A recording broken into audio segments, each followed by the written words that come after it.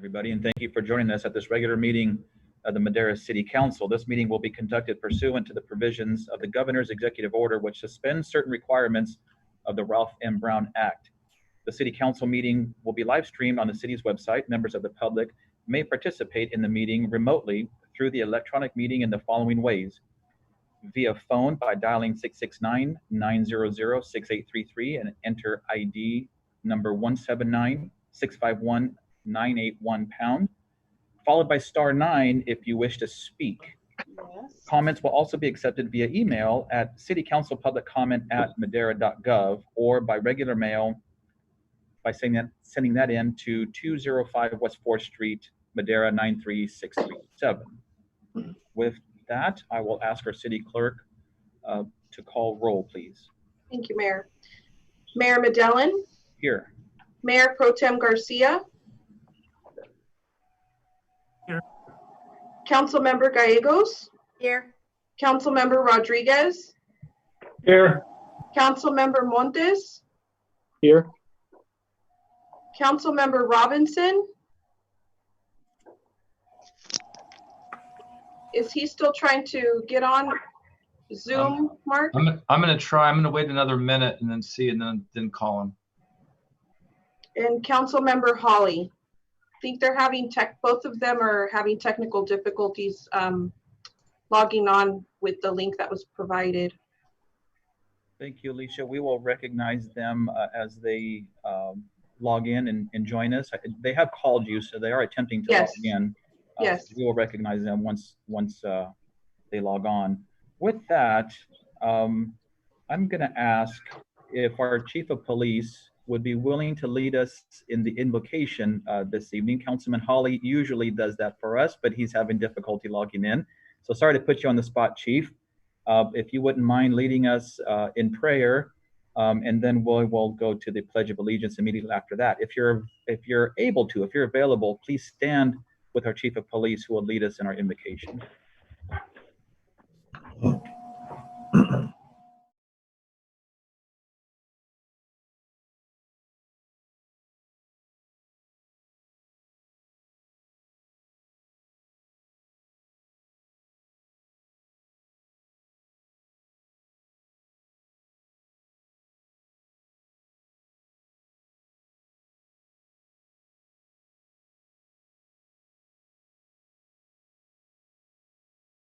Amen.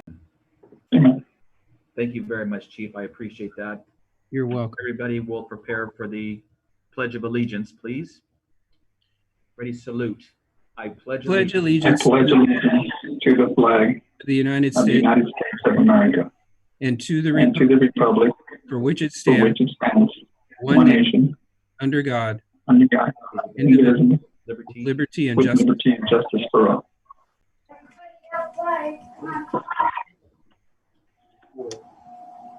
Well, the other one went under the bed. Okay. I'll close the door for it. Thank you once again for that. I appreciate that. Moving into the approval of the agenda, I do want to start with one addition to this evening's agenda. Ms. Montoy, I believe you have an announcement, and then I'll ask staff if they would maybe briefly elaborate on what that additional item is supposed to be. Thank you, Mayor.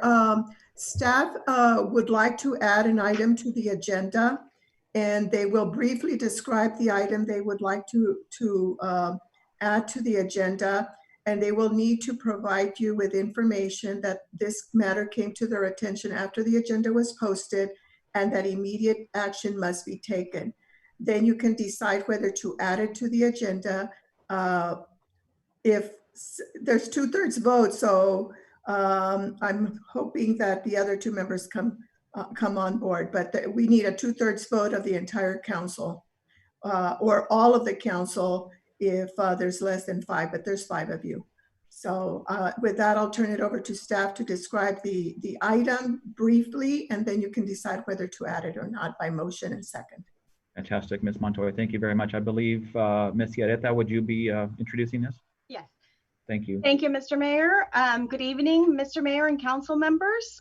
This is an item in response to an FDA safety advisory that was issued on April 14th, 2020. The safety advisory aims to provide guidance for improved safety procedures and practices for transit and in response to the COVID pandemic.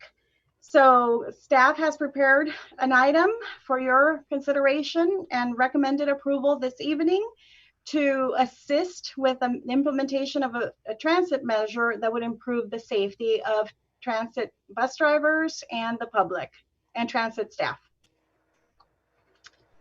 Thank you very much, Yvette. Any questions from council regarding this proposed addition to the agenda? Seeing none for this particular item, I will ask for a motion. Mr. Mayor, I move that we adopt the agenda with the addition of the transit measure presented. Second. It's been moved by Councilman Rodriguez and seconded by Councilwoman Gallegos, but I do want to ask, this is one particular item. Were there any other items or changes to the agenda? Because Mr. Councilman, it sounds like your motion was the approval of the entire agenda with just this one addition. Is that correct? That is correct. Okay, so I will first ask if any of my colleagues have any other additions to the agenda. I'm on. Welcome, Mr. Councilman. Thank Glad you. glad you made it on. Thank you. Where we are right now, Mr. Councilman, is we have one agenda item addition for the transit safety advisory to discuss item D3. There's been a motion by Councilman Rodriguez and a second by Councilwoman Gallegos to adopt the agenda with this addition. I will now ask all those in favor signify by saying aye. Aye. Aye. Any opposed? That motion passes 6-0 with Councilman Robinson not quite joining us as of yet. Moving on to public comment, the first 15 minutes of the meeting are reserved for members of the public to address the council on items which are within the subject matter jurisdiction of the council. Speakers shall be limited to 3 minutes, and speakers will be asked but are not required to identify themselves and state the subject of their comments. If the subject is an item on the agenda, the mayor has the option of asking the speaker to hold that comment until the item is called. Comments on items listed as a public hearing on the agenda should be held until the hearing is open, and council is prohibited by law from taking any action on matters that are discussed that are not on the agenda, and no adverse conclusions should be drawn if the council does not respond to public comment at this time. I believe we've received a couple of emails. I will ask Alicia if you have those emails that were sent in to you to be read. I do not have any emails this evening, Mayor. Thank you very much. I seem to have somebody on the line that has raised their hand. If you'll give me just a moment.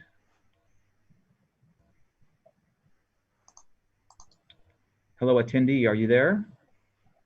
Yes, I am here. Great. You're now with Madera City Council during public comment. Yes, thank you so much, Mayor and Council. Thank you so much.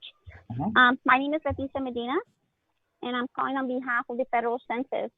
I'd like to update Council and Mayor in regard to what's going on with census. With your permission, may I speak? Absolutely, Leticia, thank you.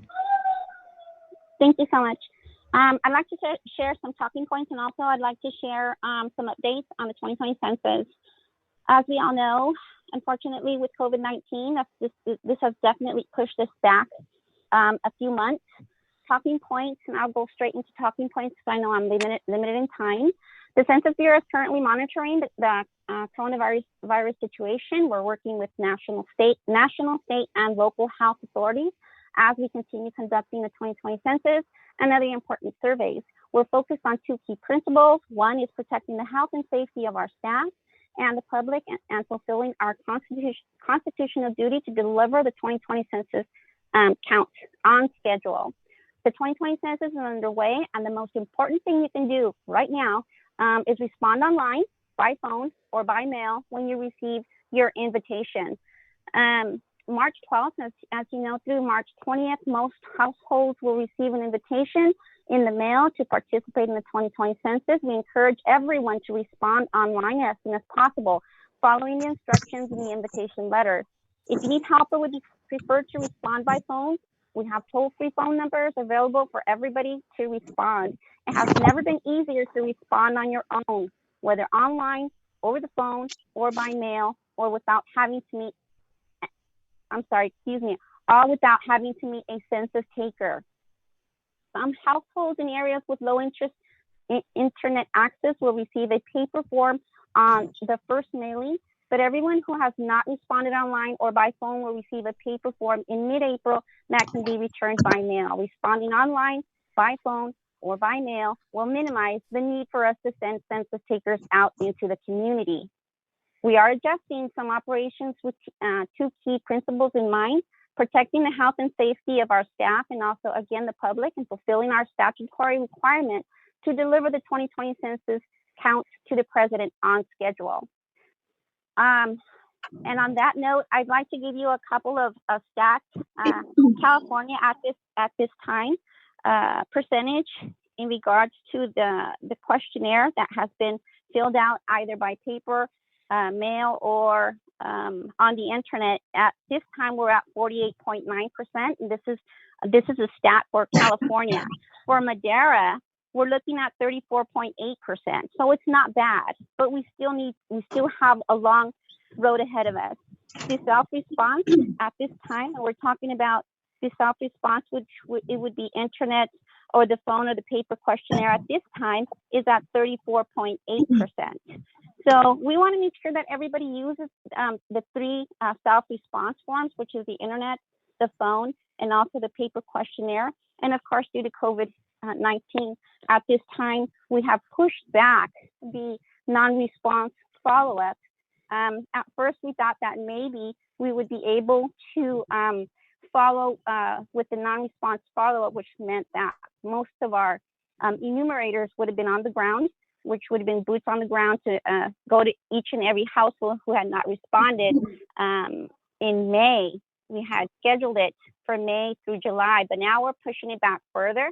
And it looks like we won't be starting until August, in between August and October. So as you can see, we're cutting it close at the end of the year, even though the president has stated that he will basically it looks like they will be giving us 120 days to make sure that we have that extra time to be able to obtain those numbers. And with that being said, thank you so much. If anybody has any questions, I would be more than happy to answer your questions. Thank you, Ms. Medina. Thank you so much for that update. You're so welcome. It's fantastic that we have additional options, and we really do not want anybody knocking on doors. And it's very, very simple, as you had mentioned, to do it online or by phone or by mail. We did ours online at home, and it took us a matter of minutes. Very easy. Yes, exactly, Mayor. It's only 10 minutes. 10 minutes for the next 10 years. And just to finish with that, Mayor Magellan, I wanted to add, if anything right now, we need to do this because we want that money to stay in Madera and Madera County. We need that money now, especially with this COVID-19. We want to make sure that our schools, our medical clinics, our hospitals, we want that money to stay here. So please, everybody, family, friends, co-workers, please have them fill out that questionnaire. Remember, every person is $2,000 times 10. That's $20,000 we want to keep here. So please help us help you obtain your funding. Absolutely, I agree. This is public comment, so we're a little restricted on getting into a question and answer, but I think maybe down the road we can have you come back to council under presentation. That'll give us time. It would be my pleasure, Mayor. We'll definitely be in touch. Thank you so much. Thank you, Ms. Medina. Have a great day. Thank you so much. You too. I don't see anybody else calling in or asking to present. So with that, we'll move into presentations, which once again is the Department of Public Health update on COVID-19. And we have with us the Director of the Health Department, Ms. Sarah Boss. Sarah, it's good to see you again. Thank you for joining us. Good to see you. Can you hear me? Yes, we can. Great.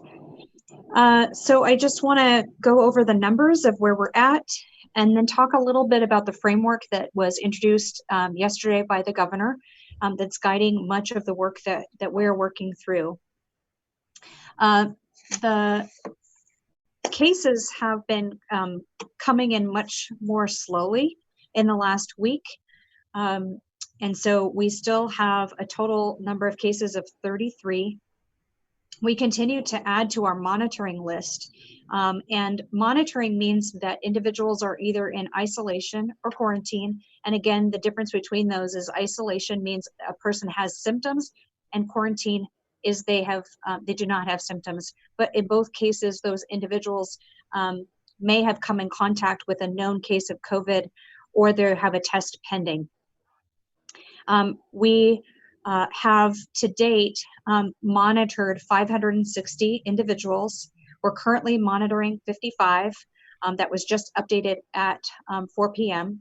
And so as much as possible, we are releasing people from isolation or quarantine.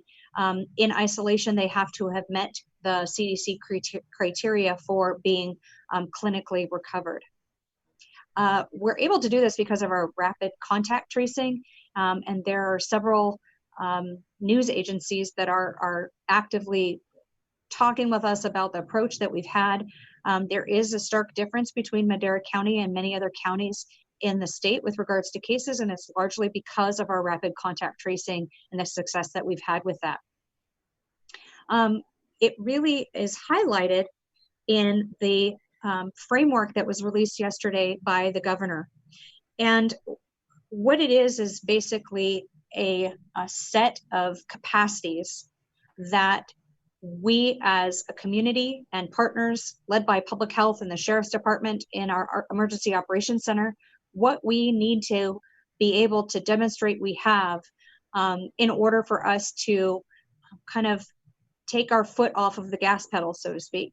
And so right now we have slowed the car down to where we only have essential functions running. And it has really helped us in being able to stay in containment and do rapid contact investigation.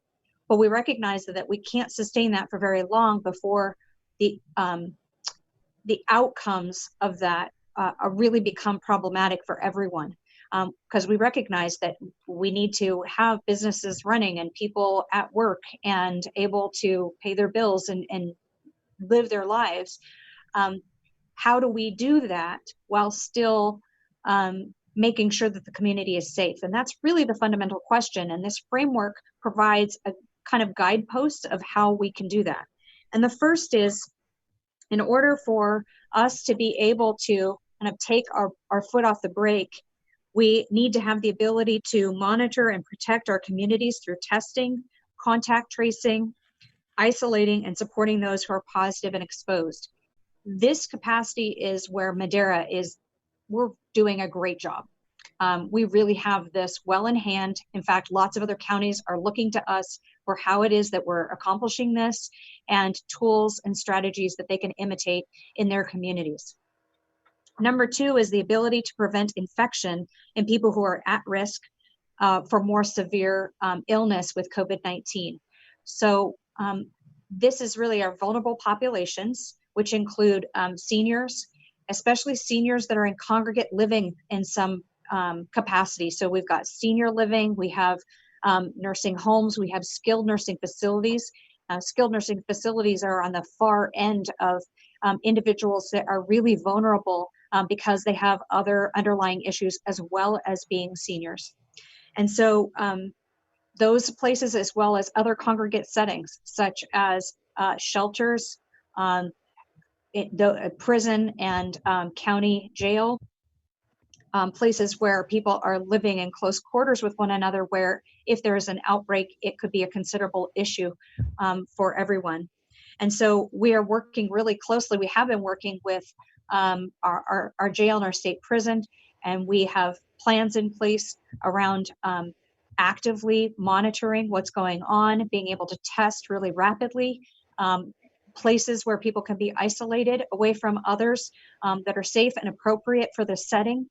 And we've been doing the same thing with our senior congregate areas, putting those plans in place so that we're able to keep those environments as safe as possible and know what to do if we have someone who exhibits symptoms or is confirmed positive. The third capacity is the ability of the hospital and health systems to be able to manage surge. And we've been preparing for that for a long while. That has really been in conjunction with Fresno County, because as many of you understand and know, our healthcare system is really a joint healthcare system between Fresno and Madera counties. Many people travel both directions to seek hospital care and primary medical care. And so our hospitals are actively talking with one another, planning with one another to be able to utilize the resources across that entire system of both counties to be able to handle surges in patients who have COVID-19. And what does that look like with regards to personal protective equipment, the number of beds, the healthcare staff, and whether or not we have adequate healthcare workers to be able to handle the beds. The physical infrastructure is not actually nearly as critical for our area as healthcare staff. And so we're working on all of those pieces, and we're well on our way to a good solid plan there and being prepared for that capacity. The fourth capacity is the ability to develop therapeutics to meet the demand. And what therapeutics means is when you think about the flu, for instance, we have Tamiflu. If you get the flu, that is a therapeutic that can be administered that can greatly impact the severity of your symptoms and whether or not you actually need further medical care. The development of these medications are obviously not something that we're doing locally. It's something the governor is working on, and many people across the United States and across the world are working on these therapeutic interventions that can help us, as well as a vaccination. And so on our end, it's really more about the planning about how that might be rolled out or implemented. Clearly, there are those same primary populations that are more vulnerable to COVID, and we would want to prioritize them with regards to availability of therapeutics and vaccinations. And so we're putting those plans in place about how would that roll out? How would partners work with us to be able to get those administered? What do we do if at first we're not provided ample for everybody and we have to prioritize certain people? What does that look like? And so we're preparing on that front. The fifth capacity really involves many of you, and that is the ability for businesses, schools, and childcare facilities to support physical distancing. So these are the key pieces for us to be able to kind of let up the brake and apply some gas to try and get back to what looks like normal. And we say looks like normal because it's not going to be exactly the same. We still have to have that physical distancing. We still have to be able to monitor for symptoms. We still have to be able to know who was in certain environments so that if there's a case, we can do that rapid contact investigation. And so we're developing plans to first, we've identified all of those non-essential businesses. What are those categories? How can we work with those businesses to identify the plans that they can put in place to meet the requirements in order for it to be safe? And so it's going to be a step-by-step process of how do we put those plans in place? How do we work with those in counties and city entities like code enforcement to be able to talk about this, roll it out with businesses, receive feedback about how they're going to meet the criteria that's established based on scientific data and what is needed to be safe. And we're doing that same process with school sites. We're going to do that same process with childcare centers. Eventually, we'll do the same process with other entities like churches and other things. But we're going to do the fundamental ones first so that we can see how it works, see how we're faring and how people are able to engage, what it looks like to be able to manage that, and how do we communicate to get, of course, voluntary compliance as much as possible. So all of those plans need to be in place before we can move forward with really lightening up on that brake pedal.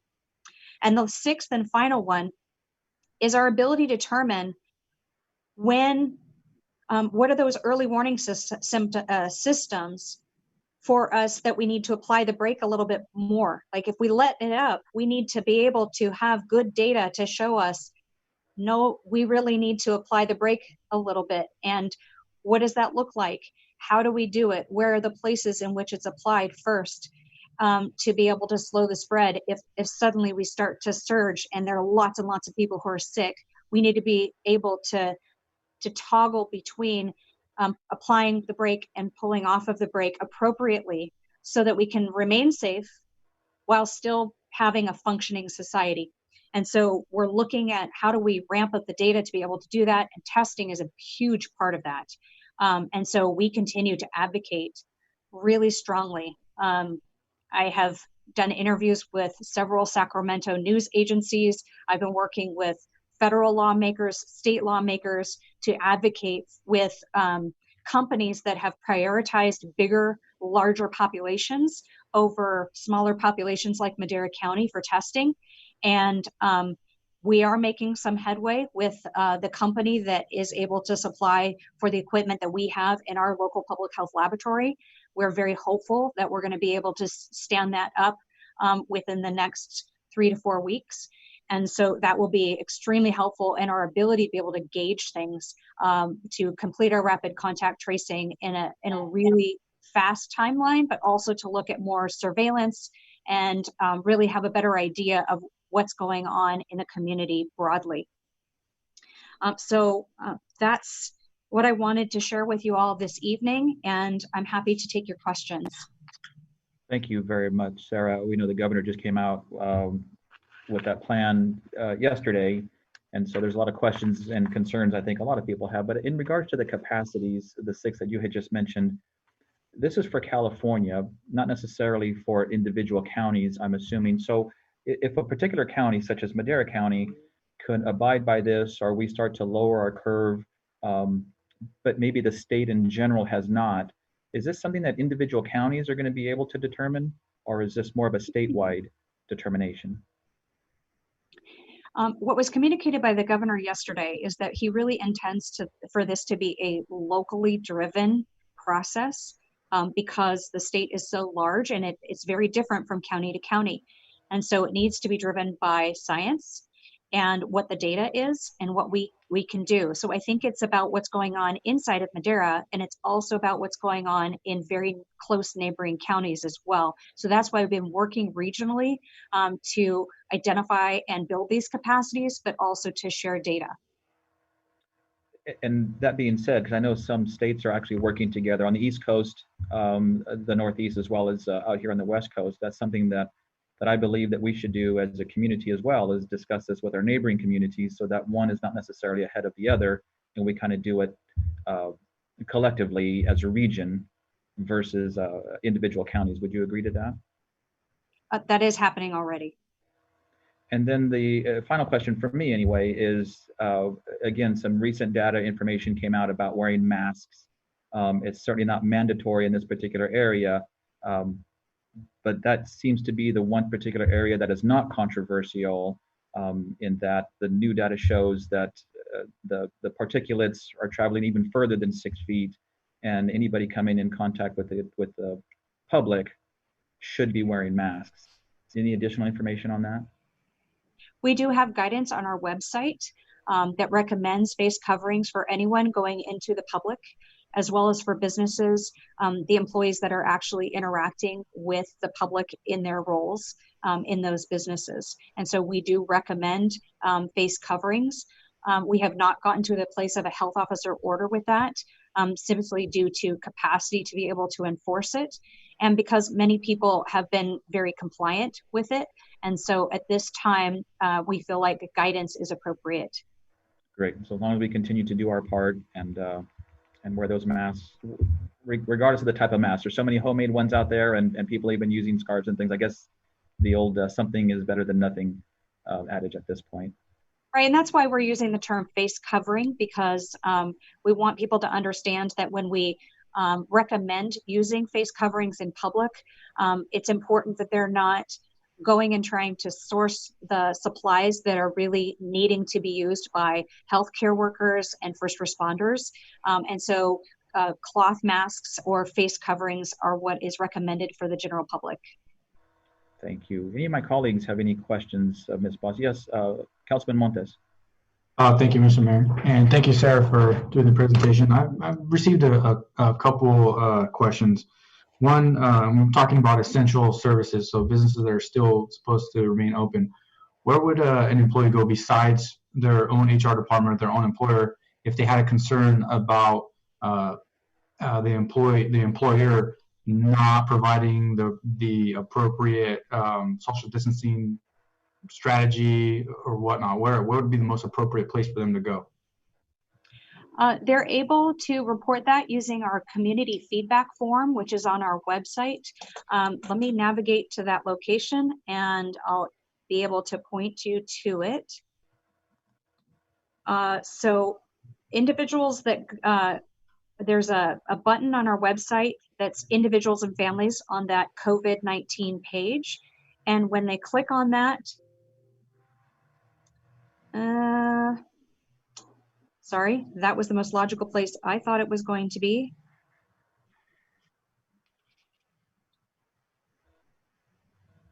When we restructured the website, and so I'm less familiar with it now than I was. Let me look and see. Oh, I'm sorry. It's its own button. That's why I was looking for it in a category and they gave it its own button. So actually right underneath individuals and families, there's a button right on the main page and it says COVID-19 community feedback form. If they click that, that goes straight to the Department of Public Health, and then we're able to address any specific concerns. So it's important that the individual provide the name of the business and any specifics that they'd like us to know about. Okay, thank you. And then as far as resources for people who have not or laid off or not receiving the pay that they were used to receiving, is that something that there's a resource on your website for them to navigate to or use? These are some of the questions that I'm getting. I don't know if it's going to be more appropriate to discuss for our E4, but I wanted to ask you as well. So individuals who are looking for services that would help them with unemployment or applying for like cash aid or CalFresh, things like that, they're welcome to reach out to our Department of Social Services directly, and they'll be able to help them. Okay, thank you. Any other questions of Ms. Boss? Yes, Mayor Pro Tem Garcia. Thank you, Mayor. Sir, I've been fortunate enough to be able to participate and get in on the some of the teleconferences that you've been having with your group, and I'm very impressed by the work that's being done right now. There's a daily update. Two things that I heard and I want to expand on a little bit, and one is the surges after large family gatherings, the potential for those surges to impact our communities, and also the update on the participation at the golf courses in Madera County. Could you expand on that just very briefly for me, please? Yes, so we did have a large family event early on. And that event actually took place before gathering guidance was put in place at all. So long before, not long before, because everything happened pretty quickly, but before shelter in place was instituted, there was gathering guidance. First, it started at no gatherings of more than 250, and then it went to 50, if you remember back. Well, that event actually happened before the guidance was released for no events above 250. So at that time, people didn't understand to the same degree, and the guidance was not in place. So they weren't violating anything at that time. And we saw the outcomes of the number of cases that happened as a result of having a large gathering. I want to point out that we were able to respond to that large cluster even very early on, and get all of the contacts into isolation and quarantine within 24 hours. Well, I'm sorry, we got 150 of the 200 contacts in isolation and quarantine within 24 hours. A lot of the other 50 were identified because as we got out to that initial list, then we were able to identify other people who are also attending the event or lived in other people's homes. And so it was very successful from a standpoint of there were a lot of people exposed, And other than the initial cases that were identified from the direct exposure of the event itself, because we got people into isolation quarantine so fast, it didn't spread any further. And that was really quite remarkable considering the number of cases and the number of contacts that happened in that one event. So that really is something, looking back, we've learned a lot from, and we've been able to institutionalize in our practice a lot of the things that were developed through that experience here at the health department. It was very unfortunate that there were some of the, individual outcomes of those cases, and that's never something that we want to happen. It was just not as well understood at that time as it is now. So now we have the guidance in place.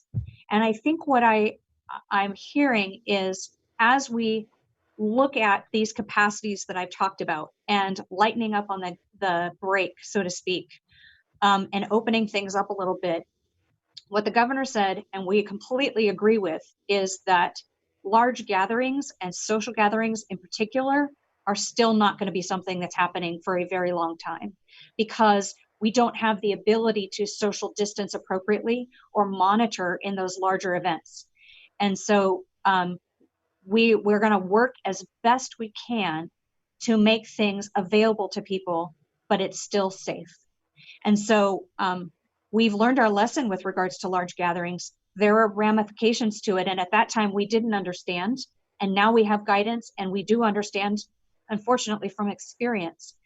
And so that is something that we're going to be monitoring quite closely. So those things that are very, very social, it's going to be a bigger hurdle for us to get to a place of trying to get it back into place. And it is going to look quite different. With regards to the golf courses, in the shelter-in-place order, where there was a margin of people to be able to experience recreation and go out and have physical activity in particular, that was a place in which there was space for us to be able to work through appropriate guidance for social distancing to allow people to still get outside and have recreation. So that's been true of our park spaces. I know that there, over particular dates of holidays and things like that, we have shut some things down. But in general, we want people to be able to use park space, be able to use things like golf courses, as long as it's done safely. So that means that people who are not from the same household can't be together. And so if a person and their spouse want to go walk their dog in the evening in the park, that's fine. They live in the same home. But two neighbors going and walking together without 6 feet apart at the park is not okay. And I know that that's difficult, but the golf courses really have given us some hands-on experience with understanding some of the nuances of how we might be able to meet some of these capacities. And so it was a bit of testing ground for us to figure out, how do we provide that guidance? How do we work with businesses to be able to help them put social distancing in place, have appropriate guidelines to where they're able to continue to operate, but still have safety as the number one priority. So because the governor's order allowed us to be able to work with businesses that were specifically around outdoor recreation, the golf courses were a testing ground for us to be able to figure some of that out.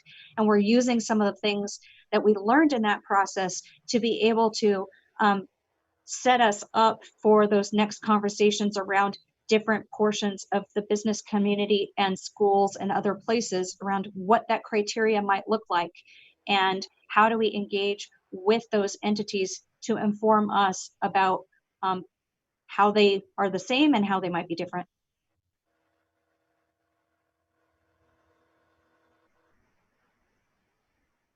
You're on mute, Mr. Mayor Pro Tem, but I think I read lips and it said thank you. Thank you very much. Yeah, okay. It's still a work in progress for us, right? Yeah, no worries at all. Councilman Rodriguez.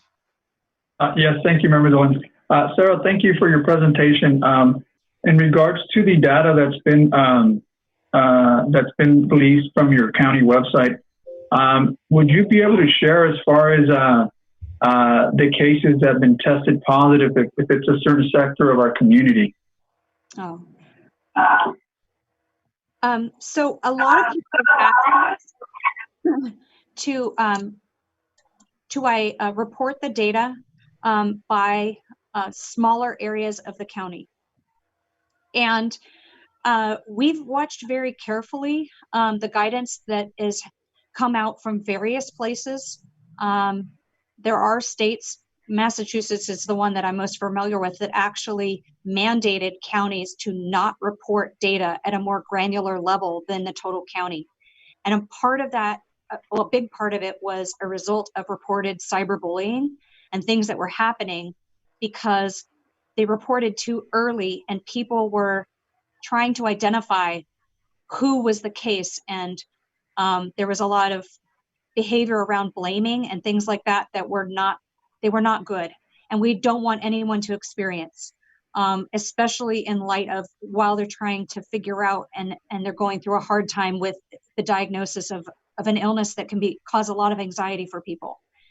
So there's that. We don't want people to experience anything like that, for sure. And it's our job to carefully manage the information of people that is private. And by law, we need to do that. So what we've done is we've looked at the appropriate guidance. And what we're using is Dr. Paul has actually done the analysis of this, and he has determined that if we have reporting regions that have a population of 20,000 people or more, we are able to report cases by reporting region if every region that we've identified has a minimum of 5 cases.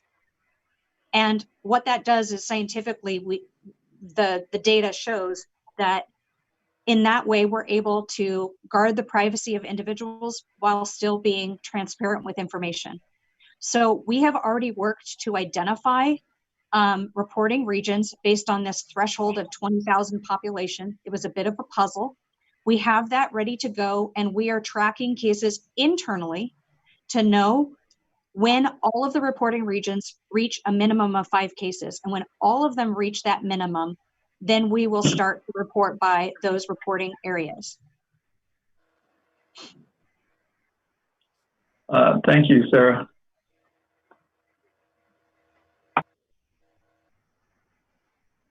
Sarah, did you say how many regions that you're going to have in Madera County? There are 4. 4, okay. Thank you. Any other questions of Ms. Foss?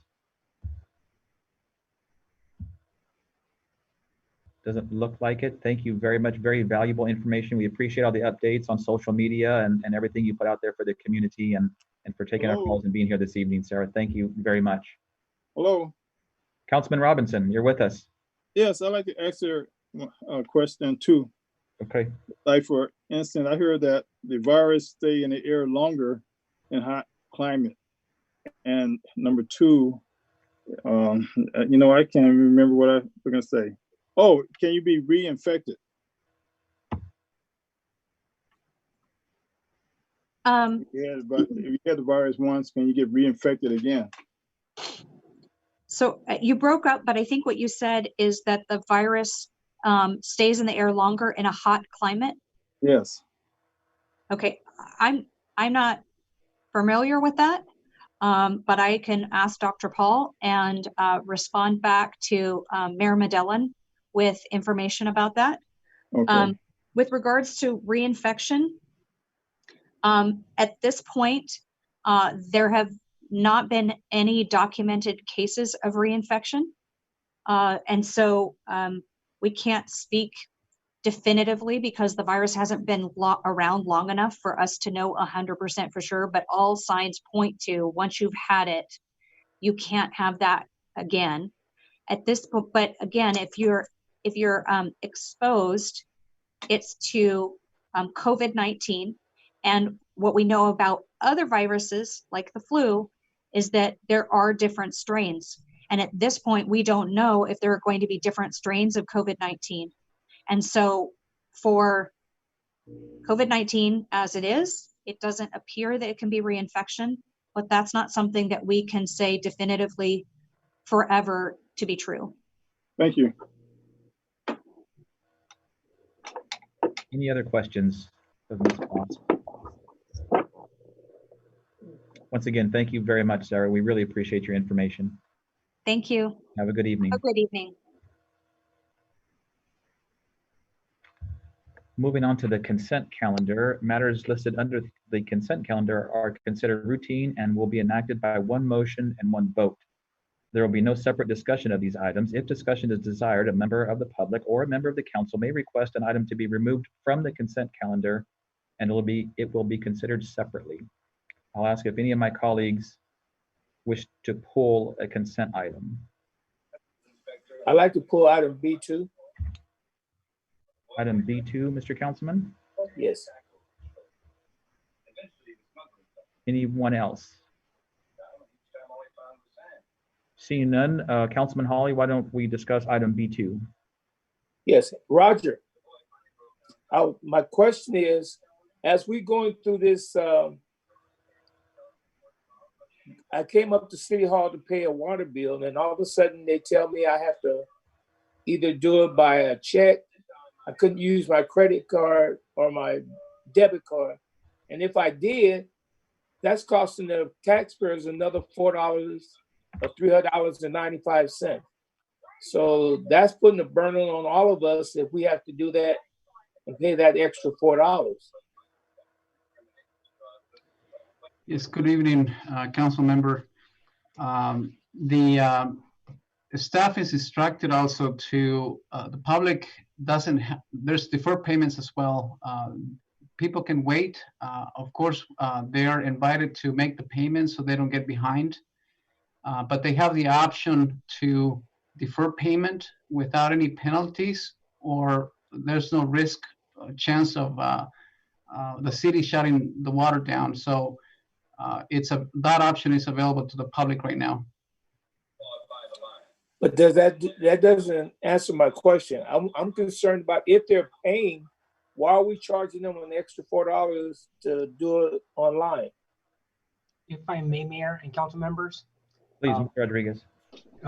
So our processing company, who's Paymantis, does have a surcharge to process online payments. We have reached out to Paymantis, and we've been going up the ranks in the organization to request a waiver of the fee. So that fee is not a fee that the city charges. We make $0 off of that. Rather, it's a pass-through fee, and it's a convenience fee that a private company, that a third party charges. I'm not here to justify, because we reached out to them to see if during this time, during the pandemic period, if they would be willing to partner with the city, if they could waive it, if they can reduce it. They've indicated to us that they cannot do that right now. However, we're going to continue to try. Another option is that someone can always submit a payment over the phone, and they can always submit a money order or some kind of cashier's check. We understand that that's an inconvenience for our community. We fully acknowledge that. Our goal is to never inconvenience anyone. We are not trying to make a profit from the fee, but unfortunately, that's a fee that we receive, or that we're charged ourselves. So unfortunately, we are a little limited. However, but again, we are trying to comply with the physical distancing guidelines that Sarah Boss discussed a few minutes ago, and to try to make sure that we're protecting our employees. We have closed the doors to utility billing. However, there are other options of paying, but we fully acknowledge that it is somewhat of an inconvenience for our community members. So hopefully that sheds a little bit of light.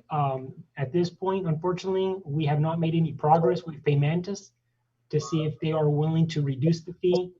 Our goal is obviously to waive the fee during the pandemic period.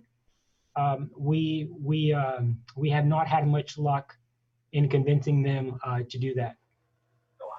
So what you're saying, that they decide to hold off on payments until after this epidemic is over, they can just pay what the balance is that they owe without a penalty?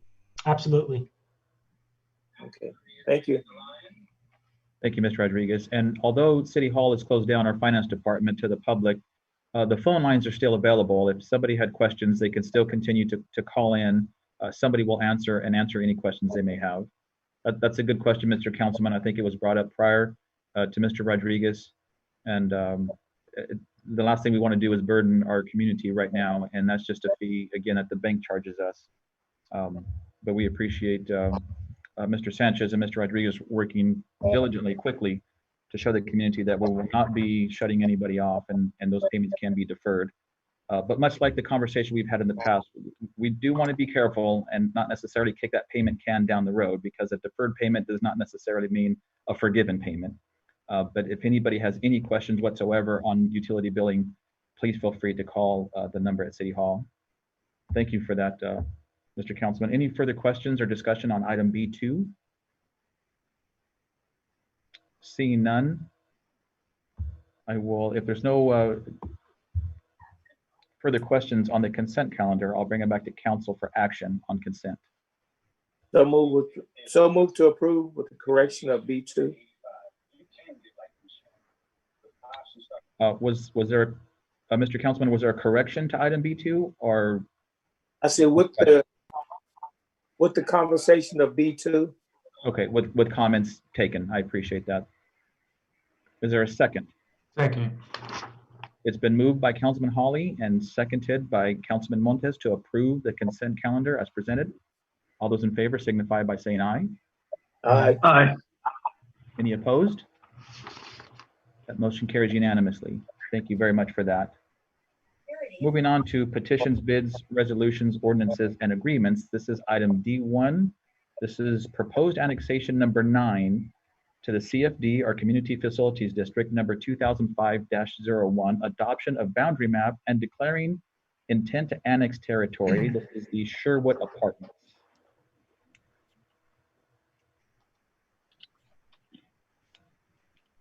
Good evening, council members and mayor.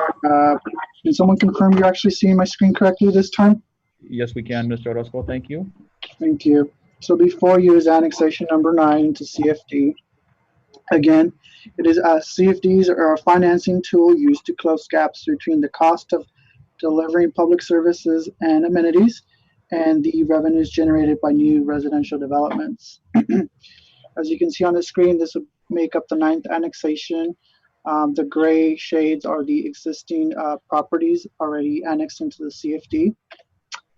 Before you have 2 resolutions. The first one is a resolution to adopt a boundary map showing the territory into annexation, to annexing CFD 2005-01. And the second resolution is a declaring the city's intent to authorize the annexation of the territory into the CFD. The project was approved by the Planning Commission November 12th of last year. It is approximately 1.4 acres. It entails 2 buildings, 16 multifamily residential units. It is on the northeast corner of Sherwood and Owens. That being said, staff recommends you adopt the resolutions, adopting the boundary map and declaring the intent to annex into territory CFD 2005-01 and allowing the process to continue towards the special elections and annexation on May 20th, 2020. That completes my presentation. I'll be happy to answer any questions you may have. Thank you very much, Mr. Orozco. I appreciate that. I'll ask any questions from council on this particular item. And as far as any emails received, I see none, and attendees wishing to speak on this item, I see none.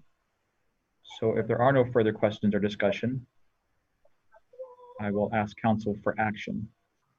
So move to approve. Second.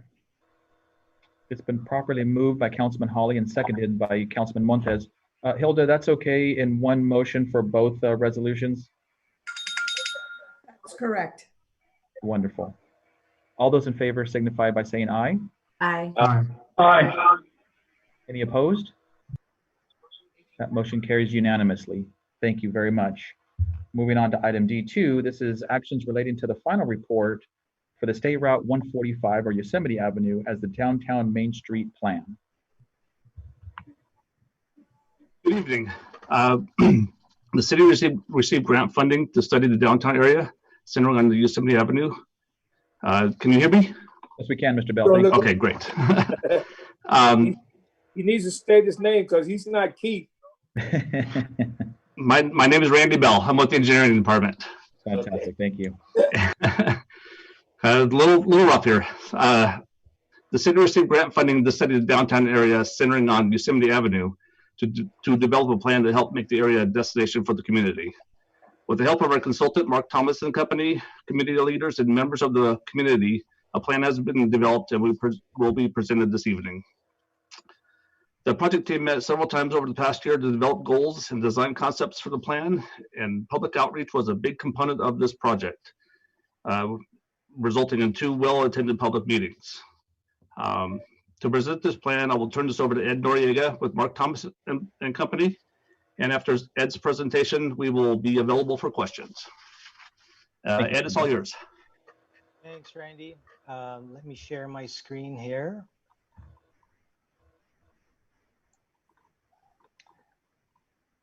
Okay, thank you. Hopefully everyone can see my screen. No, we can't. No, not yet. Not yet.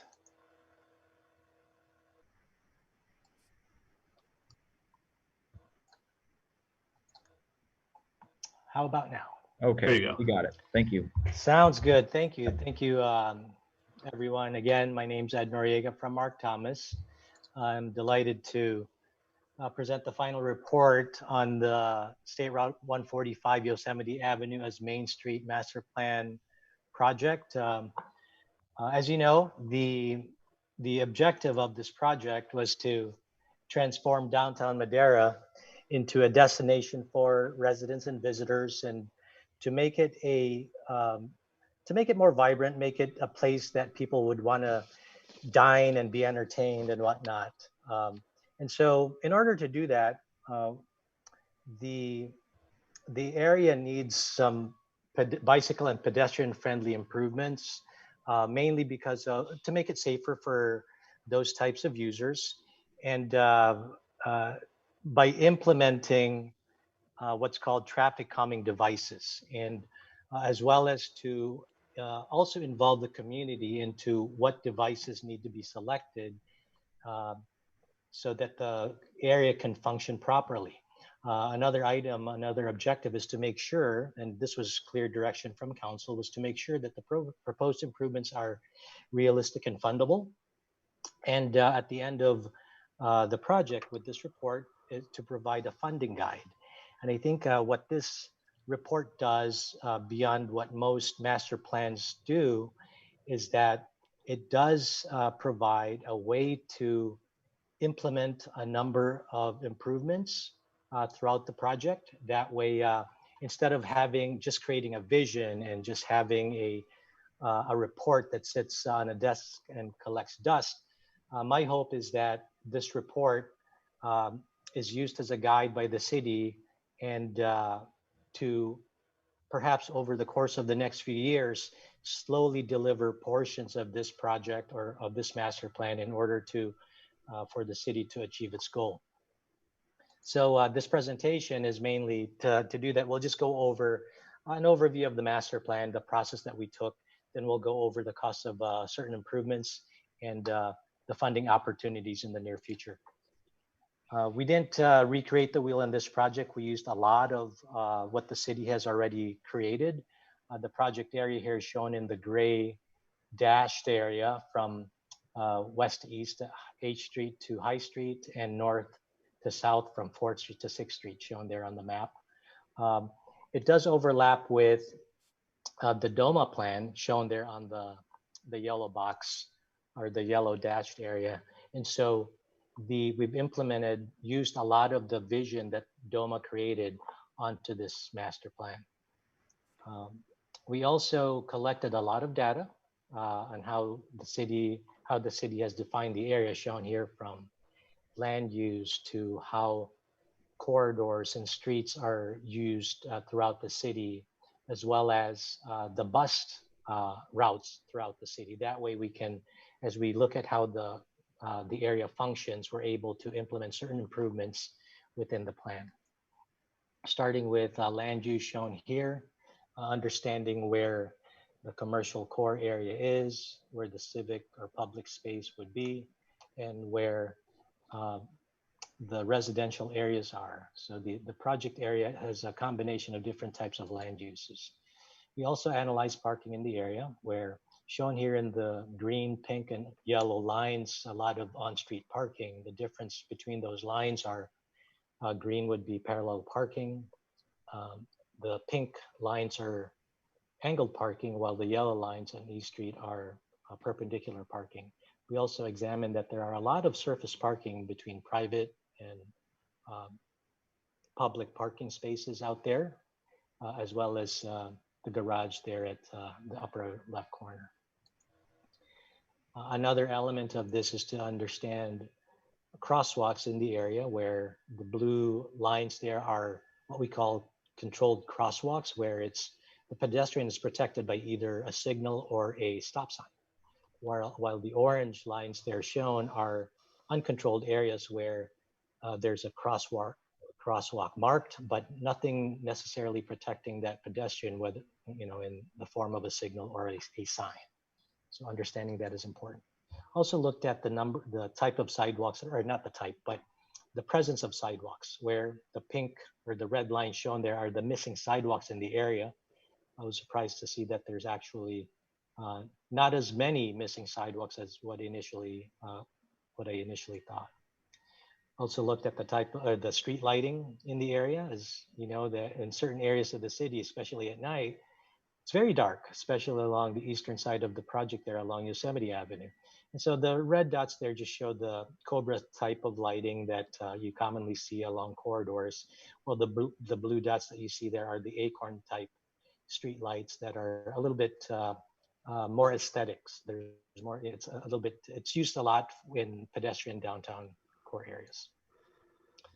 Also looked at the urban shade, where there are trees in the public area, not necessarily on private parcels, but in the public streets. Tried to get an understanding of that. And as you can see along Yosemite Avenue and along Gateway, certain parts of D Street, there's a lack of trees. And based on that, we came up with an opportunities and constraints map that as folks not necessarily from the city of Madera, and threw up some ideas of what those improvements could be.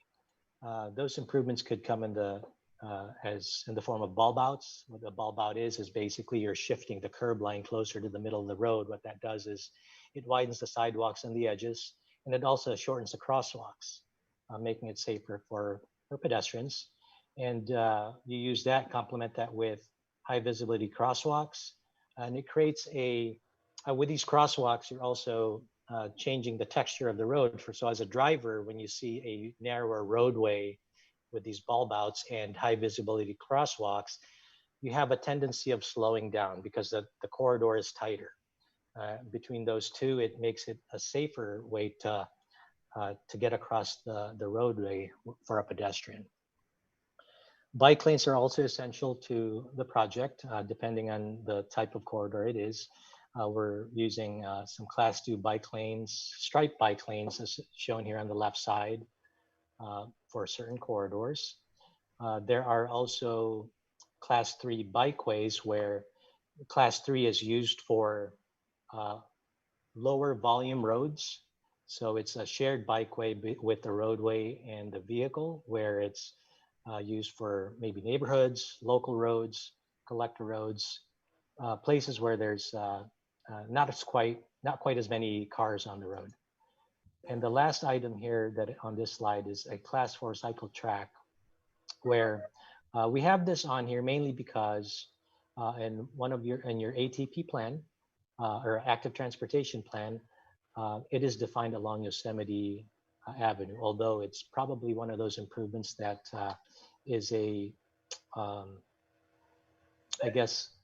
pie in the sky type of improvement that more than likely will not be applied to this project. But we had to study it because it was part of one of your plans. Also part of the plan, we wanted to show examples to the community on what the corridor may look like, some inspirational pictures of how the improvements that can go in that people would be comfortable, pedestrians especially, would be comfortable using. One of the slide here shows what those improvements could be, from benches to bicycle racks to perhaps fountains along the area. As well as activating the alleys, an idea of perhaps using the alleys more than just for refuge collection and deliveries, but also perhaps making it look nicer so that the downtown area can be proud of it.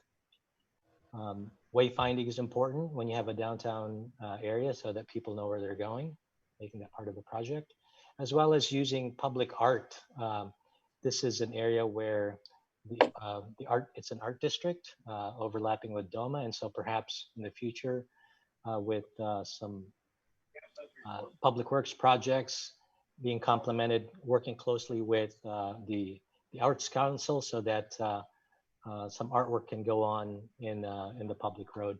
One of my projects shown here on the bottom right corner it's a project very similar to this one, where we implemented some bulb outs, some high visibility crosswalks, and the community worked closely with, this is also an art district up in Sacramento, where we coordinated improvements with the Public Works project and provided space in the median so that public work can go in there at a later date.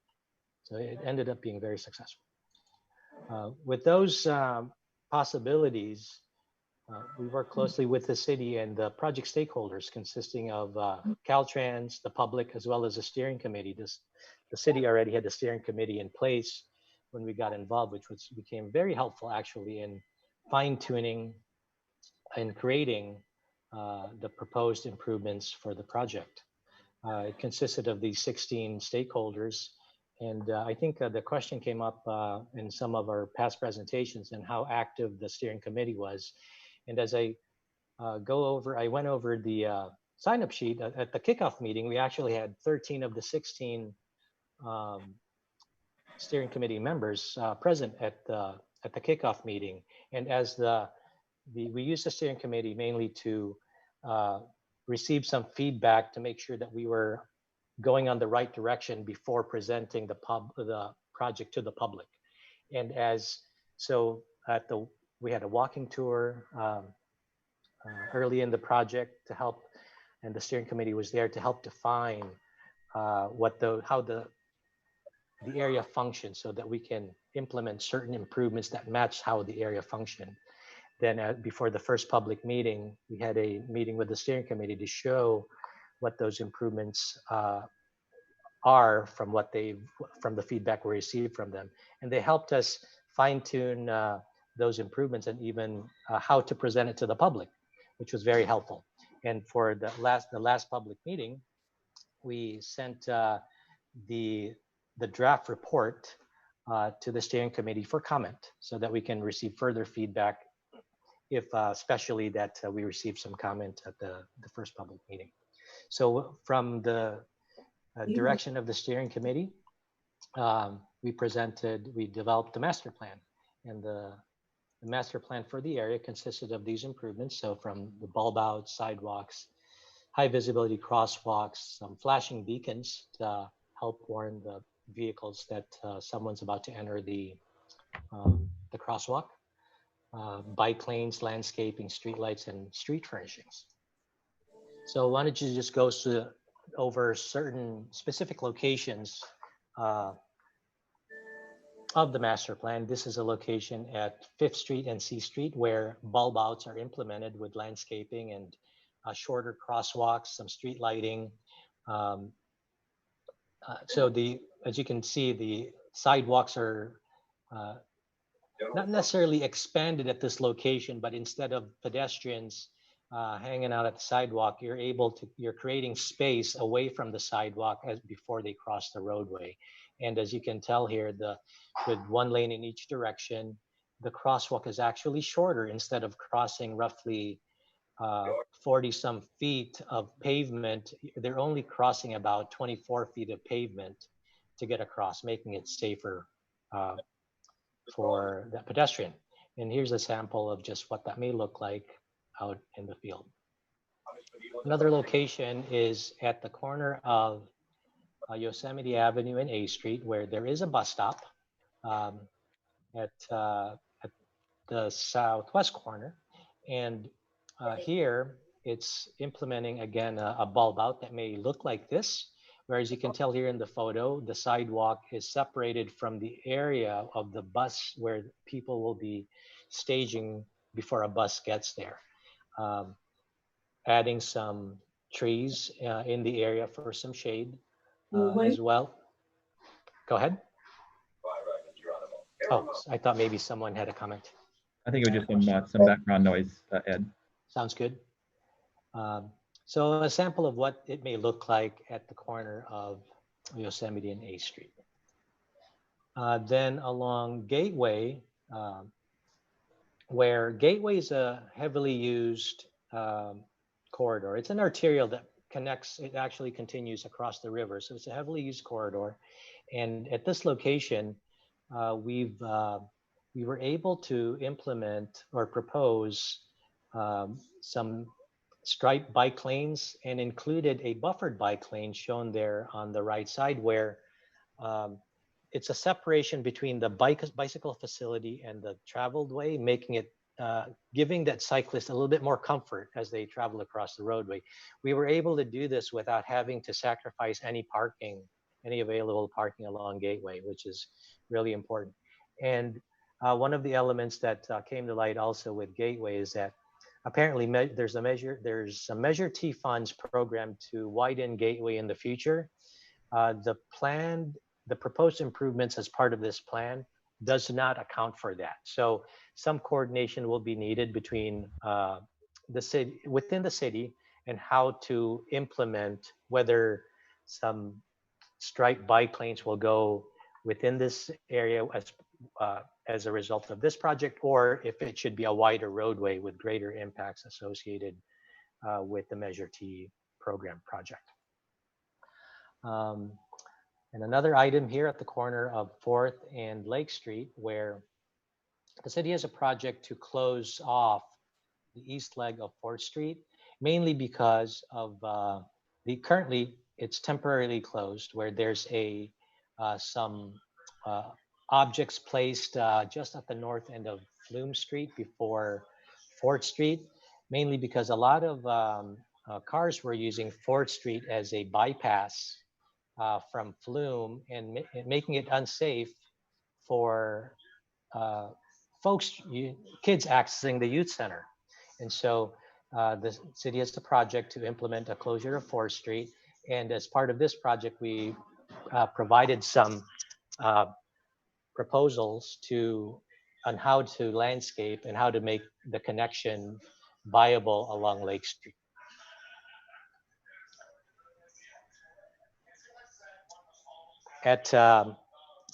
Excuse me a second.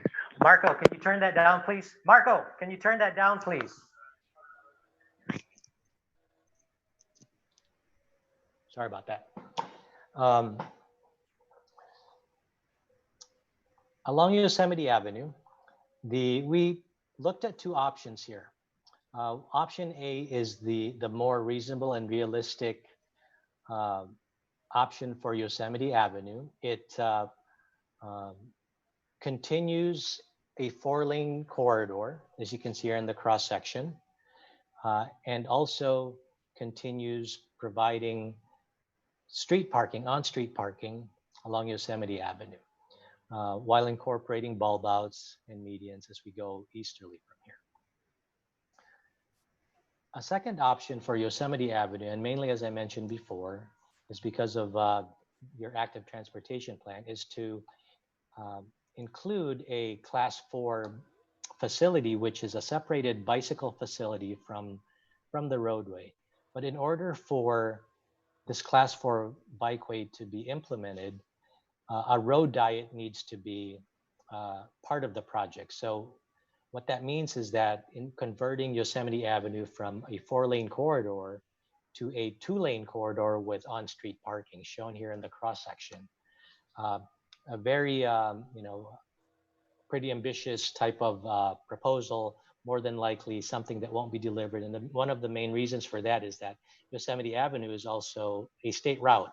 And as you know, state routes, the purpose of state routes is really to move vehicles across regionally, and eliminating lanes along Yosemite Avenue, if Yosemite Avenue continues to be a state route, is probably a long shot. And so, but again, we had to look at it mainly because it was part of your active transportation plan as a proposed, a potential future project. When we go easterly, option A again, shown here, 2 lanes in each direction with parking on both sides. I wanted to really discuss the location here where A and B Street are, where these locations at A and B Street are not, the crosswalks across Yosemite are not controlled. And so it's a little bit, it's unsafe really for pedestrians to use those crosswalks. So what we're doing here is proposing a median that goes just from west of B Street all the way to just east of A Street, and even putting a median across A and B Street, removing the full movement access, left turns in and out of those 2 streets. With that, some highly visible crosswalks with the blue dots here are what we call rapid flashing beacons. So what this does is that when a pedestrian enters the crosswalk, it activates these beacons to inform the vehicles approaching the intersections that there's a pedestrian in the crosswalk, warning them to slow down, to be aware, making this crosswalk safer. One of the elements that we came across by proposing this median is the parade that in the downtown area that happens every year. What's nice about this median is the parade can continue on one side of the road, while maybe vendors and pedestrians can be on the other side of the road. So it makes it, it works well with that function. And again, option B, just showing how a class 4 facility could be implemented through here, but mainly it's 1 lane in each direction along Yosemite Avenue, with some flashing beacons as well. But again, we just had to look at it just because, just to try to understand the cost associated with it. From the first public meeting, the feedback we got was very good, actually. So this is just a matrix that shows, compares the positive feedback associated with the improvements in the master plan and some of the negative feedbacks associated with it. So looking at the positive feedback, I think the city perhaps can use this as a guide on how to prioritize what improvements to go after to try to develop first. From crosswalks, street lights, and sidewalks are pretty high up. Interestingly enough, we got some negative feedbacks associated with the trees, but I think it was because of the pigeon and crow issues that the downtown area is having. But I think you're mitigating for that right now with a raptor, and so perhaps that's not necessarily. It was more to do with that. All the comments that we received about the trees were about the birds, but that's not necessarily a tree issue. More so than they like to land on buildings and whatnot, and it becomes very difficult to maintain some of the sidewalks, or just the stool associated with birds with that. So I think this tells me that the master plan, with the help of the steering committee, we were basically on the right direction as far as how the community sees it as well and how they function. After that, we looked at the cost of these projects. We looked at the cost in 2 different ways. One is, if we were to implement this project 1 street at a time with the improvements associated with each street, we estimated what those costs are with those improvements. And so here it shows what the costs are for each street, totaling up to around $28 million. So this strategy, instead of only looking at the big number, this seems so daunting, and try to deliver improvements associated with this project, $28 million. At least with this one, with dissecting it or bisecting it with trying to estimate it per street, you can put in the improvements associated with the project at smaller portions and can implement this project over the course of time. So you're chipping away at it. Another way of looking at it is per improvement. Here it's shown on the next slide. So if looking back at the matrix associated with what the community felt were the highest, the more important improvements, perhaps I think number 2 on that list was street lighting.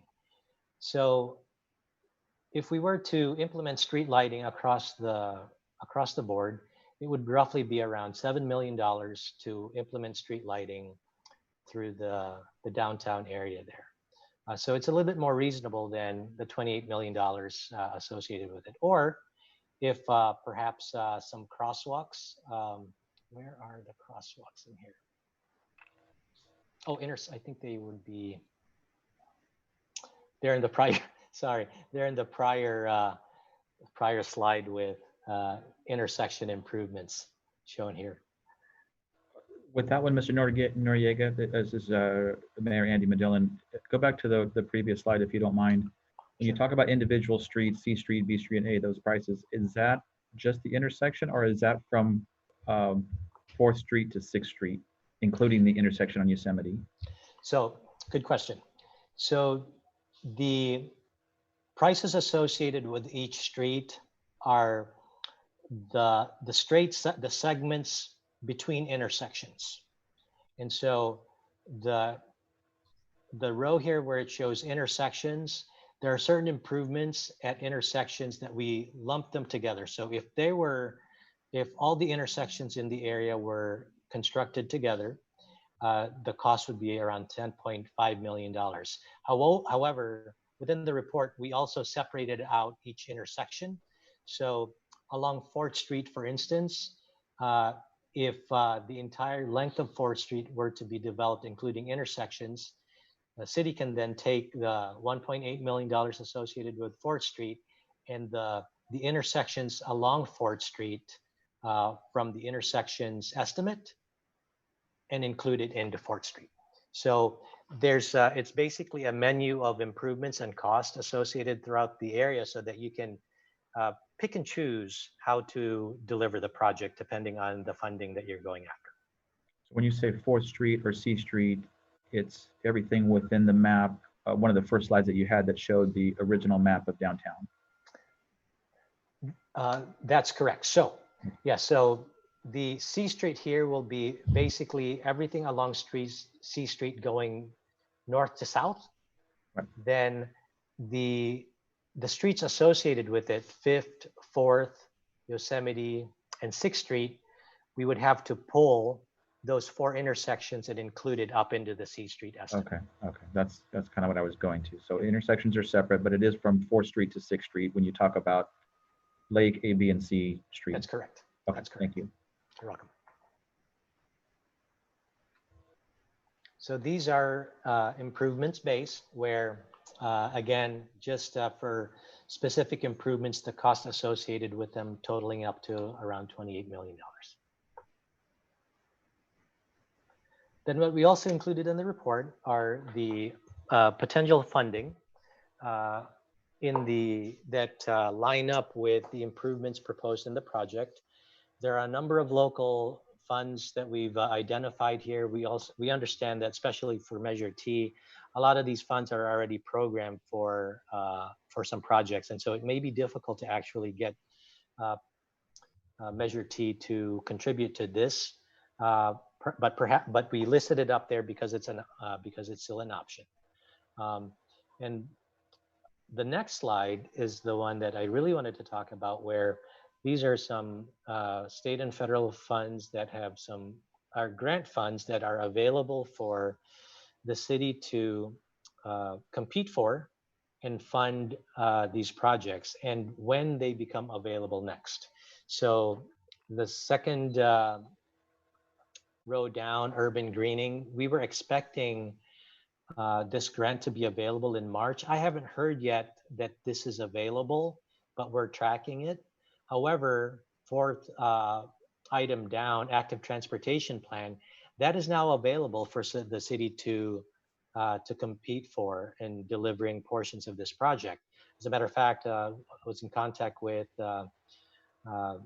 Randy and Keith about the call for projects, the current call for projects for active transportation.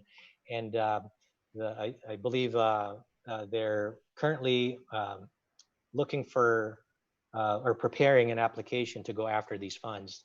This is due in June of this year, but because of COVID, they may push this back. We don't know which date yet, but at this time it's due on June 15th, the applications for active transportation. As these become available, for instance, highway safety is supposed to be available this summer. We'll remind Randy and Keith that as soon as we get notification that these funds are available to compete for.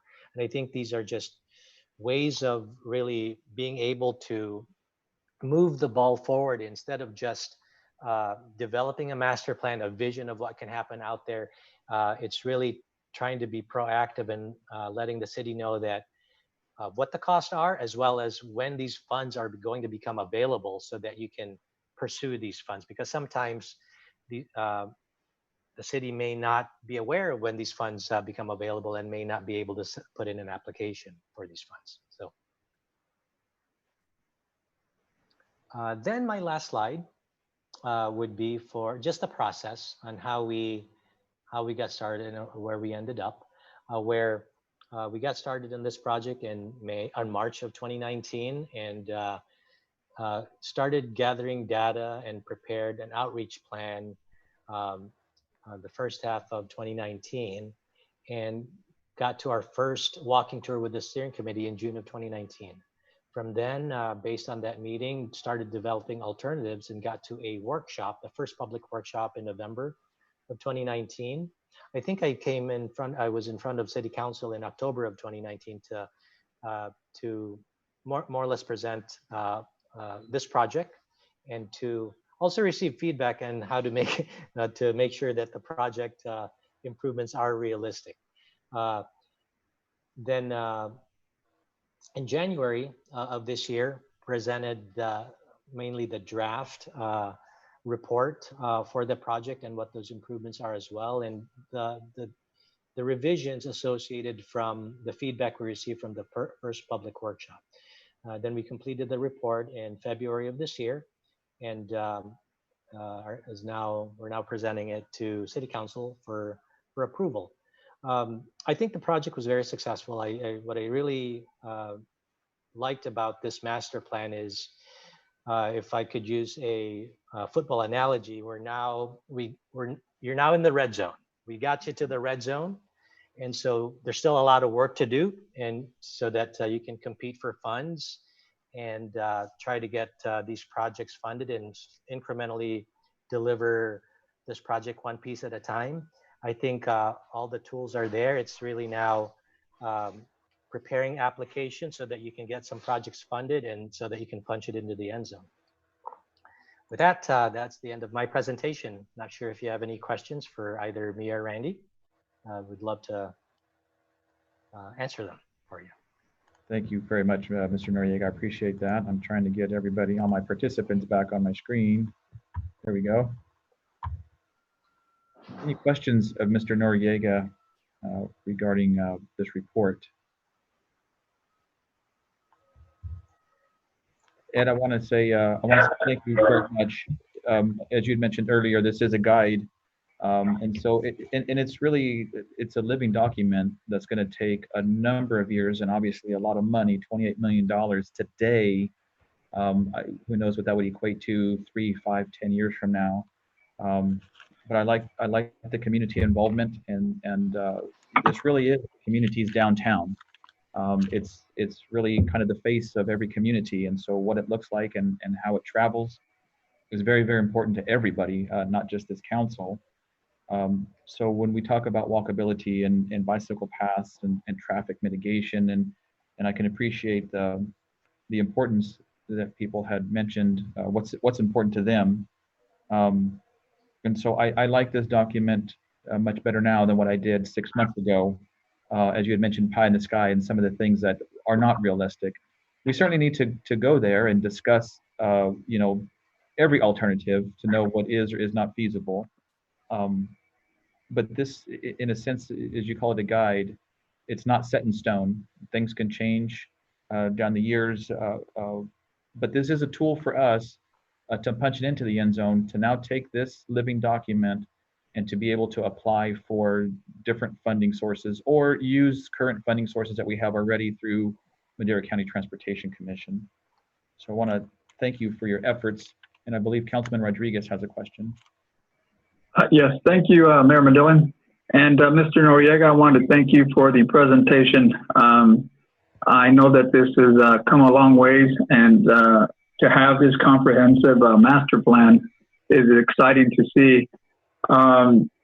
You did point out some funding sources, and which is great. I know that $28 million is not something that we can come by quickly here in the next couple of months. I'm not sure if years, but I think you also pointed out that these projects can be broken down in pieces, which was a good thing. And that's great.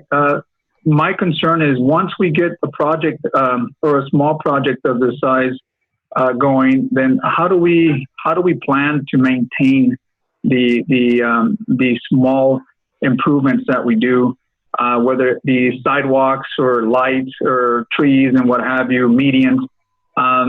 One thing that I would challenge our staff, or maybe looking forward to, is to at least put a comprehensive plan how we plan to maintain and fund the project or the small improvements that we do, so that they don't go to the wayside, and we spend millions of dollars and not having some type of funding to be able to maintain that.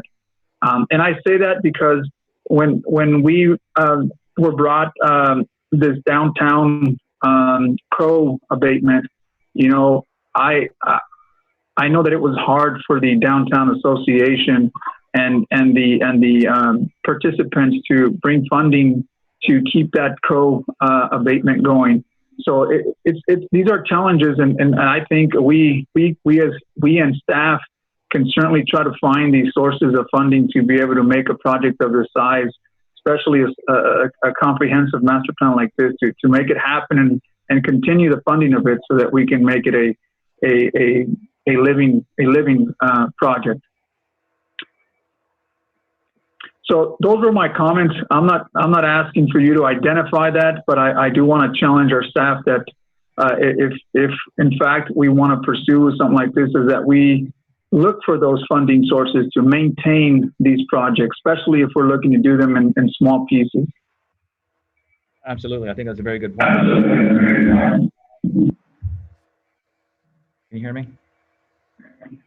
I just want to say, I hear you, Mr. That's a very good point, in that it's one thing to invest and put something invest in something, whether it's bulb outs or trees. It's another thing to continue to maintain those and have the funds there to be able to do that. So that's a very good point. Thank you for pointing that out. Any other questions? So I would hate, yes, go right and Mr. Mayor, in finishing, I would hate to see a project of this size to be pushed to the wayside. I think we have something going here. Certainly there are some funds available. I would just hate for something of this size to really be pushed aside and not at least have some source of a plan to find funding to maintain, and let that not be a deterrent for us not to continue, but rather a challenge for us to find a solution for that.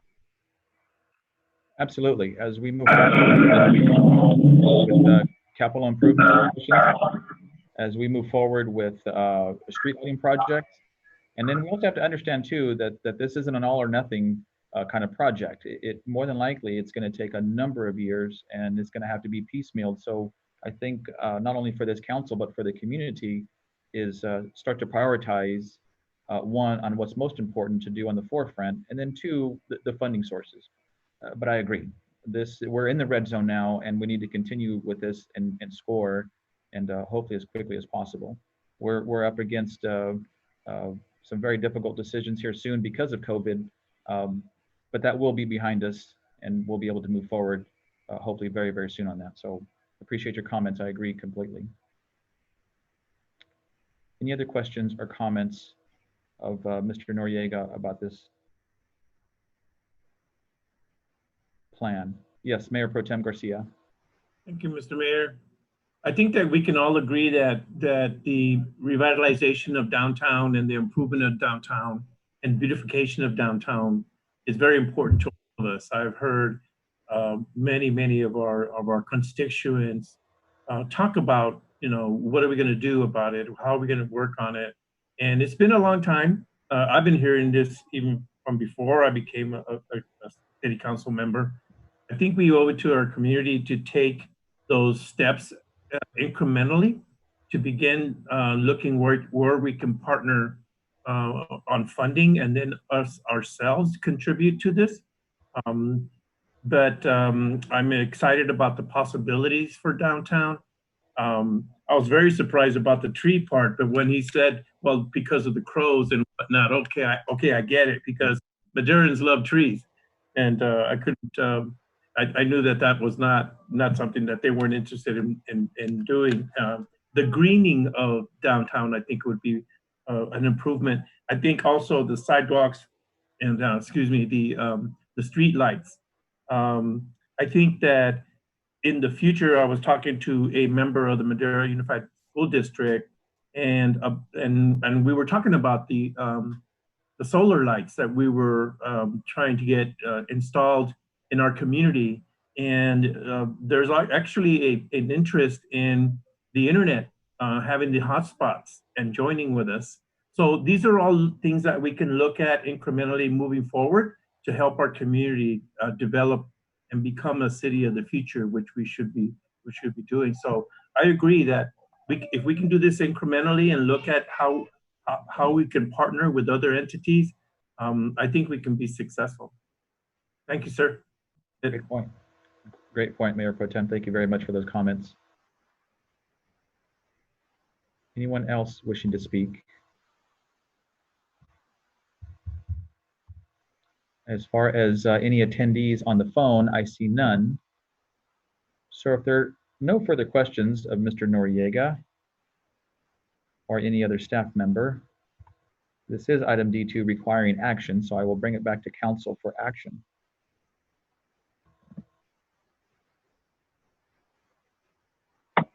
This would be to adopt a resolution adopting the final report for the State 145 Yosemite Avenue as the downtown Main Street plan.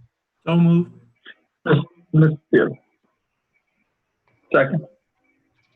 It's been moved by Mayor Pro Tem Garcia and seconded by Councilman Rodriguez to approve item D2 as presented. All those in favor signify by saying aye. Aye. Aye. Any opposed? That motion carries unanimously. Thank you, everybody, for that. Thank you, Mr. Noriega. We appreciate your input, and we look forward to continuing to hear from you as this moves forward. Absolutely. Thank you. It was my pleasure.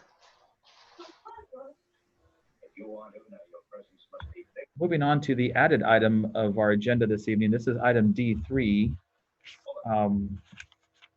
which is discussion regarding our transit facility and the safety advisory. With that, I will turn it over to Ms. Yareta from Grants to discuss item D3. Thank you, Mr. Mayor. I'm going to share my screen, and I would appreciate it if you can tell me if it works. Will do.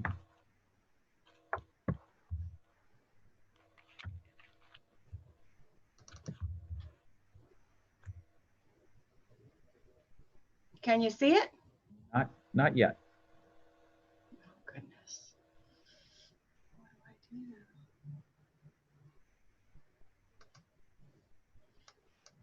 Oh, jeez. Okay, let's see.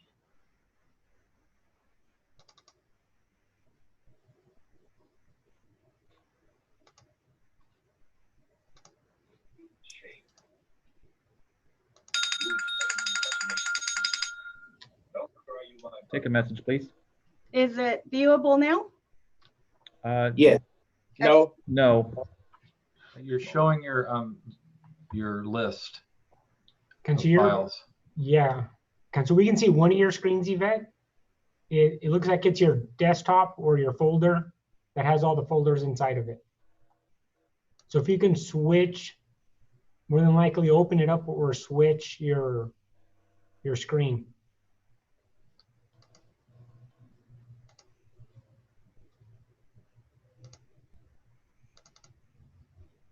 There we go. Okay, there we go. Thank you very much.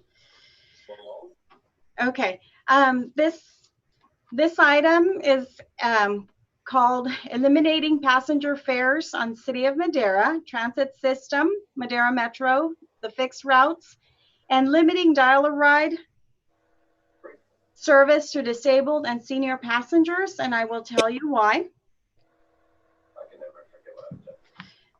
This is mainly in response to the FDA safety advisory, which was issued just yesterday, April 14th, giving directive and giving guidance for transit agencies to improve the safety of transit passengers, transit staff, and the public due to coronavirus. The good news is that during the implementation of the Coronavirus Aid, Relief, and Economic Security Act, which was approved by the President on March 27th, transit agencies are to receive approximately $25 billion in assistance to prevent, prepare for, and respond to the pandemic. The CARES allocation for Madera urbanized areas is up to $6,440,671,000. This is the amount that we can be reimbursed for expenditures relating to operations during the coronavirus pandemic. And we intend to apply for most of that funding as much as is eligible to do so. These funds can offset operating expenditures such as fare revenues, salaries, personal protective equipment, and cleaning supplies to help prepare for and respond to the pandemic. As I mentioned, this safety advisory was just issued yesterday, and we bring this forward as an emergency item because we feel that it's important to respond and improve the safety in the transit system. To develop and the safety advisory gives specific guidance to implement procedures and practices to ensure the safety, as I mentioned, of transit passengers, employees, and the public during the COVID-19 national emergency. Staff is recommending that by implementing a measure that would eliminate the fares for Madera Metro's fixed route service, we would be able to increase the safety of transit users, mainly because we would be eliminating the handling of cash. It is being reported that there's a lot of transmittal of germs through cash, and in our system that operates heavily with cash, not only are passengers having to stand in front of bus drivers a couple of extra minutes, sometimes rummaging through cash, and that cash is later counted by transit staff and then brought over to City Hall for daily counts and daily delivery. So there's a lot of handling that takes place on a daily basis. My recommendation, or our team's recommendation, is that we do away with that practice during COVID pandemic and eliminate the use of fares for the fixed route service. In order for this to be successful, we want to propose that dial-a-ride service is limited to the disabled and to senior passengers only during the COVID-19 emergency period. And that is because if we eliminate fares across the board, the general public would then be opting to use dial-a-ride exclusively, knowing that they can get door-to-door service instead of using the fixed routes. So we don't want to saturate the service, the dial-a-ride service, and we want to, it would also defeat the purpose of social distancing, because more people would then be opting to getting into the dial-a-ride service rather than how it's meant to be used, which is one to two, a few passengers being transported door to door. And so I already mentioned that we would be eligible to get reimbursed by for the loss of revenues through the CARES funds. And I just wanted to mention that these CARE funds are for the Madera urbanized area. This is covering a transit area. It's not simply for city of Madera, but rather for any service that provides transportation in the urbanized area. The funds are available on a reimbursable basis, so we would have to incur the expenditures first and then be reimbursed, apply to reimburse. And I will just say that staff will continue to explore other eligible expenses and continue to draw the funds for which we are eligible to up to the maximum amount or close to the maximum amount possible. With that, I can answer any questions that council may have. Great, Yvette. Thank you very much. Any questions from council at this time? Councilman Robinson, you'll need to unmute, please. Hello. There you go. Yes. Is there a barrier, a safety barrier for glass, to protect the driver? So at this point, the bus drivers are using masks. They have ordered face shields, and those are going to be arriving for their use as well. I will say that we do contract with MV Transportation, and the bus drivers are employees of NV. So we do coordinate, we are in communication, we offer recommendations. And if we are able to also increase their supplies, provided that we can do that, I would recommend that we look into doing that. So yes, at the moment they have masks. Yes, because at the grocery stores, they have a plexiglass barrier at the cashier. I noticed that, recently. So I'm sure they can attach that to the, a bar next to the driver, so that people wouldn't be able to put the virus on their clothes, on the bus driver clothes. Yeah, and also the virus lasts longer on metal anyway. Thank you, sir. Thank you. Point. Any other questions from council? Yvette, I wanted to bring up that point. We contract with MV Transportation, so my assumption is these monies available are more for municipalities and not private businesses. So we would be able to apply these monies through the city for MV Transportation by way of what you're suggesting here, the eliminating some fares, no cash, and then restricting it to seniors and disabled. So I guess my question is we can use that for contracted services as well. So the fares, we get reimbursed those fares, even though they're being collected by NV. The city of Madera gets those fares on a daily basis. Okay. That's the way our contract is set up, for them to provide those fares back to the city as revenue. And I know there's been a huge decline in ridership for a number of reasons, but are we limiting the number of passengers or the distance on the buses? Yes, we are. So we have suspended Route 3, and with the understanding that those buses and those bus drivers would be made available for Route 1. so that there's more frequency on Route 1, so that when the capacity is reached on a particular bus due to social distancing, people cannot wait for another one that would come shortly after. Thank you. I think this is great that these monies are made available, especially for transportation, which is greatly used under normal circumstances in the city of Madera.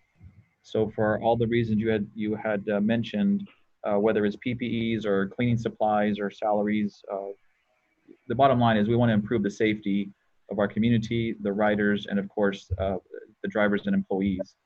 And that's $6.4 million is a lot of money.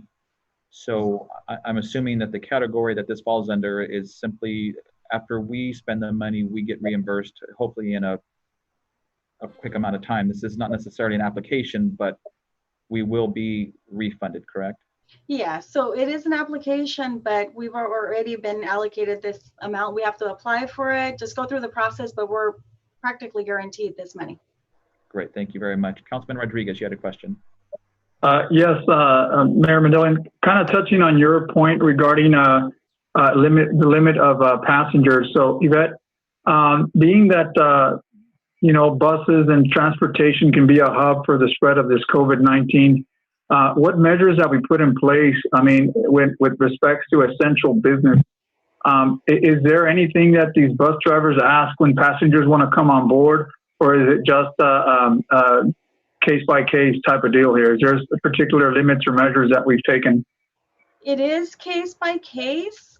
Transit is one of those services that is essential, and people highly depend on transit service, and especially when they're going to medical appointments, it's an absolutely essential service. So the majority of the times they have to provide a ride. Most transit agencies in the region are not denying any service to anybody. What they are doing is individuals that have had symptoms, they are doing deep cleansing and deep sanitation of the buses immediately after transporting that individual. So in the case of our system, they are being sanitized on a daily basis, thoroughly, deeply, and in between. So bus drivers have more cleaning supplies, hospital grade chemicals to do sanitation throughout the route. They are doing that. They are wearing some PPE, and at this point, we've only had to deny service to one individual that's volunteered that they thought that they had COVID. So that was the only time. Thank you, Yvette. Thank you, Mr. Councilman. We have a question from Councilman Montes, and then after that will be Mayor Pro Tem Garcia. Yeah, thank you, Mr. Mayor. So to your point, also the ridership has gone down across all platforms, right? Yvette, for dollar ride and fixed route. So if we get to a point where it's limited to people with disabilities and seniors, if it doesn't increase there, are we prepared to open it up to everybody with the limitation of only X amount of passengers per ride? Or is that something that would have to come back? So you're talking about the dollar ride. Dollar ride, yeah. Door-to-door service. At this point, our numbers are very, very low. And we think it's mainly because dial-a-ride was being heavily used by students still using it to go to the college, and high school students using it throughout when school is open. So other than that, right now, individuals that are using dial-a-ride are mainly for medical appointments. So we wanted to continue to be available for the disabled and the seniors going to their appointments. The general public, we want them to continue to ride in fixed route because we can social distance better on fixed route. So again, we're going to review our data, our numbers in the upcoming weeks. If you approve this this resolution and make a future recommendation if need be. I don't think, I mean, right now, I wouldn't recommend that we make fares, you know, Right. No, I understand. Yeah. to make it free for the general public. And so that certified disability, is that part of it? So if somebody's going to a medical appointment, do they automatically get the certified disability? Or do they have to, what is the vetting process for that? They have to be certified. So NV goes through a process, an application process, to certify individuals that are disabled so that they can be on that list. And they're very familiar with the folks that call. They almost know them by name. And so they would already be on that list, or they can get on that list. Thank you. Thank you, Mr. Councilman. Mayor Pro Tem Garcia. Thank you. Yvette, could you go back to that screen on what the monies can be used for? And I have a quick question. Look forward, you mentioned the fact that is the way we heavily use the payment for these services is through cash, which has to be counted and then turned into the administration. Is there any possibility of these monies being used for infrastructure, as like maybe the ticket machines at the bus stops? Is it possible to use this? So are you able to see my screen again? Yes. Okay, so the funds can offset operating expenditures. That's a very general umbrella, such as, so anything that falls under operating expenditures. It's pretty broad, but typically it's salaries of transit staff, preventative maintenance of our fleet, equipment, the bus drivers, and fuel, for example. So anything to operate the system that is not a capital expenditure. Does that kind of wrap it up for you, sir? And then you asked about the fares. So when MV collects the fares on a daily basis, they are required to bring those funds to City Hall, and then they get deposited into an account, and then we keep track of that account, and every month approximately we collect $11,000 in fares. So that's through the sale of tickets and through the cash. And we report it for various reports, state and federal reports. They want to know how much we are collecting and what type of tickets we are collecting. So are they seniors? Are they disabled? Are they minors? Are they general public? So it's required that we collect that data and that we collect the fares. So if I may, going back to my original question, can they be used to purchase and install ticket selling machines at the bus stops, or is that something that's beyond the scope of this money? So that would be a capital expenditure. At this point, I would consider it a capital expenditure unless we go through further research and identify that that would be an eligible expenditure under the CARES funding. However, I will tell you that we do have LC Top money. It's another grant to do a fare box modernization. And with that, we want to, if the funds allow, we want to look into electronic ticketing, an app, a kiosk, anything and everything that we can fund through that grant. Thank you very much. Thank you, Mayor Pro Tem. Any other questions from council? Mayor, if I may just add something. Of course. So first of all, I would like to apologize for the late distribution on this item. As Yvette has indicated, the regulations came out yesterday. And so when Yvette approached me last night and said, hey, can we get this done? I said, yeah, let's try to get it done. And so we did try to move swiftly. If the council makes a motion to approve this item, it goes into effect immediately, correct, Yvette? Yes. So beginning tomorrow morning, our riders would not have to pay. And that's one of the reasons that we had a comfort level with moving it expeditiously. And again, so that was the primary reason for the late distribution, because again, if council takes action beginning tomorrow morning, our riders can be free. The alternative to that would have been waiting 2 weeks. And we thought the prudent thing to do for our community members was to take action immediately. So thank you, council. Absolutely, and thank you, Mr. Rodriguez and Yvette for acting swiftly. This is definitely in the benefit of our entire community, and so no need to apologize. We appreciate you bringing it as quick as possible. Better they came out with this today than tomorrow. So that was in our best advantage. Any other questions? I see there are no attendees or anyone wishing to speak on this item from the public. So with that, I'll bring it back to council. This is item D3. I don't have a title for it. The CARES grant application. I'm not sure, Yvette, if you have a particular title for this item, but it would be a resolution approving item D3. So move to approve. I have a motion to approve.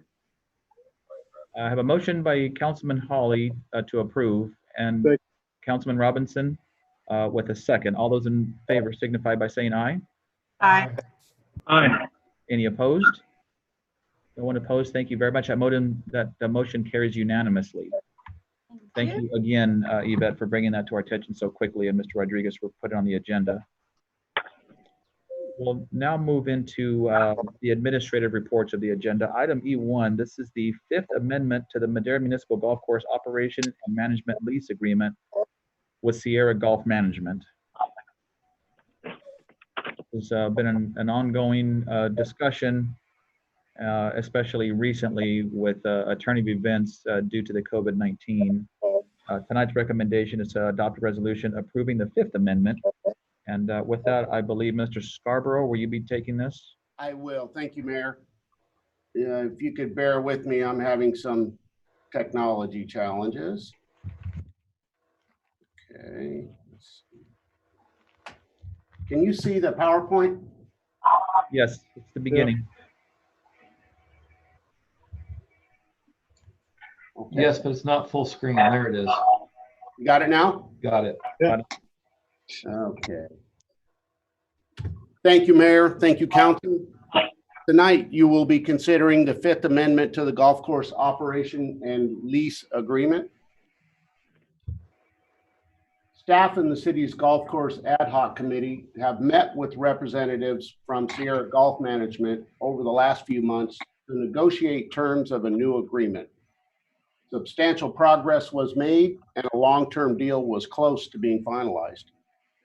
The onset of the COVID-19 pandemic had such a negative impact on local businesses, including golf, that SGM recently requested that negotiations be stalled until the long-term effects on operations could be further analyzed. As a result of the current forecasted long-term uncertainties, the ad hoc committee and staff have recommended stalling negotiations to give our economy an opportunity to recover.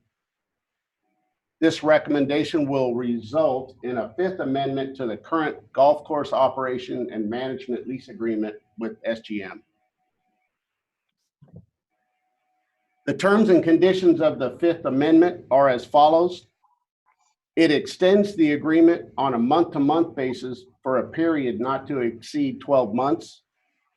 And the city retains the right to reopen negotiations at any time after the first 6-month period.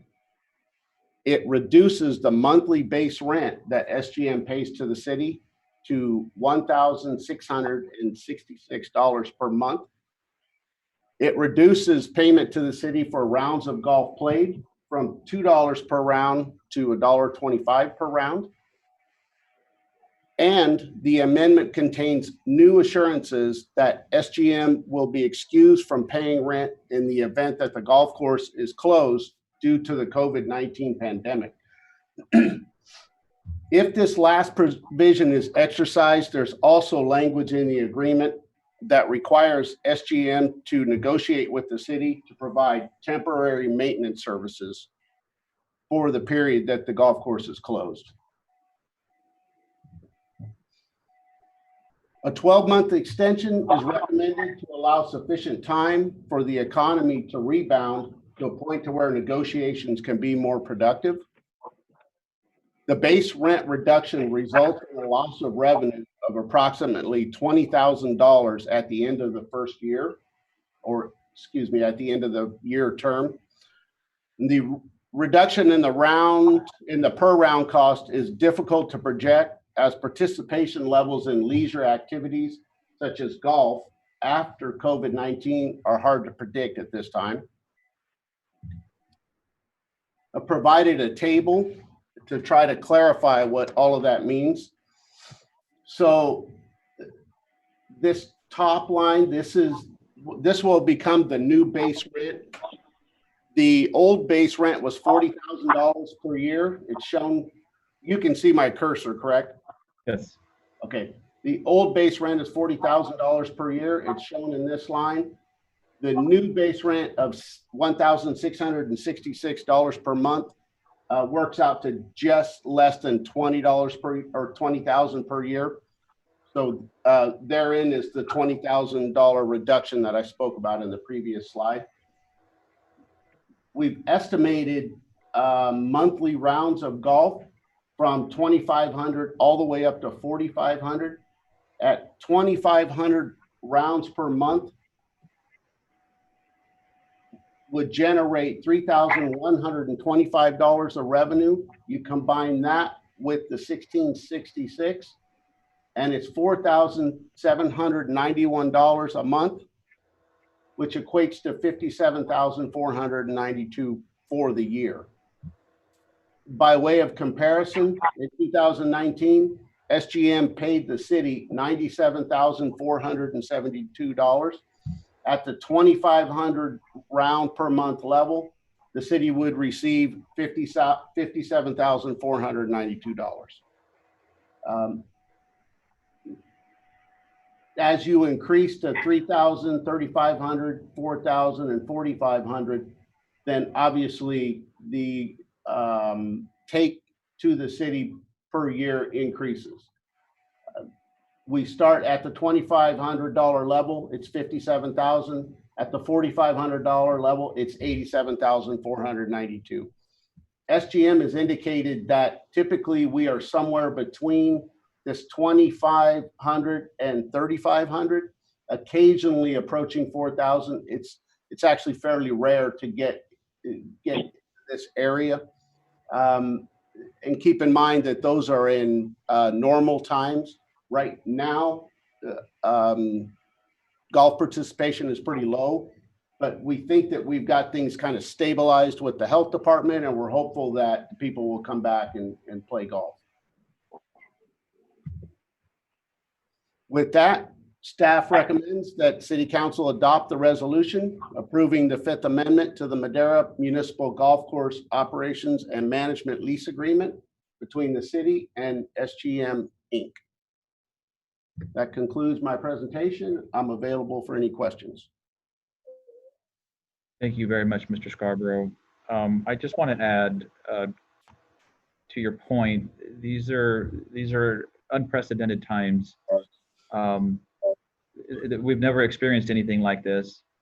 And when we talk about a golf course, I think people need to keep in mind the fact that where some are considered essential or non-essential, if the golf course is forced to close or considered non-essential, the grass still grows and the weeds still grow, and it needs to be maintained. And like a lot of our small businesses here in town, they're still having to pay rent. They still have lease obligations, quite possibly even obligations to certain employees with zero income coming in. So it's kind of a double-edged sword. I also want to say that we were very, very close to actually signing an agreement with SGM, a long-term agreement that the ad hoc committee felt was fair for both the city and for SGM, on a lengthy 10-year agreement, and then we were basically hit overnight with this COVID-19. So it is where we are. It's not where we'd like to be on both sides, but I think it's fair for both parties right now to at least continue to maintain and keep the golf course that has been part of the city since 1990, to keep it maintained. And as we enter into the spring and summer months, the nicer weather, depending on the direction of the CDC or the governor or Madera County Health Department on what restrictions would be in place at golf courses. I think they just changed slightly yesterday their direction on Madera County residents only. So I want to commend SGM for doing everything they can to try to at least maintain and stay afloat. And it would be unfortunate if a golf course had to close, and we would have to enter into a maintenance-only agreement, which would be very, very expensive. I think the loss of revenue would be huge to the city. It was mentioned before that the Madera Municipal Golf Course and SGM has a number of things in place to the COVID-19. Single rider golfers, you're no longer sitting next to anybody. They're encouraging walking. They're definitely have the bar restaurant area closed. The pro shop is closed. They're disinfecting their carts after each and every use. Doing everything they can to do their part to practice social distancing. Again, just in an attempt to do their part for everyone to stay safe and to at least be able to maintain the golf course. I'd like to thank the ad hoc committee. We've met a number of times over the last 6 weeks or so.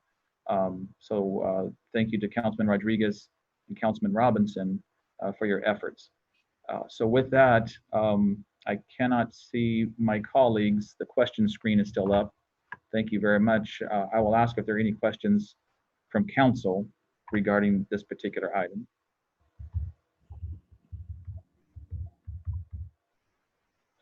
Seeing none, I don't see here any attendees on the line. I'm sorry, was there a question?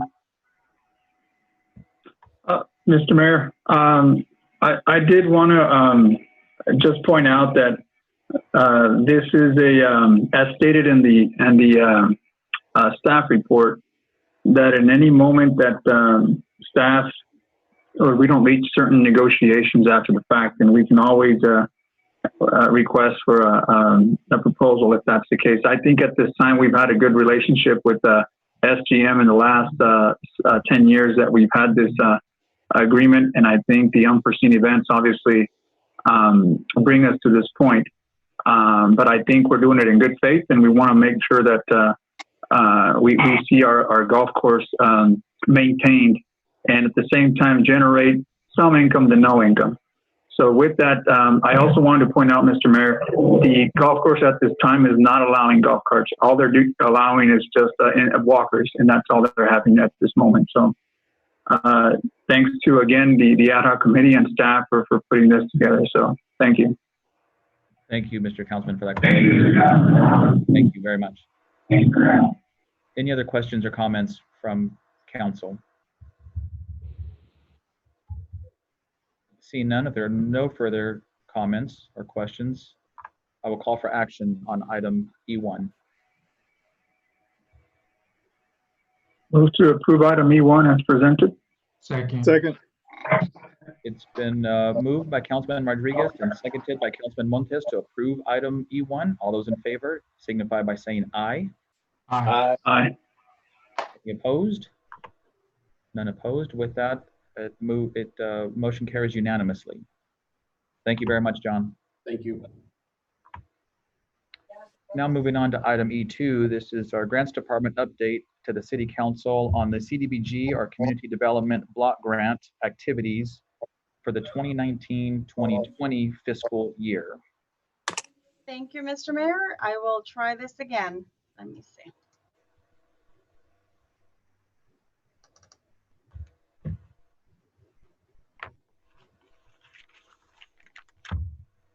Is it? on? Not yet. Oh dear, why not?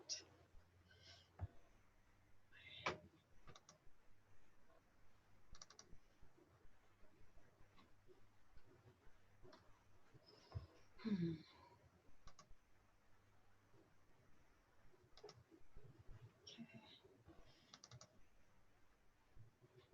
Still not working?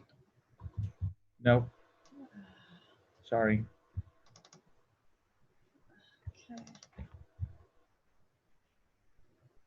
Yes? You're almost there. What is going on? Share, stop video. I don't know. Let me share.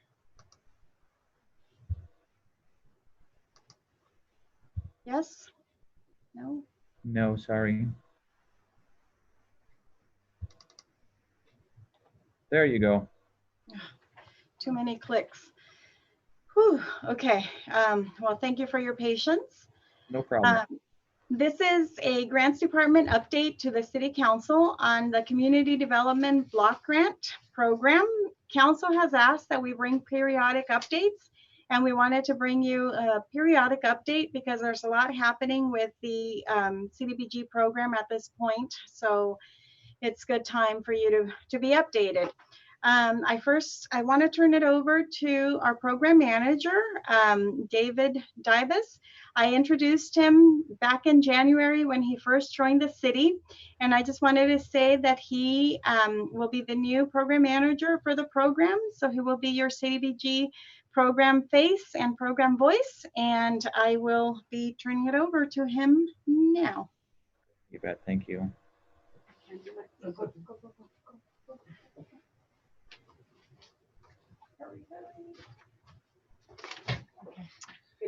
Good evening, council members and Mr. Mayor.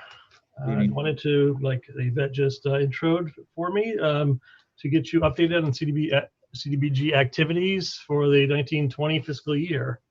Let's go to the first slide. Just as a refresher, what is CDBG? The CDBG program provides annual grants on a formula basis to states, cities, and counties to develop viable urban communities by providing decent housing and suitable living environment, and by expanding the economic opportunities, principally for low and moderate income persons. One of the driving forces on the annual allocations that the city is provided through HUD is the consolidated plan. This year is different than the previous 4 years because we've been working feverishly on the new con plan for the 2024 5-year period. We're doing that in conjunction with also working on the 2020-2021 action plan. So as you can see, the con plan is a 5-year plan to identify priorities of where HUD and CDBG funds will be allocated. And also the annual action plan will be aligned to this con plan for the next 5 years based on the community input from the outreach that we've started doing. As you can see, city staff, we've been working for the past month or more now, where we've had a community survey outreach. And also we're also having focus groups that are being set up. We have a consultant that's helping us in regards to, because it's a little bit different this year, as we all know with COVID-19, we're working on doing virtual focus group meetings. And that's what we're trying to do. And we actually have, let me give you an update here. Our outreach is twofold right now. We've been doing the Consolidated Plan Community Survey, and it's on actually our website. If you go to the very bottom, you can see, if you drill down to our city website all the way down to the grants assistance programs, you'll see a CDBG right at the top. And if you hit the drop down arrow, you'll see these 2 links. One is the first one is the community survey. It's about a 4-page survey, and it's just to find out from the citizens of the city what they believe the needs are for the next 5 years for what could help out the city, would it be housing, helping homeless. It goes in a lot of different areas, and just to see what the makeup of the city citizens feel would be the best direction to take in the next 5 years for the city as a whole. It's available in English and in Spanish. So when you go to the site, you can click on either one button or another, and you can take that survey. We've received about 125 since late last week, and I know there's probably more coming. I haven't reached out. We're going to meet with our consultant again. We meet with them weekly just to coordinate our efforts on a weekly basis for the past few months. The next one is the group meeting invitation. We have focus groups set up with our consultant for the next week from the 21st to the 24th. And there's also a Spanish one that's being held also. So to click on that second link on the city website, you're able to sign up, register. It's required registration, but then you will be sent information to engage in the actual focus group. Also, these links are also on the city Facebook and Twitter pages. So for the annual action plan that we're also working on the left is just a description of how we're working on the action plan and how it's carried out through the consolidated plan. On the right, you'll see the timeline that's been developed for what we're perceiving. Like I said, with the challenge of the con plan, which happens every 5 years, as well as now with the pandemic going on, we were a little bit delayed, but we're still staying on track, I believe.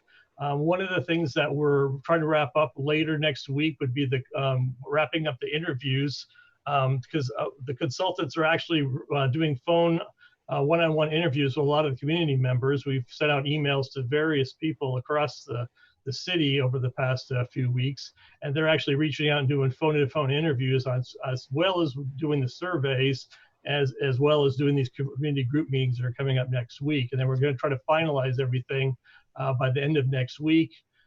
Based on the information, we're going to turn around and release a call for proposals the following week and have a nice 3-week window, I believe, to have proposals for any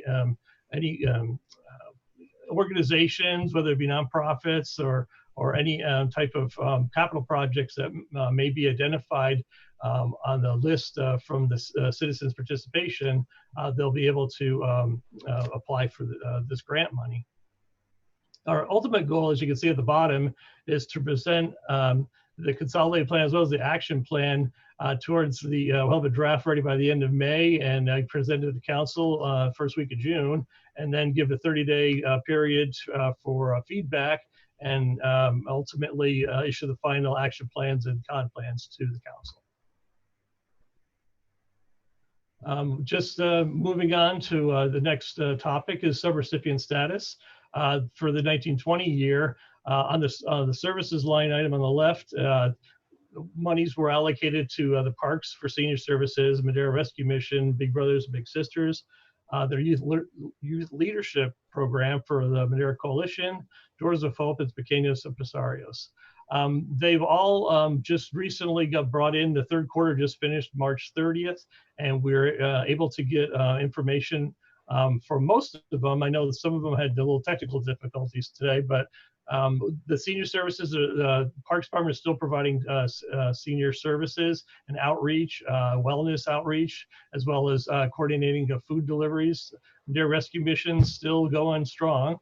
Big Brothers and Big Sisters had to alter their approach a little bit, and they're more working one-on-one with the students. Leadership program, I haven't reached out to them, haven't heard from them as of today. I apologize for that. Doors of Hope, they had to close as of the middle of March because of the stay-at-home edict that was delivered. So, and Pequeños Empresarios, they pretty much have wrapped up their funding actually for the year. They had a $10,000 grant, and they pretty much had used it all in the first 2 quarters of 1920. So I haven't seen a quarterly report from them. I'm not sure. I'll have to see if one's forthcoming. On the housing side, Habitat for Humanity, they've been able to work on, one of their focuses initially was to work on some of the roofing issues on some of the applications that came in because of the rainy season. Just recently, on their quarterly report they submitted, they're going to refocus possibly on some of the interior needs of some of the applications that have come in now that the rainy season is slowing down. The next slide is the capital projects that, as you can see, the top 3 are designated to be wrapped up in August 2020. You can see the various projects on the left between the sidewalks at Washington Elementary School, as well as the Centennial Park lighting rehabilitation, as well as the ADA improvements. Those are all designated. I've been working hand in hand with the engineering department, and just to keep on track and understand that these projects are due to be completed in August of 2020. The other 3 at the bottom are a little bit further out. They're designated for June 2021. And as you can see, some of them they're starting to get some leverage and moving forward on those also.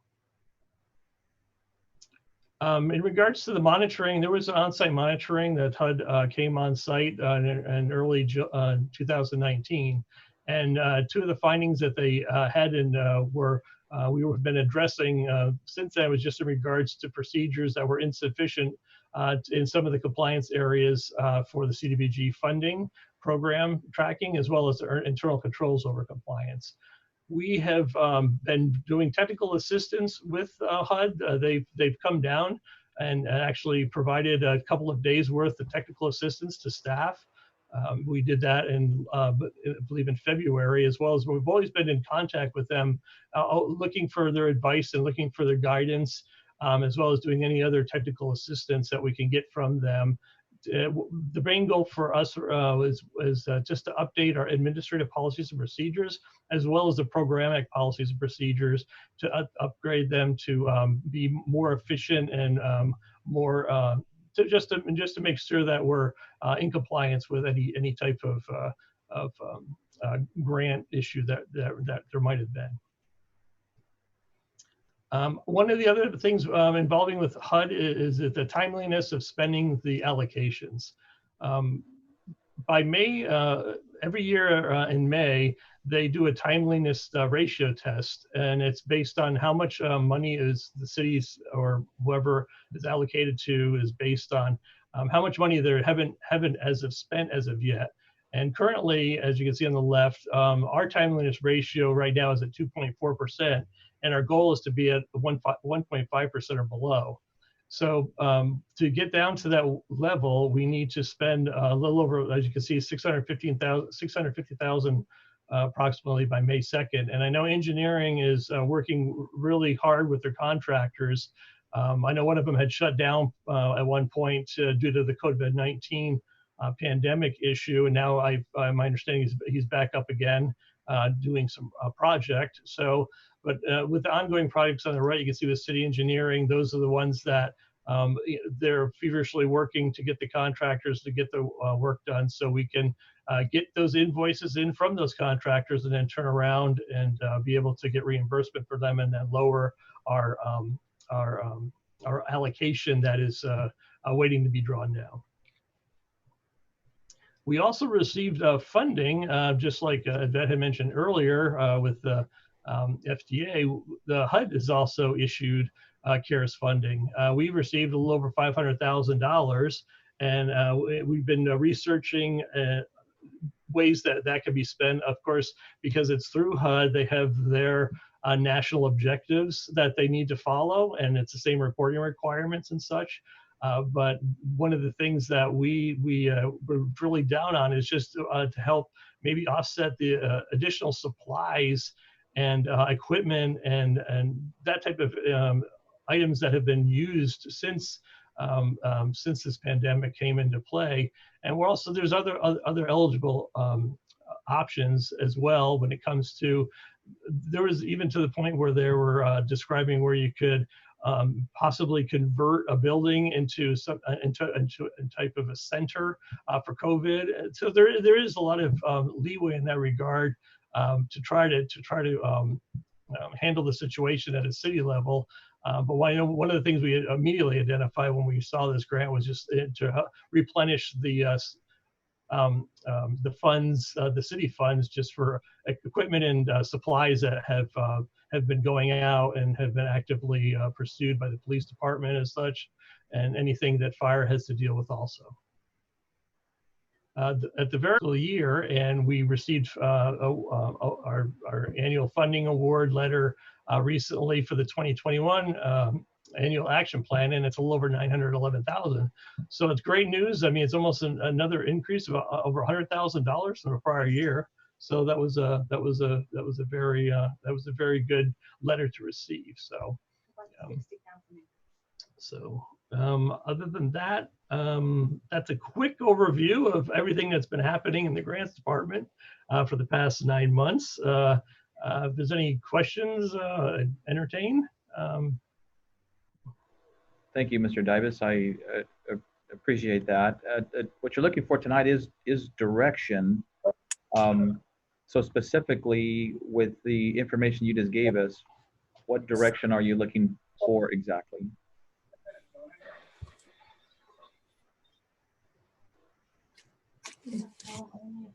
If there is any direction, please feel free to share. That's what I just asked you right now. I'm sorry. Are you talking about specific direction for the people who have applied, or for amounts, or is this for the CARES funding, or what specifically is the type of direction you're looking for tonight? No, just in any of the topics that I briefly covered, if there was any thoughts that you might have had in that regard. I mean, when it comes to the CARE program, just like with the FTA, we're actively looking at what's available for eligible expenses, and what can we best serve the city. Also, just in regards, I did want to share to please get in touch with anybody and everybody in regards to the survey that's on our online site, as well as the focus groups that are available next week to sign up for, so we can get as much participation as possible for the citizens' input. Thank you very much, David. Councilman Rodriguez has a question. Yes. On your report here, you also presented the monies, the $536,000 that were assigned to the city for the CDBG to help with the COVID-19. Was there any specific plan that we have in play now for that money and how we would utilize that? Well, we just became aware of it recently, and that's one of the things we had meeting with the city manager, and I also spoke with the mayor just briefly to let them know of what was available and how it can be spent. But one of the things that we felt, I mean, one of the things that came to mind just immediately was just in regards to the type of funding that's already been spent, possibly out of our general fund too, just for the excess supplies that we've been using to sanitize the city hall and various other spots in the city. So one of the things we thought that would help initially would be just to replenish our supplies and our ability to go out and buy more through that funding. Are there any restrictions on how we utilize those funds? Well, when it comes to that, they do have their restrictions. Like I said, they do want to have it address anything that might assist low to mod income-driven people, as well as, but they did was part of one of the options, because they did give suggestions, and I can reach out to reach out to the HUD director. Mostly it's always driven towards having addressed the COVID-19, the pandemic specifically. It was released as that type of grant.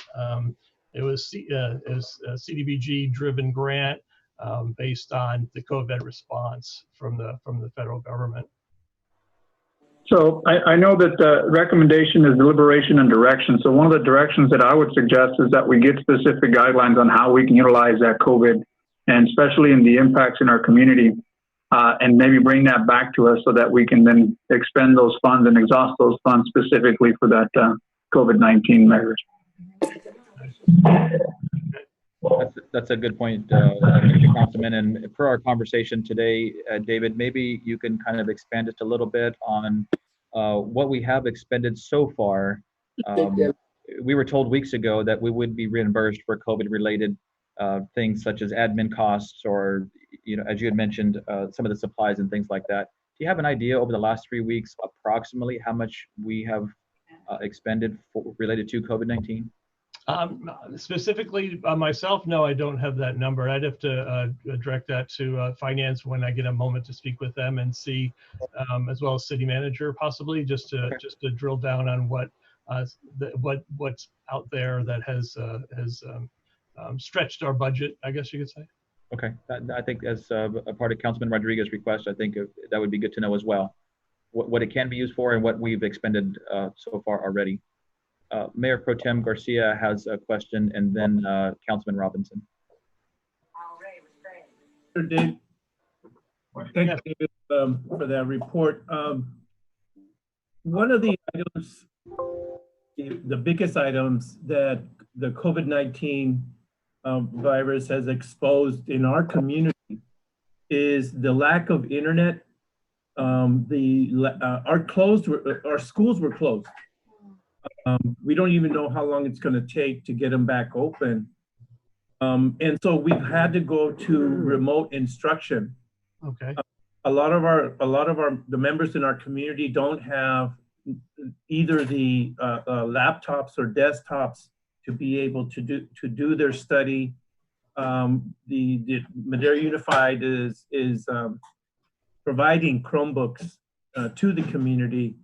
But as I've heard in the community, there's so many people who don't have access to the internet, and they're being hampered. It seems to me, and I'm not an expert, both definitely CC and Councilwoman Gallegos and Councilman Jose could probably expand on this. But if we could, and another point is that we had a presentation on streetlights in the last council meeting, and it was glaringly illustrated in one of the graphics that there was a lack of streetlights on the east side of 99 compared to the west side of 99. You could just look at the graphic and it exposed the fact that the safety of our community on the east side is compromised by the lack of streetlights. So I would definitely look at prioritizing in our capital expenditures, increasing the amount of streetlights in that area of town, and also looking into the possibility of hotspots on those solar panels. So that would be my input. That would be my ask. Of course, I'm always asking for sidewalks. As you saw in the reports on sidewalks, you drive east on Yosemite, the sidewalks don't exist. Right. And that's where people come into our town as they're on their way to Yosemite, et cetera. They're traveling through town. So those will be my asks. And you'll hear me say this over and over again. So thank you very much for your time. No, and thank you for your input. I really appreciate that. Thank you, Mayor Pro Tem. Next would be Councilman Derek Robinson.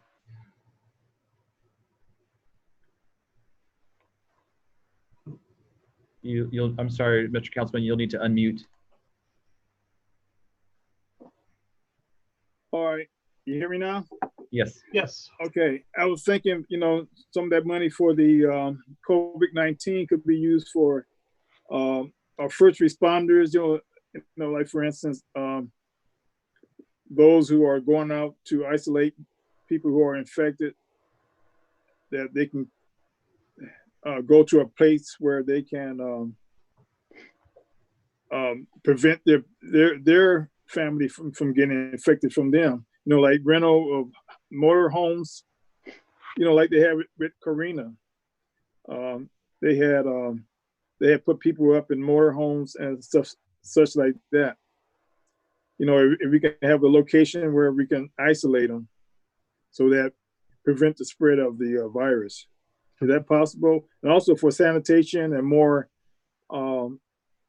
facial covers. Right. And I know that's what I was referring to in regards to the equipment type items, but I know also that, like you stated, the grant does provide for converting locations into a COVID-19 type I guess maybe that's what, I guess a quarantine area, possibly a shelter Yes. for them. Yeah. Yes, yes. No, and that's one of the things that the letter did actually spell out, that would be a very good use of that. So that wouldn't be something that HUD would question, that's for sure.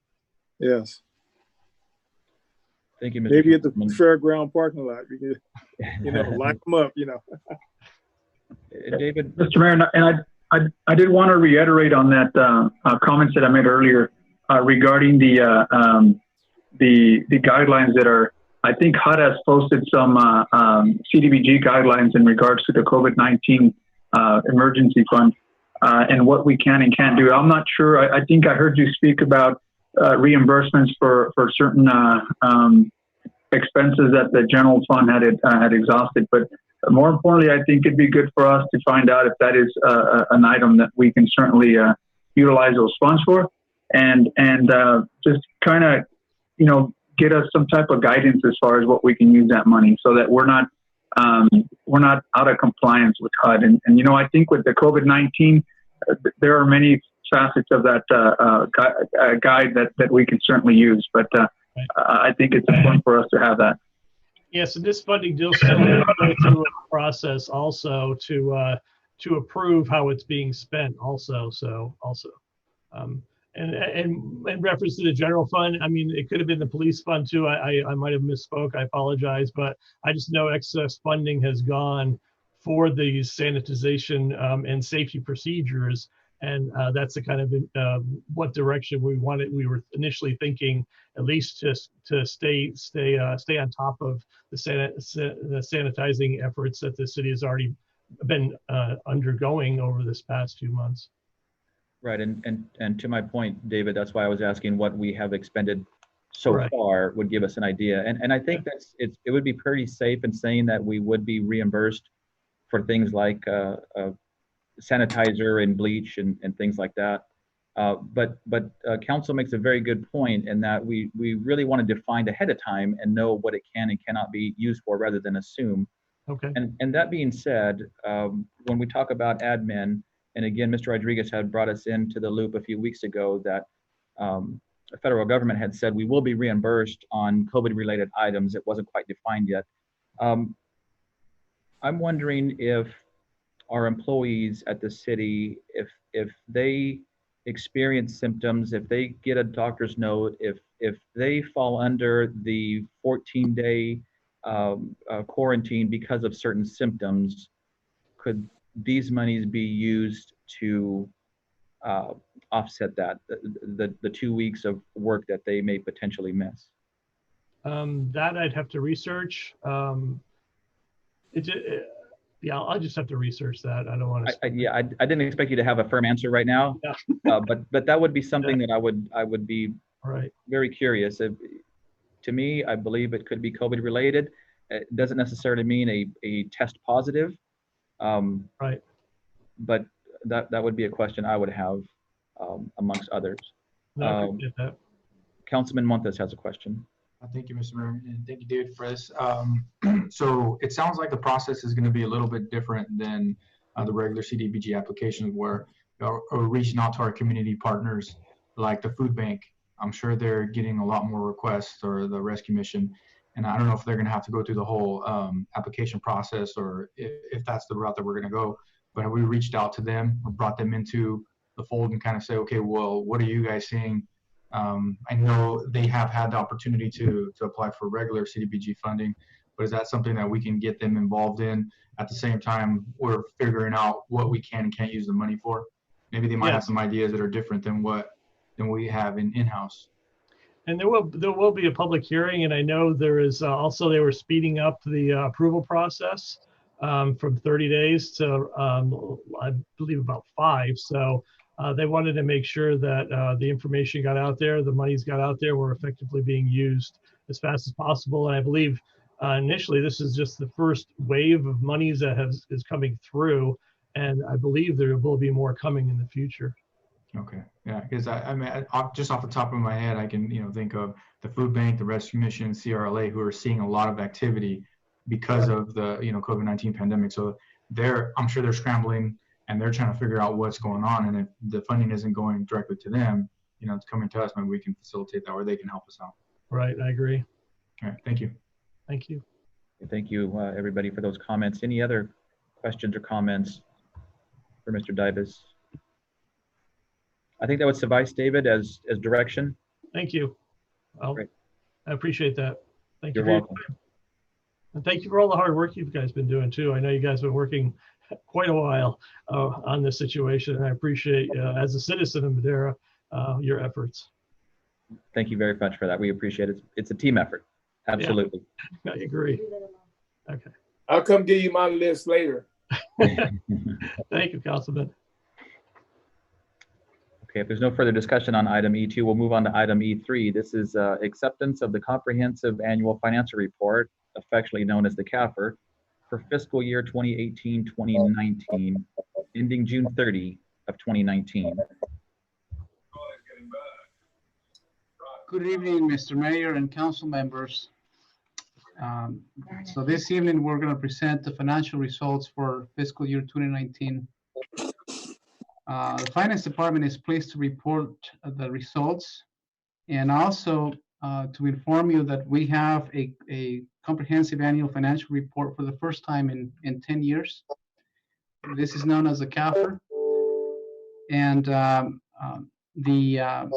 even in 10 years, the last one that I see, it was done in 2010, and even before that, in 2009, there was no CAFR. So this is a report that provides the basic financial statements, but it also, as required by state law, but it also provides above and beyond reporting requirements. So it provides statistical information, historical trends, and which includes data such as financial trends, revenue capacity, debt capacity, demographic information, and other useful information. The way we like to present the information is actually the audit was done by independent auditors, and they were conducted by the PON Group, accountants and advisors. And these independent auditors will present some of the financial information coming, and after they're done, they will I will provide some additional details into the financial results. So they will provide an overview of the basic financial statements, and I will provide you some additional details. So with that, I'll pass it to this first overview will be given by Conley Denali. I apologize for if I mispronounce the name. That's all right. And also Andrew Roth will be there to answer any questions. Okay. Thank you, Roger. Let me get my screen shared here and we'll be with you in just a sec. All right. Can everybody see the screen?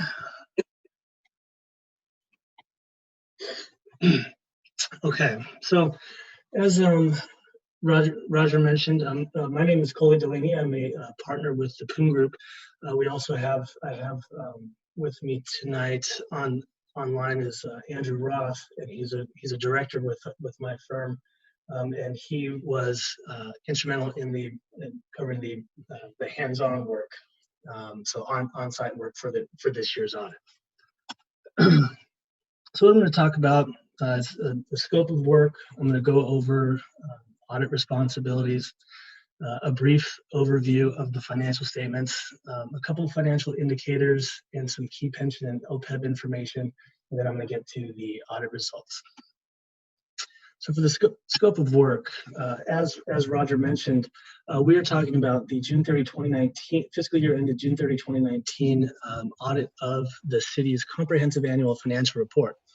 And so what we, as far as our audit is concerned, what we provided our assurance on that, we issue a report on the financial statements, which talks about, which provides our opinions whether or not the financial statements were presented fairly in all material respects.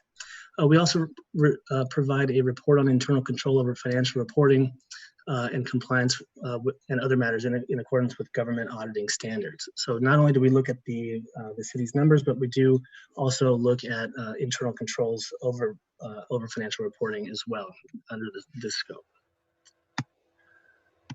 For audit responsibilities, we break them down into management's responsibilities and the auditor's responsibilities.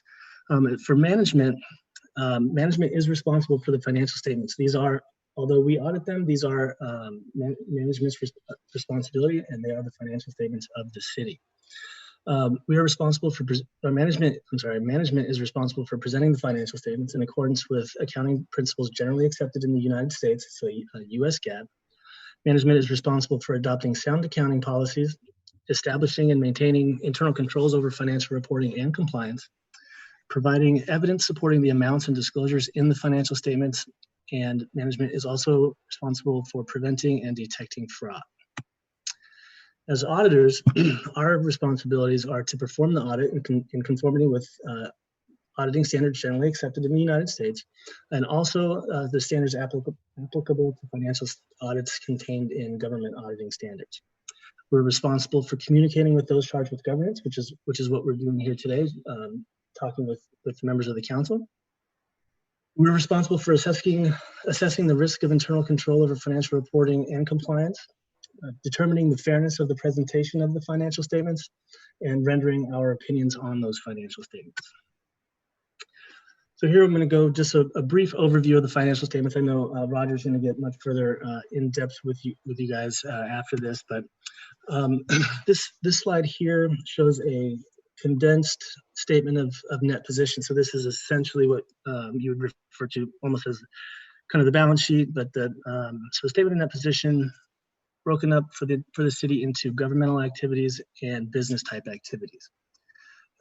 For governmental activities, the assets of 249 million plus deferred outflows of resources of 9.9 million, minus the liabilities 53 million, and these deferred inflows of resources 2 million, that nets out to $203 million of net position in the governmental activities. And of that $203 million, it is broken up into 172 million is the net investment of capital assets, which is amounts in depreciated amounts in capital assets, minus any outstanding debt still remaining on those assets.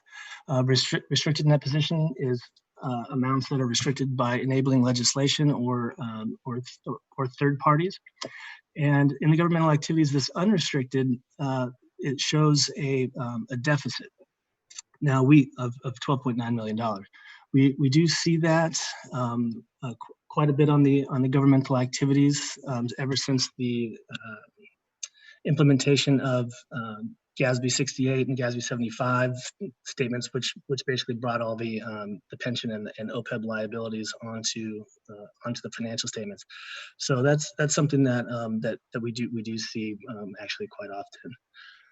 Business type activities. So your enterprise funds. 140 million of assets, 2 million of deferred outflows, minus 58 million liabilities, and 1.3 million deferred inflows of resources leaves you with $83 million of net position, of which is broken down in this manner. So this slide here shows the government-wide statement of activities, again broken down by governmental and business type activities. For the governmental activities, there was $43.7 million of total program expenses. Now, if we add back what we refer to as program revenues, which are charges for services and grants related to these expenses, we get this number here, this 21.195 is the what we refer to as the net cost of services. So keep that number in mind. We're going to look at that in just a second. So negative $21 million net cost of services, and then we covered set against general revenues and transfers for a change in net position on the governmental activities of $2.2 million. Business type activities, expenses 28 million, program charges for services and grants $34 million, so a net cost of services of $6.4 million. And then ultimately the change in net position for the business type activities was $6.8 million. Here is the condensed version of the general fund balance sheet. $28 million of assets, $4 million of liabilities, and $300,000 of deferred inflows leaves a total fund balance at June 30, 2019 of $24.2 million. Of that fund balance, you'll see the breakdowns there amongst the 5 categories of fund balance. The larger portions restricted again by third parties or enabling legislation of $4.9 million. I noted that $4.5 million of that is restricted for capital projects. The committed is 10.4, which is basically fund balance set asides that that council has previously approved, and the big portion of that is $9.7 million for the general fund stabilization reserve, which we'll talk about in a minute. The assigned fund balance, $5.5 million, includes $2.6 million of an insurance reserve and $2.7 million of Measure K for police and fire funds. For the general fund income statement, we show the city shows revenues of $32.4 million against $32.7 million of expenditures. So expenditures just slightly over revenues. City sold some property, issued some debt, and there's some transfers in from other funds. So the total change in net position for the general fund was $6.5 million. Here's a couple of financial indicators, key pension and OPEB information. This ratio here we call the net cost of services to tax revenues, and this is for the governmental activities of the city. So this would include the general fund and all of the other governmental funds of the city. So this $21.195 million number I mentioned earlier on an earlier slide. So this was basically the net cost of services, which was the total expenditures of the city and what was offset against that as far as program revenues, so charges for services and grants. So net cost of services was $21 million for governmental activities, and tax revenues were $20 million. So that left a ratio of 104. Usually, so what this means is that the tax revenues in this given year fell slightly short of the net cost of services. So you want to see that ratio typically around 100 or below. This slide here is the general fund available fund balance, a ratio of available fund balance in the general fund to annual expenditures in the general fund. So in the general fund balance, there is a $9.7 million stabilization reserve, along with $3 million of unassigned fund balance. So essentially $12.8 million of available fund balance in the general fund. The general fund this year had $32.7 million of annual expenditures. So this ratio is 39%.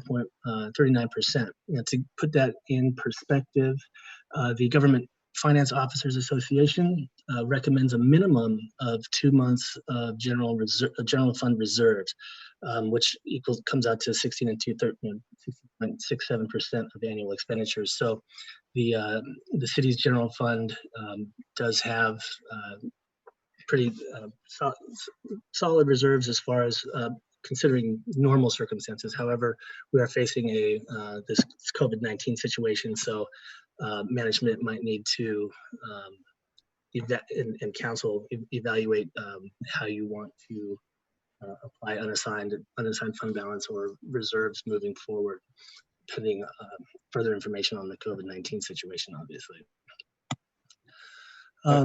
This slide. Mr. Delane, I'm sorry, Mayor Andrew Medellin. There's a question, please, if you don't mind. Councilman Rodriguez has a question. Yeah, no problem. Yes, thank you, Mr. Coley. I was going to ask you, you mentioned the ratio there. Now, what is a good health ratio again? So are you talking about the general fund? Correct. Well, so a healthy ratio, again, what I'm pointing out is the Government Finance Officers Association, so which is a national organization. They recommend 2 months of general fund expenditures as reserves, and that is at at a minimum. So that's we see lots of cities that set policies that they annually want to move maintain a certain amount of fund balance as part of their budgetary policy, that they want to end up with a certain amount of fund balance in order to have a certain reserve. So again, what the city has done with the general fund stabilization reserve by committing those funds, the $9.7 million, that is good. But so right now, as far as available fund balance, kind of like the rainy day fund and then the unassigned fund balance, it definitely exceeds the kind of the minimum. It's not a requirement; it's just a recommendation. It's best practice. Yeah, so but you mentioned. I'm sorry, you mentioned minimum, and then you mentioned maybe I heard differently. I thought I heard 16.5%. Did I hear that, or was that me? Just maybe I must have heard something different. So the 16.67% is listed down there at the bottom of this slide, which basically is 2/12 of revenue. So two months of revenue. And so again that's a recommendation from the GFOA as a national government, state and local municipality and special district officer organization, that they recommend best practices that we have at least 2 months now. And again, keep in mind that this has been a historical 2 months. This has been a historical recommendation. So, moving forward in these uncertain times, we'll see. The city will, as of right now, based on the recommendations, the reserve the city has a pretty healthy ratio, but we'll see about that going forward, and that would be for you guys to kind of determine.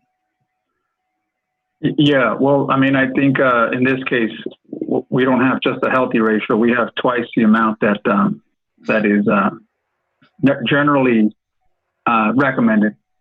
But I do understand in regards to the crisis that we're facing now, and I'm glad that the city is able to maintain this. I just wanted to make sure I heard you clear there, and obviously with the numbers down there, that certainly reiterates what you said. Thank you, appreciate that. And I'm sorry, was it Coley? Coley, yeah. Coley, okay, thank you. Yeah, thank you. Okay. Thank you, Mr. Delaney, and also Councilman Montes has a question. Oh, thank you, Mr. Mayor. Yeah, so Mr. Delaney, so you mentioned that you're looking at historical factors. So was that ratio based on the present year, or was it a historical number? So if you had an unusually low year with regards to expenditures, would that percentage kind of be skewed a little bit? Well, so the 39% that we're looking at here, again, this is a ratio as of June 30, 2019. So the $12.8 million of available fund balance is as of June 30, 2019, and the $32.7 million is for the year, is expenditures for the year ended June 30. 2019. So it was for the single year.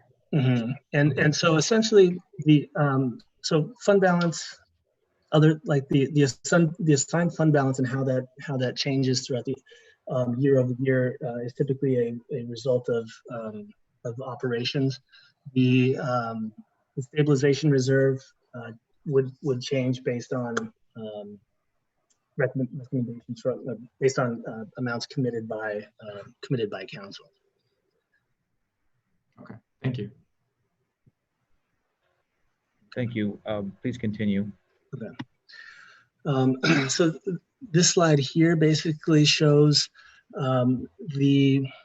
it's basically a sensitivity analysis of the city's pension plans. So the city's pension liabilities, net pension liabilities, but are measured at a 7.15% discount rate, and that's used for all participants in CalPERS plans. So at June 30, so these numbers were measured actuarially on June 30, 2018, and are rolled forward to June 30, 2019, so which is the reporting date. So these numbers here are the numbers that we show on the 2019 CAFR. So for the miscellaneous plan, the net pension liability is $27 million. And the safety plan is $18.72 million for a total of $45.9. Now, again, that is measured with using an assumed discount rate of 7.15%. If those assumptions were to change and go down to say 6.15%, down 1 percentage point, the miscellaneous plan liability would jump from $27 million to $38 million, and the safety plan would jump from 18.7 to 27.4. And that most likely, I mean, we already do know that CalPERS by the 2020 valuation is planning on lowering the discount rate to 7%. So we know that number is at least going to go down. We also show this as just as a sensitivity, what these liabilities would be measured at if the discount rate were to go up, which is a rose-colored glasses scenario, but the liabilities would drop from 27 to 17, 18 to 11, and so from 45 total to 29. So this just kind of gives you kind of a what it would look like should the discount rate swing 1% or not, either way. And to that point, Mr. Delaney, again, Mayor Medellin, they have not said recently what it would drop down to. I think it has been a little while that they said it would drop to 7%, but in your best guesstimation with the COVID-19 and the effect it has, more than likely it's going to drop below 7%. Would you say? Well, there's I'd hesitate to to say that for sure. Again, with the COVID-19, we don't know what the trailing effects on the economy are going to be for the next 2, 3, 4 years down the road.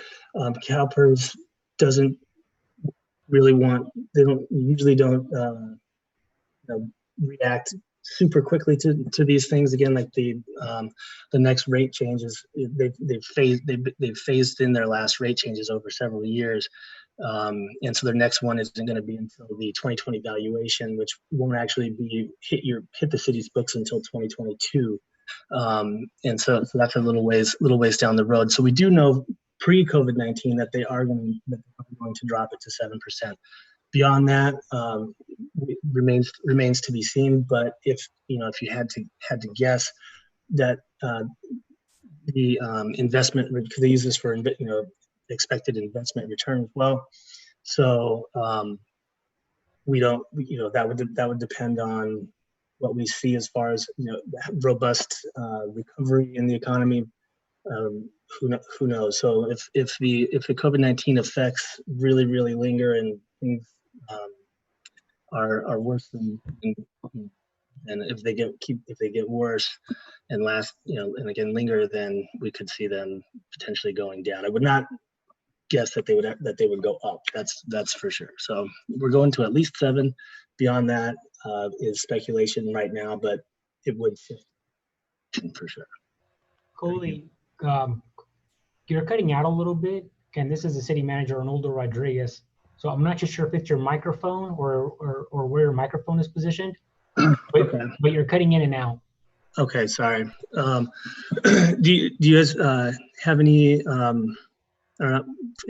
further questions on that? So again, the CalPERS is planning on dropping it down to 7. Beyond that, we don't know. But if to guess if there was going to be another change, it would go further down. Great, thank you.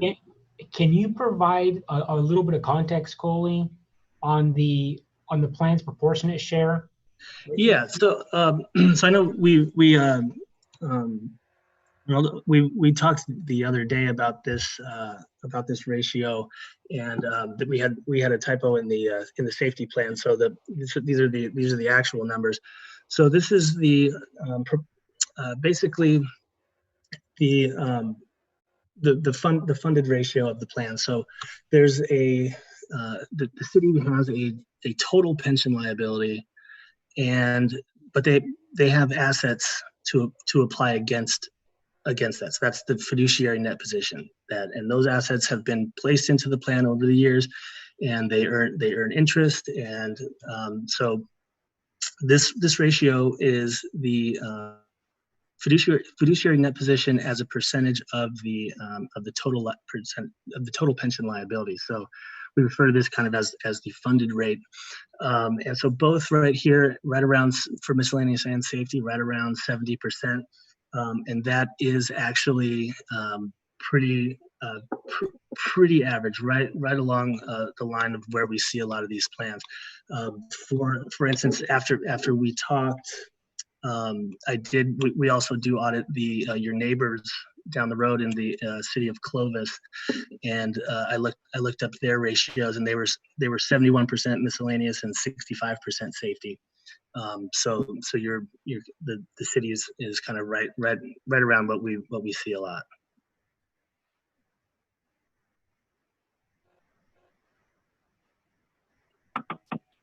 Mr. Mayor, if I may. Yes. Mr. Delaney, going on that slide there, how often does PERS come back and make a recommendation regarding their discount, their discounted rate? Yeah, the discount rate. So they do. PERS does experience studies, or their board evaluates this constantly. But they were stuck up in the high 7.75, 7.5 for a while, and people were asking if those returns were actually especially after the economic downturn in 2008, if those assumptions needed to be adjusted, and so basically they decided to drop the discount rate down to 7. But phase that in over basically by dropping it by 0.15% at a time, and spacing those out by a couple years. So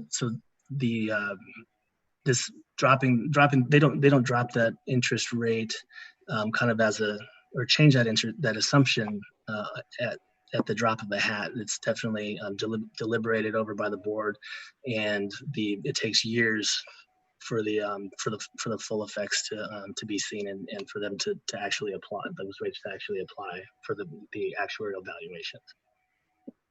Well, I certainly it's no surprise that I think the discounted rate might be a bit inflated. I think in our last economic downturn in 2008, I think we witnessed what effects it had, and just recently with this downturn that we currently had. I know that the PERS suffered over $60 billion in losses, so it won't be a surprise for us to see this discounted rate to go down. And I think this is a good opportunity for this council to buckle up and kind of really start thinking in regards to budgeting of what how this can impact our community, or more importantly our city, and especially our budget. I see the 8.15, but I really doubt that's realistic. I can certainly see this going down to 7 and potentially down to 6.15. And you presenting those numbers, it would be a drastic hit to not only to our budget, but I'm sure to other municipalities in the state. Yeah, and this also, I'm sorry, these numbers are a long-term return on investment. So basically, 30-year smooth rates that they plan on doing this. So these ratios, I mean, these rates are not going to they're not going to change. CalPERS will have good years and bad years against and they'll have years where they don't meet the discount rate, and then years where they exceeded by a lot. So again, this is a long-term rate, basically that's smoothed over 30 years. So. Yeah, well, let's hope that that is the case. I say that because a lot of their investment is based on mortgage-backed securities and other investments that haven't really performed to what they've expected, and that's why they've suffered quite a few losses. You know, I'm not here to point fingers or anything, but certainly I think it's best to see what realistically those rates can look like within the next couple of years, because we won't feel the effects or the ripple effects now, but I'm sure within a period of a year or two, we'll start having these conversations. Yeah. Thank you. Even the investment portfolio this year, and you know, obviously you would imagine that it's going to take some hit this year, but those would be those differences between what they expected to earn versus what they actually earned. Those immediately would be amortized over the next 5 years. Into the city's pension expense, and then again these numbers, these percentages here are 30-year discount rates, and so you know, again, they are it is already planned for CalPERS to take it down to 7. That one we already know about. Beyond that, we'll see, but we could potentially see it drop further in the future. But there would be that for sure.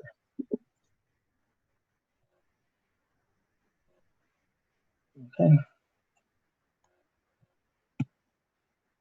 All right. So next, this is a similar table for other post-employment benefits, which would be retiree health care. So the city at June 30, 2019 has at the reporting date has a $2.9 million OPEB liability, and this is based on the city's is a pay-as-you-go employer.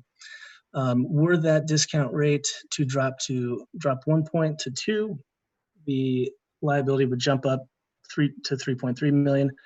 Were that discount rate to go to 4.6, we're looking at potentially would be a $2.6 million liability. So in this case, you see not so much. Obviously, we're not looking at as big of a swing as we were just dealing with the pension numbers. Again, this is just a sensitivity analysis to show you. Now these percentages can for the discount rate can change based on year by year, depending on municipal bond rates and things like that. So these ones can change, but as of right now, the city $2.9 million. That's a relatively small OPEB liability, and so as of right now, the city does not have assets in a fiduciary net position, that assets set aside for this plan because the city is on a pay-as-you-go basis. But for right now, the liability doesn't seem to be the pay-as-you-go basis seems to be okay for now. All right, now we're getting into our audit results. So we issued opinions on the financial statements, and so we issued unmodified opinions to all opinion units. So that's going to be the governmental activities, business type activities, discretely presented component unit, and each major fund and remaining aggregate fund information. And what that means is that the financial statements are fairly presented in all material respects. The accounting policies have been consistently applied. Estimates are reasonable, and the disclosures are properly reflected in the financial statements. For other results, we had no disagreements with management. We did identify 2 material weaknesses in internal control over financial reporting and compliance, numbered 2019-001 and 2019-002, which we'll get to in just a minute. Accounting issues were noted and corrected, which those resulted in the findings, but they resulted in prior period adjustments and other audit adjustments. But no inappropriate activities were noted. So our first finding this year was for restatement of beginning balances, and I have Andrew Roth from my office with me. Andrew, are you there? Can you have some specifics for these findings? Are you still there? Hello? Yeah. I'm here. So the prior period adjustment, the first one kind of related to a change in accounting from the prior auditors. This was information that was mainly maintaining the other auditors' books on the internal service fund allocations that the city was not, that was kind of done purely by the auditors. It was the determination was to do the allocation through governmental activities. So there was we required to do an adjustment. You'll note at the bottom of the prior year statement of net position and the government and the business type funds, how there's an adjustment. Well, that adjustment, like from the prior audited information, wasn't supported or I couldn't be broken out. So the decision was made to just run it through governmental activities. Number two, there was an error in capital asset transactions. Prior auditors did a prior period adjustment for capital assets, but then they double counted a property that was counted in land held for resale as well as capital assets, and you can't have those two combined. And then I believe there was also just a sales tax revenue that the city had determined that funds were received, and the city could go further if they would like to on that piece. The city found that, but you can continue on. So those are related to prior period adjustments. We had to fix some of the balances as of July 1st, 2018. The second finding is kind of a catch-all overall finding. We call it internal control over financial reporting. And so you can read it here, but due to limited staffing levels and financial difficulties faced by the city during our audit period ended June 30, 2019, internal controls were either not in place or not designed and operating effectively. And mitigating controls were not sufficient to effectively identify misstatements due from error. In addition, the city did not have in place during our audit period a systematic method for ensuring that timely and complete year-end closing procedures were in operation before presenting the trial balance to the auditors. This resulted in a number of journal entries being necessary to correct or reclassify balances in the financial statements that should normally be captured through the closing process. Those adjustments, we reported those to the city, and they were posted by the city, and they are reflected and incorporated in the CAFR. So, Andrew, do you have anything that you need to elaborate on that, or is that? No, these when the single audit report's issued, there will be further information that will be included in that, like listing what the adjustments were. Yeah, so we're gonna. It was just a number of adjustments. Okay, yeah, so there's a report that we're going to be issuing forthcoming that will have more detail on this stuff, but it hasn't been issued yet. So that's all I have for right now. If you have any questions, feel free to ask. Otherwise, thank you for allowing us to perform the audit for the city of Madera. Of course, thank you very much, Mr. Delaney. We really appreciate that information. Mr. Rodriguez, anything to add? Or Mr. Sanchez? So right now, what we were going to do is we're going to turn it over to Roger for a couple of months. I think maybe 2.5 months. And the documents that we're talking about right now was year end of June of 2019. So one of the challenges for Roger and his team is that we're recreating history for events that happened 10 or so months ago. And so we obviously do not agree with any of the auditor's findings. We have great comfort in knowing that we're addressing them. And with that, I'll turn it over to Roger. Thank you, City Manager. I will provide also additional details into the financial results, if I may. I do have, I will share my screen at this time.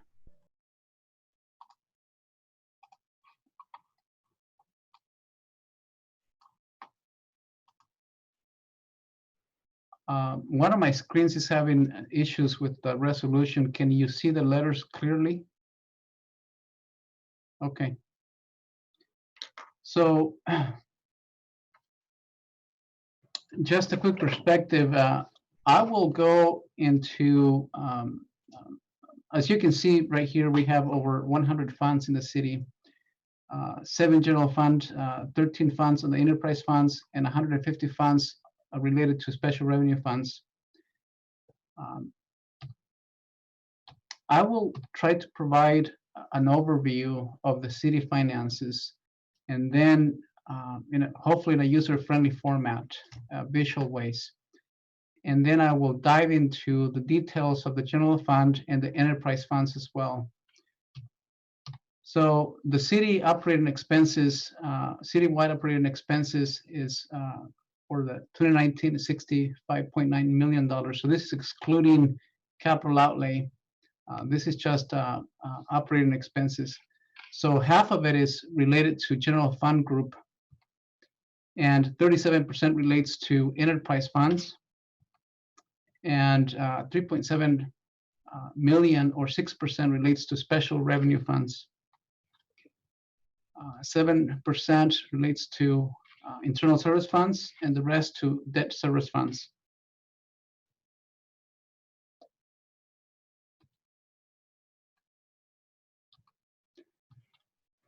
It is important to break down the information by fund group, because the accounting method is different for the two groups, and even the management of operations is different with different rules as well.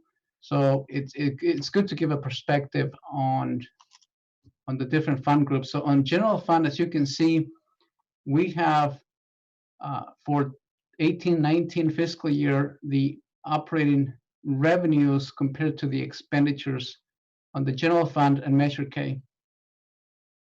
And I will, again, I will drive in the details in a little bit to explain some of the what those numbers mean as well.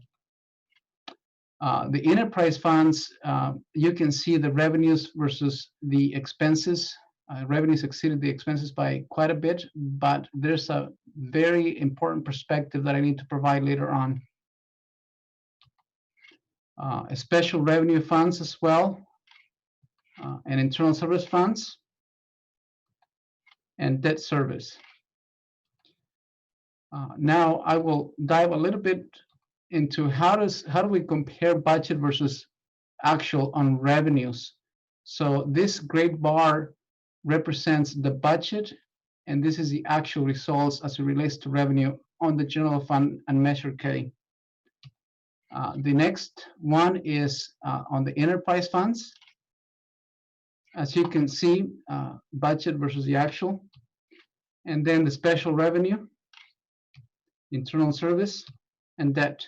So those are revenues. Same information here, except that we're comparing budget versus actuals on expenditures citywide. So again, general fund and Measure K, how it compares, how do we perform as a city. On the enterprise fund level, our actual expenses were below our budget.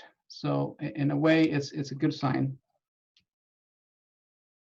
Special revenue funds, internal service, and debt. Now, these are the citywide operating expenditures by category.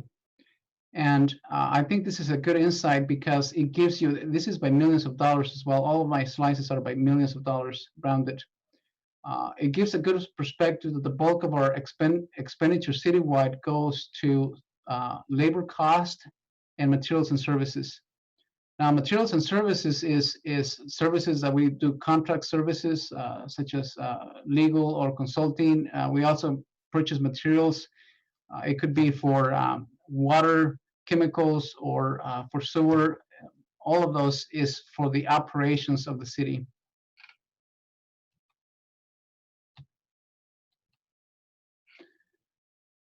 This gives a quick comparison by the two top expenditures. That is the labor cost and materials and services, and it gives a historical perspective on how we've done in the past 4 years prior to the 19 fiscal year.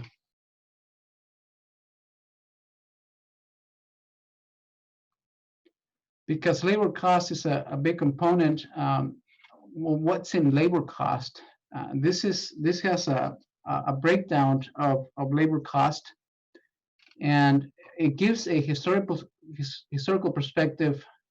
So the first item is on wages, and the next one is on CalPERS, workers' comp, and excuse me, this is medical insurance, this blue one, and then workers' comp, and then other costs related to labor cost. I think it's worth noting that in the year from 15 to 17, there's a jump of almost 48% increase. So that's, I think, interesting to note.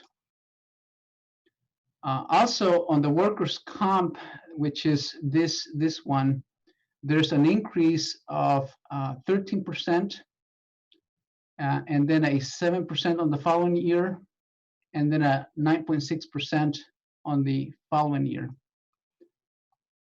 Also notice that the PERS in this year or any given year represents 30% or more of the wages.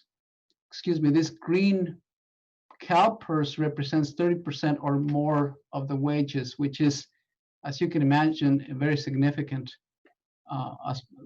This is part of our labor cost.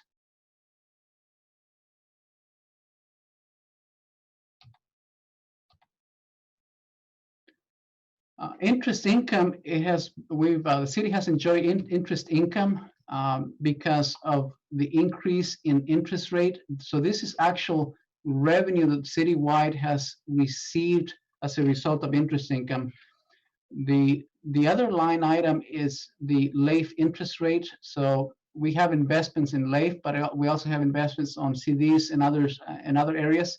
But on average, you can see what LAIF has, how it has performed, and this is why we see we saw an increase on interest income of 1.5 million. Now, this is going to change most likely in a very significant way in the upcoming fiscal year for 2021 due to COVID. The interest rate has plummeted, and so it's good for businesses to borrow money and for consumers, but it's going to be a hit for the city, and we might see a significant increase, possibly of over $1 million in the next budget as a citywide. Obviously, this impacts the cash flow components that we have to deal with. Now, I've been providing information on operating revenues and expenditures, but I think it's good to also note the capital outlay, some of the investments that the city has made. So this historical perspective shows how much we spent on facilities and improvements. This is actual cost on capital investments. And, excuse me, the next item relates to construction and infrastructure. And finally, on vehicles and equipment. So this is, again, citywide actual capital outlay investments. As you can see, some of the departments have been very busy on putting the money to work at the city. Now, so I'm going to grab this year of 18-19, and I'm going to break it down as to how is this spread on the next slide. So as you can see, I break it down by the major fund group, enterprise versus general fund and Measure K, and a special revenue. So this facilities and improvements is the first component. The next component is construction and infrastructure. And finally, to vehicles and equipment. As you can see how we spent the money of $18.4 million for 18-19 fiscal year. And hopefully that can give you a picture on those activities.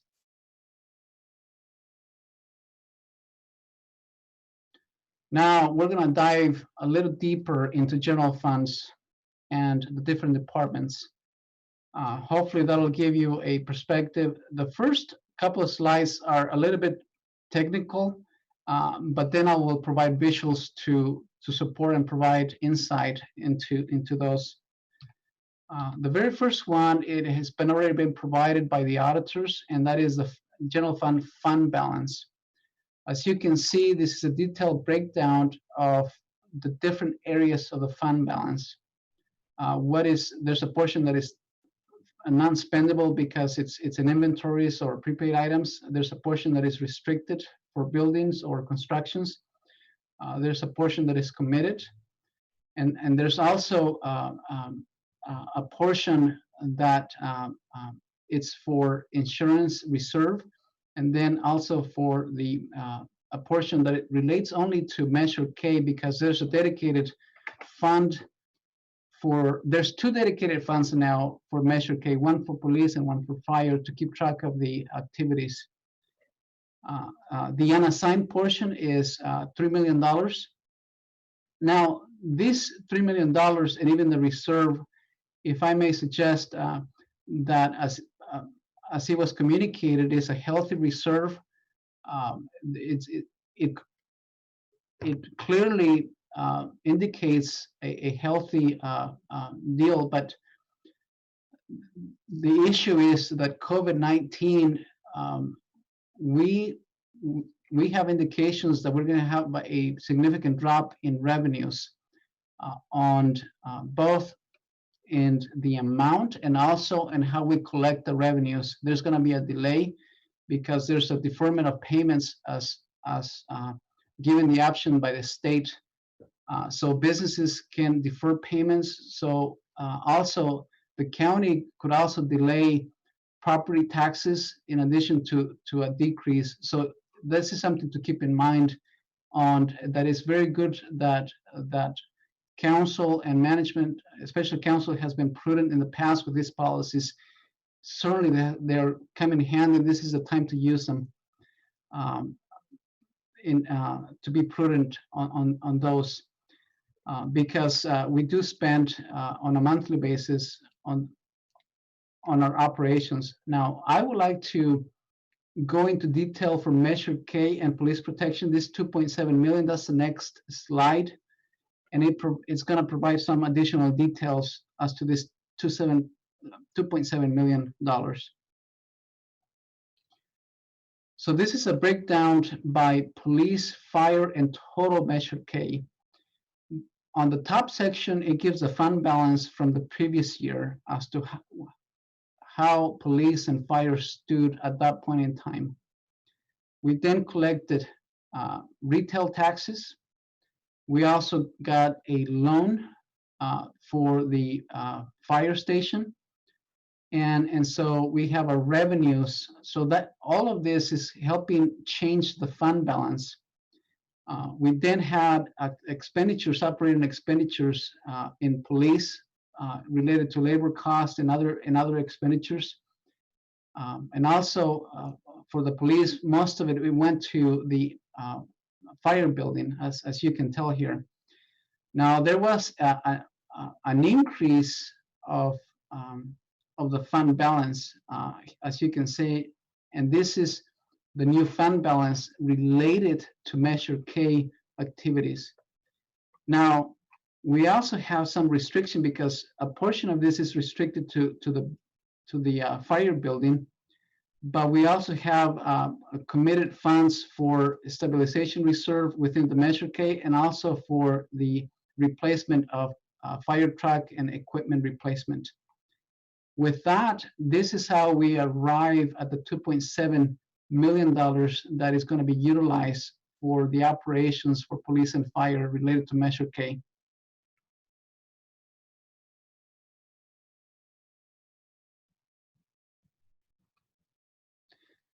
So we're going to look a little bit more into general fund and Measure K operating revenues.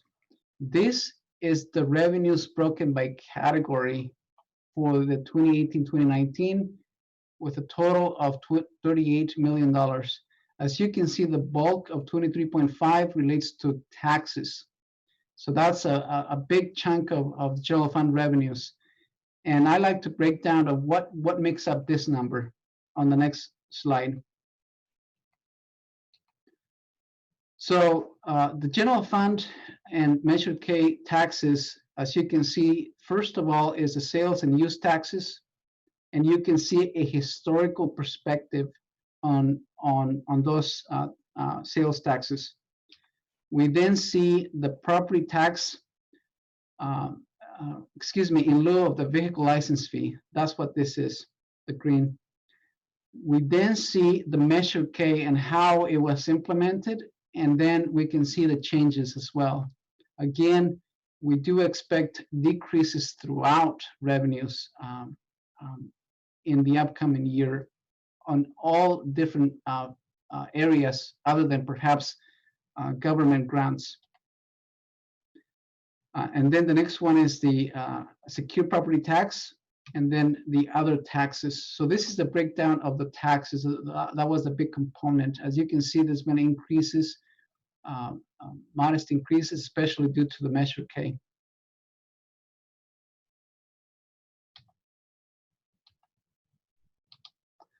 Now, this provides a perspective and a breakdown of the different departments, that is the operating expenditures and how do they compare to the budget. So for police and services, you can see that they were below the budget on the police department. So you can also see how big police is compared to the other funds, to the other departments within the general fund. And you can see that all the departments operated within budget.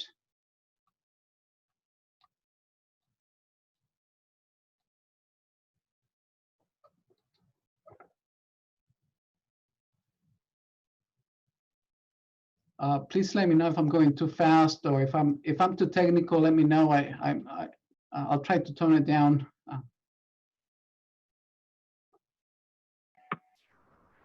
Roger, I did have a question, and I'm sorry. On the slide that has the previous slide that has the property taxes in lieu of, and then you had secured property taxes. Can you please just expand on that? I wasn't sure. Yeah, I'll be happy to. So the top section, as you know, it relates to retail taxes, along with the Measure Case relates to retail taxes. Now, this one, it's sent by the state and is on the vehicle license fee. So when there's a license payments, that's how they send the money. This is completely different than the property taxes. When people have ownership of homes, then the county collects them, and then we get the money for those property taxes related to homes and property, versus this is more on vehicles, and it comes from the state. Does that help? Yes, no, certainly. I'm sorry, and maybe because while you were talking, I was reading property tax and secured property tax. Just wanted you to expound that. But thank you. Yeah, that makes a lot of sense. This is a vehicle license fee. This green one. Yes. Okay.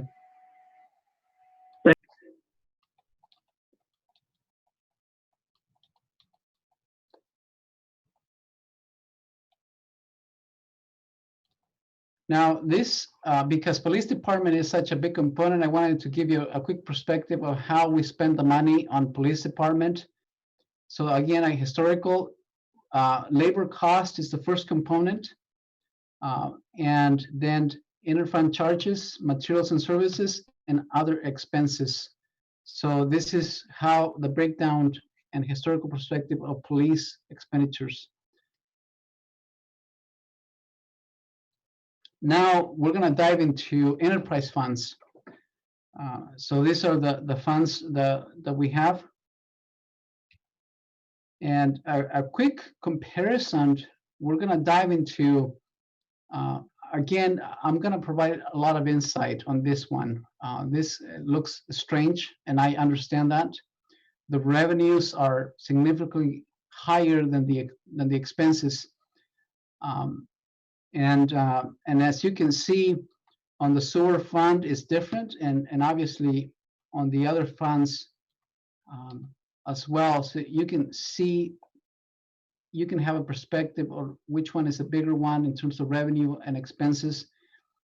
And we're going to dive a little bit more into details into each area.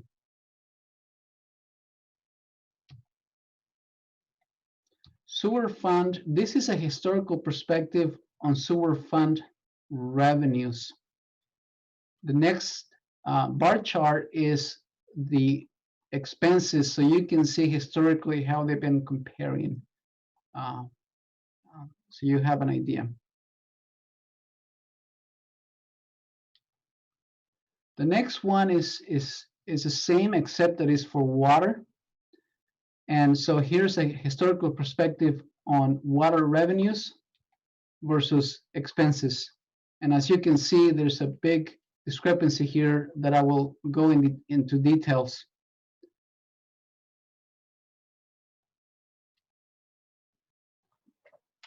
So this slide provides operating expenses, but in accounting, we don't add capital projects as part of operating expenses. They get capitalized, and we see this in the form of depreciation. But I just wanted to add, to give you a perspective that there's expenses of money. We're spending the cash, and so from operating expenses, if we add capital projects and then we add interest expense, it closes a little bit more to the revenue. But that's not the whole story. I like to give you more. So it does give you that perspective that that it closes the gap to the revenue. Now on the next slide, it gives the same information. It gives a historical perspective by year. And as you can see, the revenue is still exceeding the expenses even after we add the capital projects and the interest. But if you look at what's coming up on capital projects, we are estimating $36 million in the upcoming few years for capital projects related to water. So this excess of revenues are certainly needed to finance what is coming, and even then it will not be sufficient. Because that's the reason we're having debt to help finance that as well. This doesn't mean that we're going to have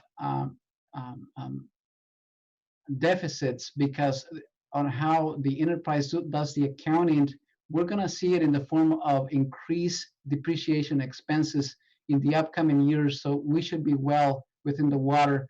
I just want to point out that the excessive revenue in water is a little bit, it doesn't provide the full picture.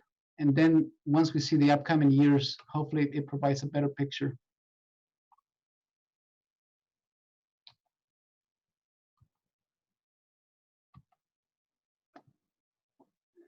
Now, historical solid waste revenue, similar, and related expenses.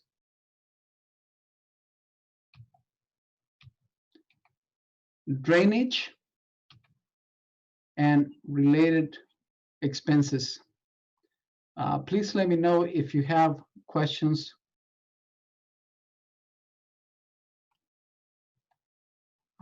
This provides the same information for the previous slide, except that it has a quick breakdown of how it's made up.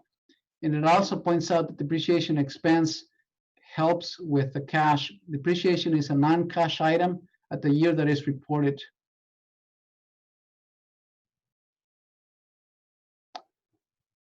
Now we're going to dive into special revenue funds.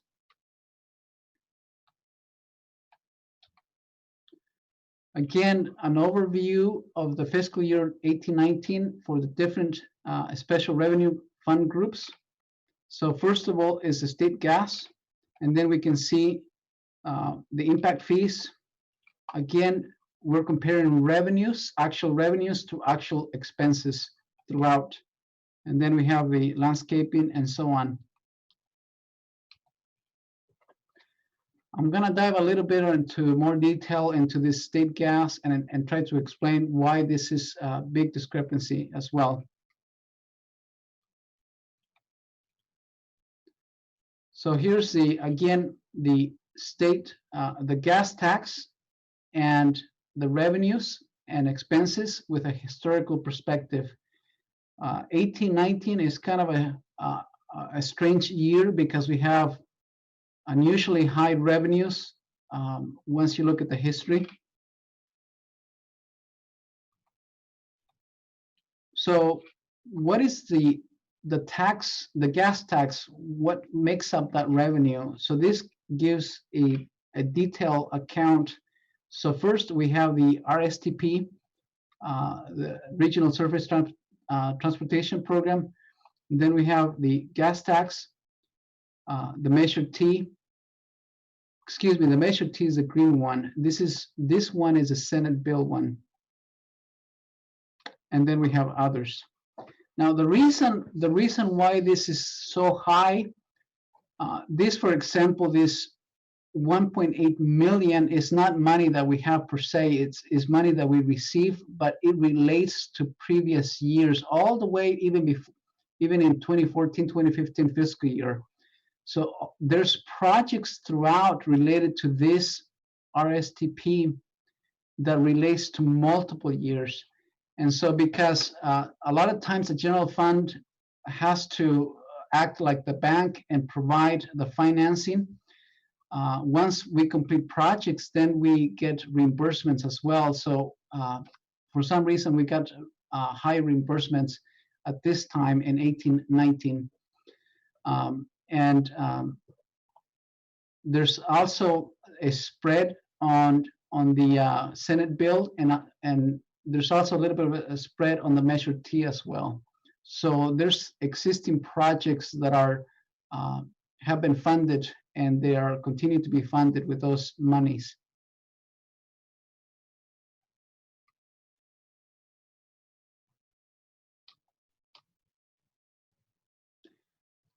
Perspective on the impact fees and related expenditures.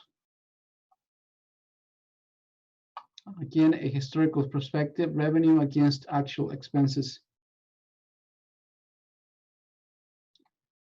The local transportation funds.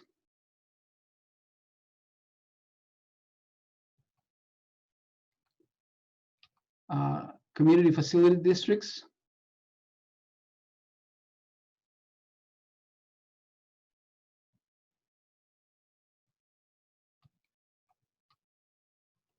And the landscaping assessment. And with that, I don't know if you have any further questions or if you'd like me to go back to any area. Thank you, Mr. Sanchez. I do have a question, just a couple of slides back as you talk about the Community Facilities District. What would cause the expenditures to outweigh the revenues? What I would say is that I would imagine that managers would, first of all, look at the fund balance and make sure that it's safe to spend. It's possible that initially there was a collection and there's a fund balance, but that needs to be watched carefully. Mr. Mayor, I don't have the full story behind this at this point, but if one of the directors have a perspective, I would welcome that. Any comments?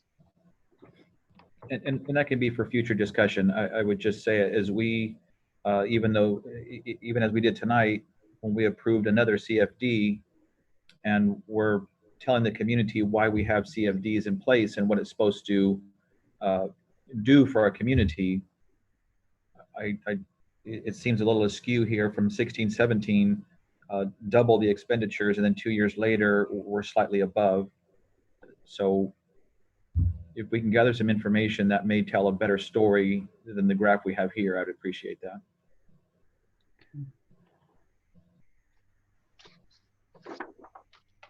Any other questions from council regarding Mr. Sanchez's report?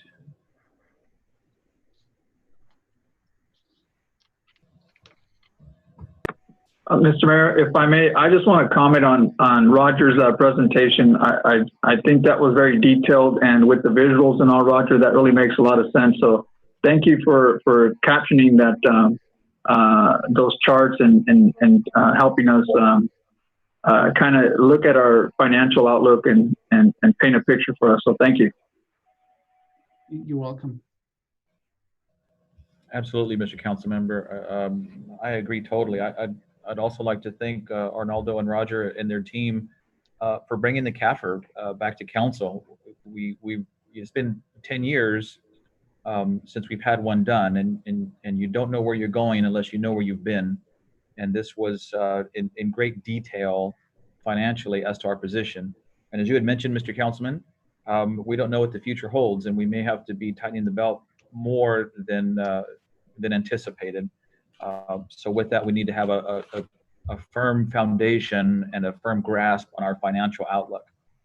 So yeah, this was in detail. It was something needed, and I totally agree with these graphs and charts and the explanation. And as Mr. Rodriguez said, in a very, very short time. So thank you, Roger, for getting this taken care of, as well as your day-to-day and bringing this to council as quickly as you did. Any other questions or comments regarding this item? I don't believe we have anybody on the line or anybody in the public wishing to speak on this particular item. So with that, I'll call for action from council. I so move to approve E3 as presented. Second. It's been moved by Councilwoman Gallegos and I believe seconded by Councilmember Montes to accept and file the comprehensive annual financial report. All those in favor signify by saying aye. Aye. Aye. Any opposed? That motion carries unanimously. Thank you all again very, very much. I appreciate that. Item E4, this is discussion on status and action taken on measures to mitigate the impacts of the COVID-19 pandemic. Once again, we'll be deliberating and giving discussion to our city manager, Mr. Rodriguez. I'm sorry, Arnaldo, you're muted.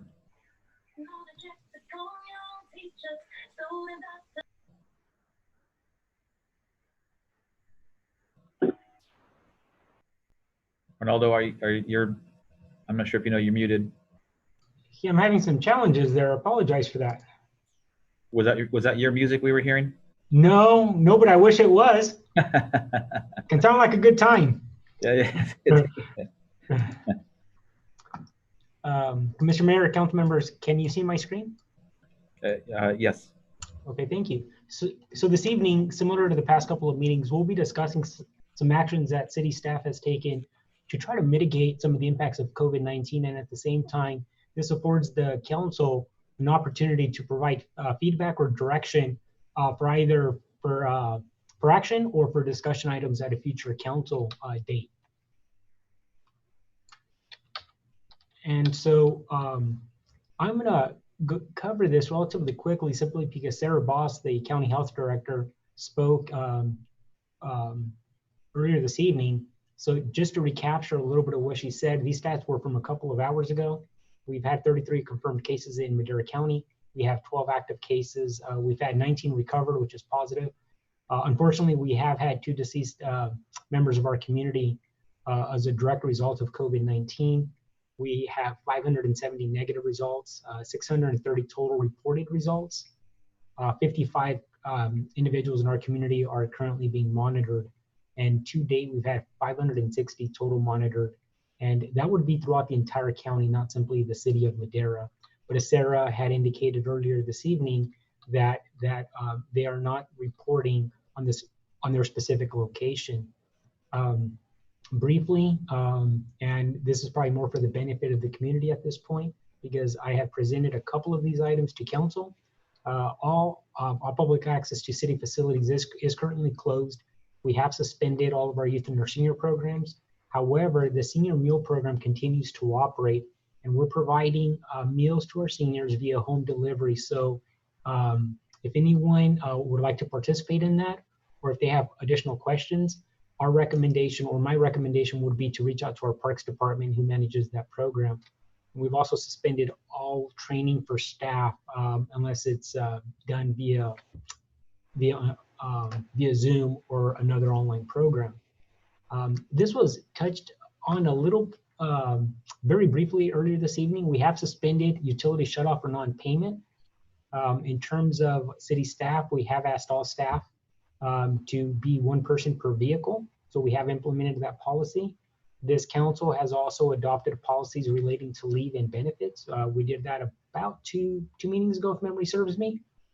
We continue to encourage individuals who would like to work from home. We are looking at that on a case-by-case basis because we are a little bit limited when it comes to some of our technology, but we're trying to be as accommodating as we possibly can. And we've also made video conferencing to all departments. We have reassigned some city staff as appropriate to ensure meaningful work. And then we've also relocated certain staff. So they're continuing their same work, they're in the same department, but we have physically relocated them. With that being said, we've also relocated an entire department. We relocated our engineering department to the former redevelopment agency building on Yosemite. All with the exception of 4 employees who are inspectors. They continue to be out here at City Hall. However, long-term, the goal is to have them relocate. However, one of the things that we wanted to ensure is that the people in the new building were provided or afforded adequate distances. And then we've also recalibrated employee work schedules. That goes for our police officers, and we've also implemented some short-term changes in our public works department. At the last meeting, council may recall, we discussed this. We have taken a slightly more assertive approach when it comes to non-essential businesses. We have been visiting businesses. We've also, this past weekend, we did close our parks. We have since reopened our parks. However, beginning on Monday morning, we have closed all of our picnic areas and our play structures. So with that, the parks remain open, the green space remains open, the trails remain open, but we have asked individuals to refrain from playing on the play structures. We were sanitizing the play structures and the picnic areas daily. However, one of the challenges is that in order to try to mitigate it, we would probably have to clean them very, very regularly. And that's one of the challenges. It's just, it's really a logistical challenge for us because after every kid plays or child plays on the play structure, in theory, you would have to go desanitize it or sanitize it, I should say. And that's just logistically, it just doesn't work out. So we have closed those. Council last Monday, my days are starting to run together, did pass an urgency ordinance to protect tenants against non-payment for rent. And then at our last meeting, council had identified some potential businesses, or we talked about them. Council didn't necessarily identify them, but there have been some community members that have expressed some concerns specifically about certain stores. Walmart was specifically identified.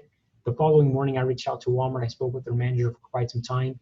And I know the following morning after that, which was a Friday morning, they had immediately implemented some new protocols to try to ensure that physical distancing was being followed.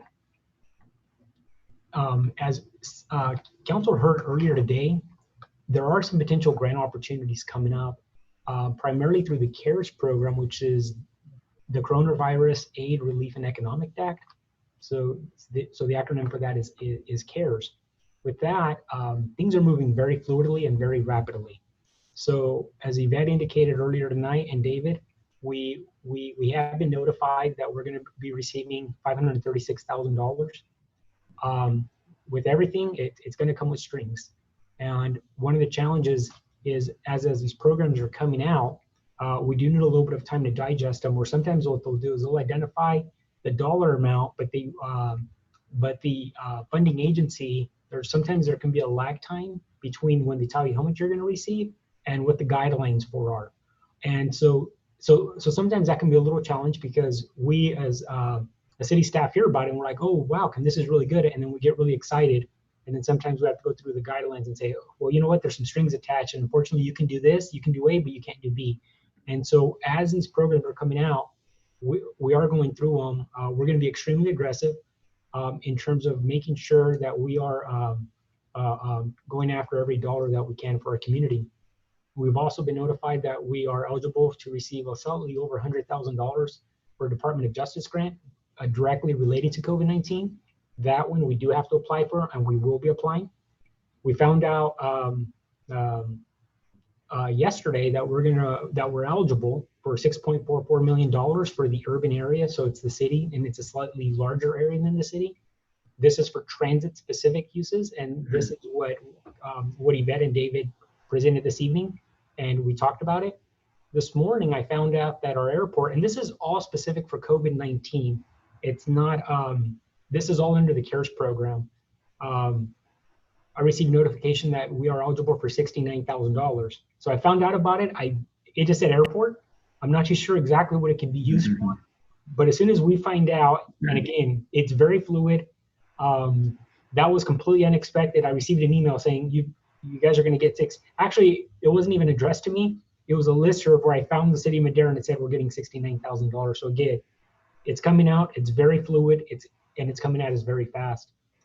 We also heard a couple of hours ago, and I mean literally a couple of hours ago, that they're going to be releasing funds for cities that are smaller than 500,000. The federal government under the CARES program has identified a lot of formula funds specifically to large cities, and those large cities are defined as 500,000 people. If memory serves me from my city planning days, 36 cities in America exceed 500,000. The closest one to the city of Madera is just to the north of us, the city of Fresno. So they're more than likely, they're going to be receiving significantly more funds in comparison to the city of Madera, because again, they are going to, under the CARES program, they're going to be receiving direct funds. Now, there are a lot of cities that are right underneath that threshold that are probably going to be challenging that, but right now the threshold is 500,000 people. And so Fresno is going to be eligible for additional funding that unfortunately the city of Madera will not be. However, with the program that was announced just a couple of hours ago, it sounds like hopefully we're going to be eligible for additional funds. But like I said, it's fluid, it's coming out as fast, and we're doing our absolute best to try to make sure that Madera receives its fair of the pie, its fair share of the pie, if not a little bit more, hopefully. So with that, that's all I have to add. That's a very brief update. But again, this is really a discussion for council. If council has some thoughts about something that you would like to see us do, we are obviously more than open to suggestions from council. Thank you, Mr. Rodriguez. We appreciate that update. Mayor Pro Tem Garcia, question. Thank you, Arnoldo, for that. I got a couple of questions. So the monies that we're looking at, I know that things are very fluid, and you're probably trying to digest these as quickly as you can to be able to find out what exactly you can use monies coming in for related to the virus. So can we purchase PPEs in bulk for the populace, for our residents? Can we use this money for purchasing testing kits? That's one. Number two, are we able to, when you're looking, if you could go back to that slide regarding, there's a list of things that monies could be used for. Okay. If you can just bear with me, let me pull it back up. I had closed it. So. You had mentioned the Department of Justice. Yes, I had, and I apologize, just for some reason it's, okay, here we go. Can you see my screen here, council? Yes. Yes, sir, thank you. Okay. Thank you. So do our first responders have gloves and the PPEs necessary for them to do their job when they're out there in the public? That would be question number two. And number three, regarding the case-by-case basis of working from home for our employees, could you walk us through the process of how that gets determined? Like, is it the department heads who make a determination? Is it yourself? Does the employee make a request? How does that exactly work? And you could take them any of these questions in the order that you feel most comfortable with. Okay, so let me ask or try to respond to the first inquiry first. In terms of adequate PPE, right now we do have adequate PPE for our first responders. The challenge is going to be it depends on how long the COVID-19 situation continues for. So while we have adequate today, that doesn't necessarily mean that we'll have adequate a month from now. One of the things that we quickly identified as an organization is that we had to secure as much as we possibly could. And so we actually, we reassigned a police sergeant, and we've tasked her for securing as much PPE as we can. The challenge being is that we're competing against other organizations, and we're competing against the medical field. And right now, the medical field is first in line, and then I think law enforcement is probably second, along with first responders. I don't know exactly what the threshold is, to be quite frank, but right now, like I said, we do have adequate PPE. Long term, it would be a challenge if this continues for considerably longer. We are going to have a challenge. The other item that you ask is, can we use some of these funds for PPE for our community, some testing kits? Those are things that we'll be taking a look at. I'm not certain if the CDBG grant can be made available for that. I'm going to speculate here and assume the airport funds cannot, the transit funds cannot.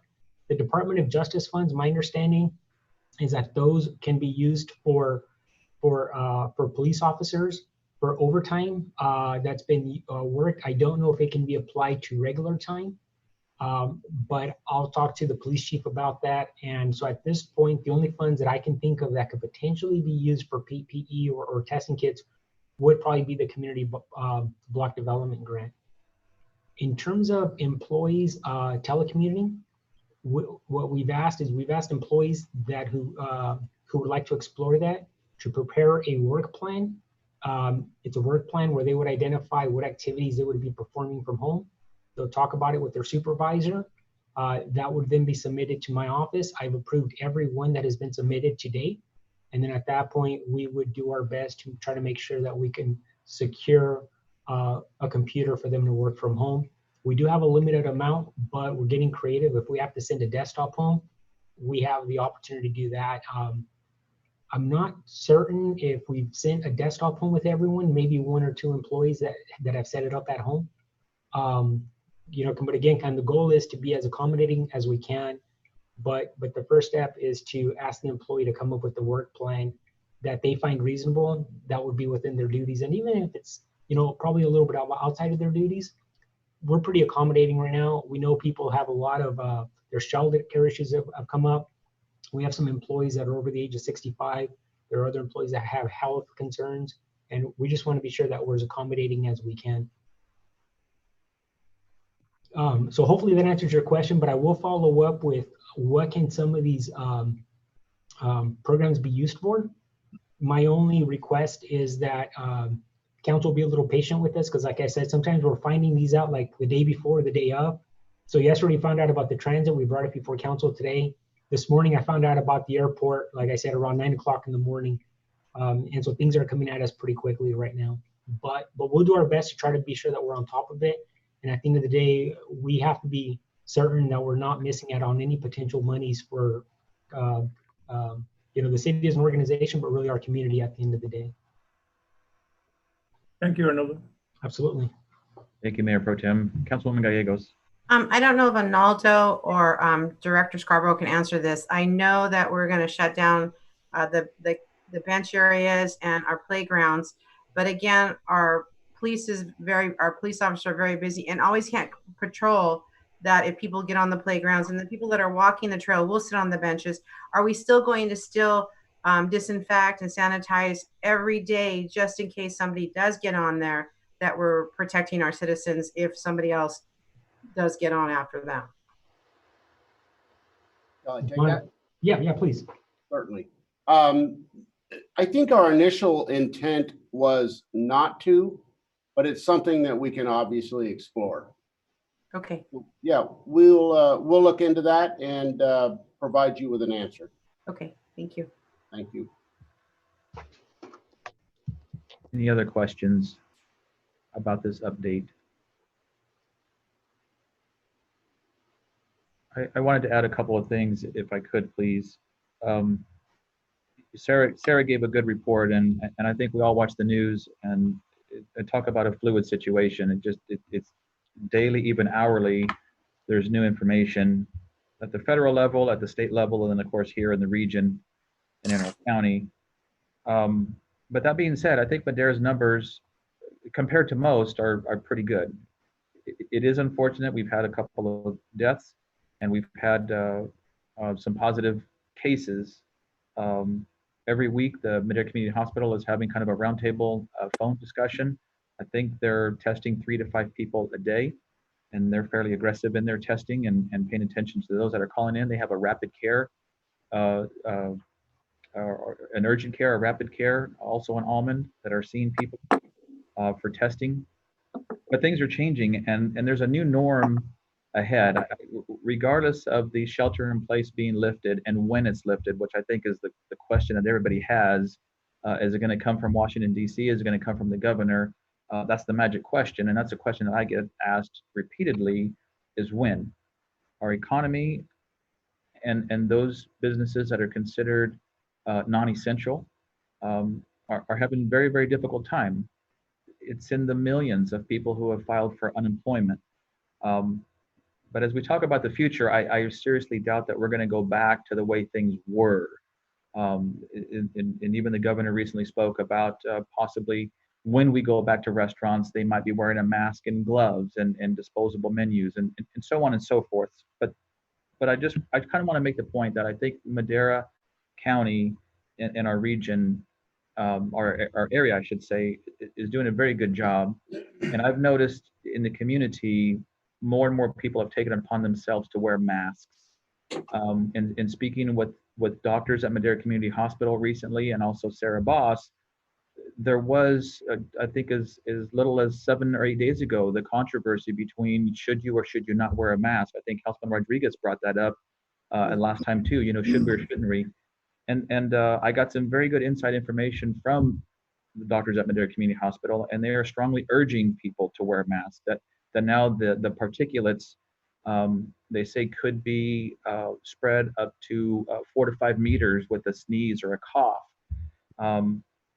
So with the question before, Mr. Rodriguez, about are we prepared with having masks or protection or PPEs, that's pre-surge.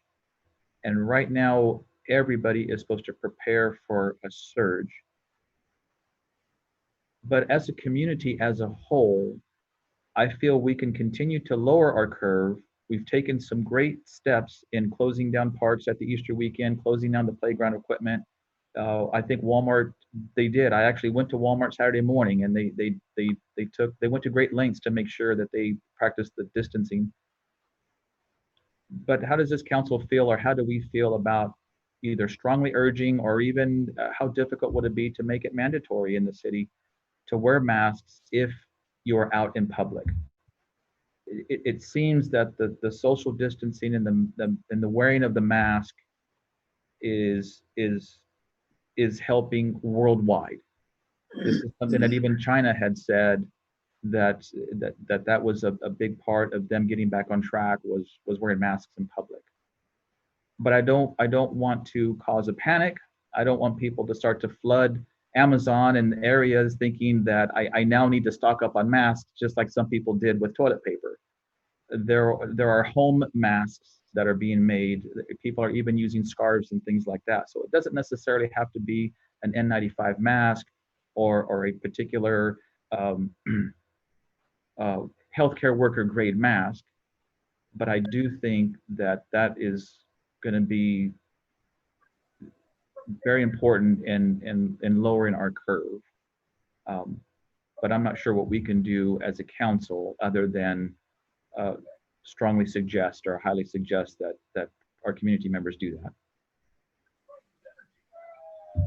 And I see Councilman Hawley agrees with me. Can I say something also? Of course, Councilman Robinson. You know, instead of using man hours to spray the playground, why don't we rent those temporary construction fences and place them around the area of the slides and swings or whatever, and that will help in alleviating man hours. You know, temporary construction fences. You know, 7 feet high.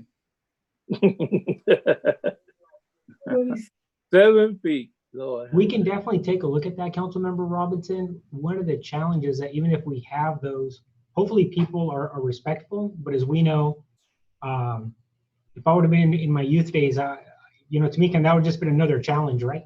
You know, and I'd probably say, okay, well, you know what, I'm pretty sure I can hop that. And I don't know, you know, I hate to say this, but I'm probably the guy that would have tried. But I definitely think that we can definitely take a look at it. We do have a couple of our parks, kind of like our well centers. The tot lot at well centers is already gated, so that one's a relatively easy one. We can just lock the gate. But some of our other parks do not have the luxury of having the fences around them, and so John can definitely take a look at that. And it's obviously going to come at a cost, but again, our goal is to make sure that we're protecting our community members and that we're discouraging certain behaviors. And so we'll definitely take a look at that. All right, thank you. Yeah, absolutely. Any other thoughts or questions or concerns about Mr. Rodriguez's report? You got to be a Raider fan. Mr. Mayor, I would also, you know, encourage and that we do align with our current county health director in regards to maybe encouraging people to utilize masks in more of the crowded areas. But nevertheless, I don't know if we want to make it a mandatory, but I think as a council, make a stand and really, I'm not sure in a form of a letter or what have you, but you know, certainly let folks know that this is a prevention of continued spread. Just listening to what your comments were earlier about this virus now leaping up 30 feet and much more certainly raises the risk. So I certainly would agree that we unite and as a council and encourage folks to utilize masks as much as they can, but not mandatory until the county sets those parameters so that we're in line with our county director. And right now, I think she's mentioned the encouragement of these masks. So I would also encourage folks to follow those guides. I appreciate that, Mr. Councilman. And what I would add is Joseph has done an absolute fantastic job on social media and getting the word out to our community, as well as our police department. So if at the least we could continue with social media and encouraging our community on a constant basis, on continue to do our part. I wear my mask to protect you, and you wear your mask to protect me. And if we all realize we're in this together and we can help one another, we'll get through this a whole lot quicker. Mayor Pro Tem Garcia has a question, and then Councilman Robinson. I appreciate the comments made by several of you already regarding the masks and wearing them out in public. One of the questions that I was asking Mr. Rodriguez about the availability of the masks, and as of right now, I'm not sure that we have enough masks in our community to be able to make it mandatory. If it was the fact that we did have and we can make a distribution of masks to everyone, I would certainly would like to see a mandatory. But at this time, I'm not sure that we have the capacity to be able to do that. Now, having said that, I would like to see us take a stand and request that folks please to wear a mask or a protective covering of some kind when they go out in public. If we could take a stand as a city council to request that of a voluntary wearing of something for when they're out in public, I think it would help us to do what we want to do, which is defeat this virus.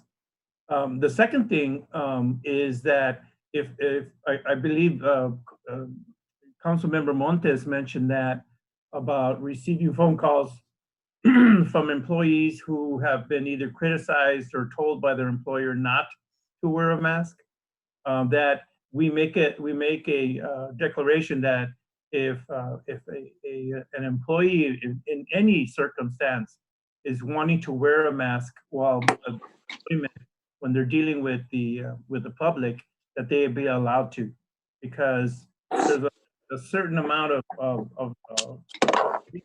fear out in our community about being contaminated. Yeah, points well taken. Thank you, Mayor Pro Tem, and I think that's going to be part of the new norm as we face our future, and that mask will be possibly mandatory in certain areas. Councilman Robinson, you had a comment. Yes, you know, there there are many sites that inform you how to make your own mask. You know, if we can get some of the information out, I mean, yeah. Why you shake your head? There's no materials, Councilman Robinson. No, people are using different material. Yeah, they're trying. I've seen that. Yes, and also I'd like to say that it should be mandatory if you're riding a public bus or the dollar ride to have a mask on. To wear a mask. Councilman Rodriguez. Yes, Mayor Medina, and talks of all this, you know, and looking at some of the guidelines that the CDBG put out for this emergency fund, it does state there that the city can utilize that money to encourage local businesses and maybe in partnership with our economic development EDC to come before our manufacturing plants and see if they might be able to provide some type of mask or produce some type of mask, because those funds can be utilized either as grants or loans to some of our local businesses. This might spur up some economic development here to be able to fulfill the task with masks. If in fact this city council does decide to go into a mandatory, well, we want to make sure that we have plenty of inventory to be able to satisfy that request. So therefore, I mean, it'd be a good idea for us to seek out economic development and maybe partner up to give them some of these grants and some of these funds that are designed for that purpose. Point well taken.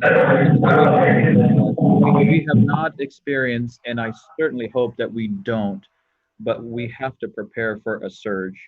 And so whether it's mandatory or not, as Sarah had said, as it comes to availability of beds and healthcare professionals and employees and so on and so forth, we have to at least prepare for that. And along your point, Mr. Councilman, masks are no different if that becomes mandatory from a state or federal level. Councilwoman Gallegos. Several things. Madera Unified is passing out Chromebooks to all their students and work to keep them busy. And they talked about making it mandatory that the parents or children that come out of the school sites have masks. It was not a mandatory thing, it was highly encouraged because there's not any out there. Mayor Medina, you're on the phone calls with the hospital with me and you're hearing our local hospital doesn't have enough masks for our professionals, let alone people that are coming in the hospital. And we're talking about people in our community that if we made it mandatory, then these parents won't be able to get supplies for their kids, groceries at the store. So that's a concern. We do have Blue Dolphin Engineering in Madera making a 3D shield that they just came out with. And so we do have a lot of manufacturing companies in Madera looking to help out because we here are in need of a lot of things. And that is the most important thing that we're talking about is the covering of our faces. And so everybody is doing. We have our sewers in this community sewing as fast as they can. People that didn't sew going on the internet, learning how to make masks to get them out to the hospital. We have groups of different nonprofit organizations doing the best we can, and we still can't keep up with it, because once you wear it, they're trying to, you know, sanitize it and use it again, but it really doesn't do justice. It has to almost be a brand new one.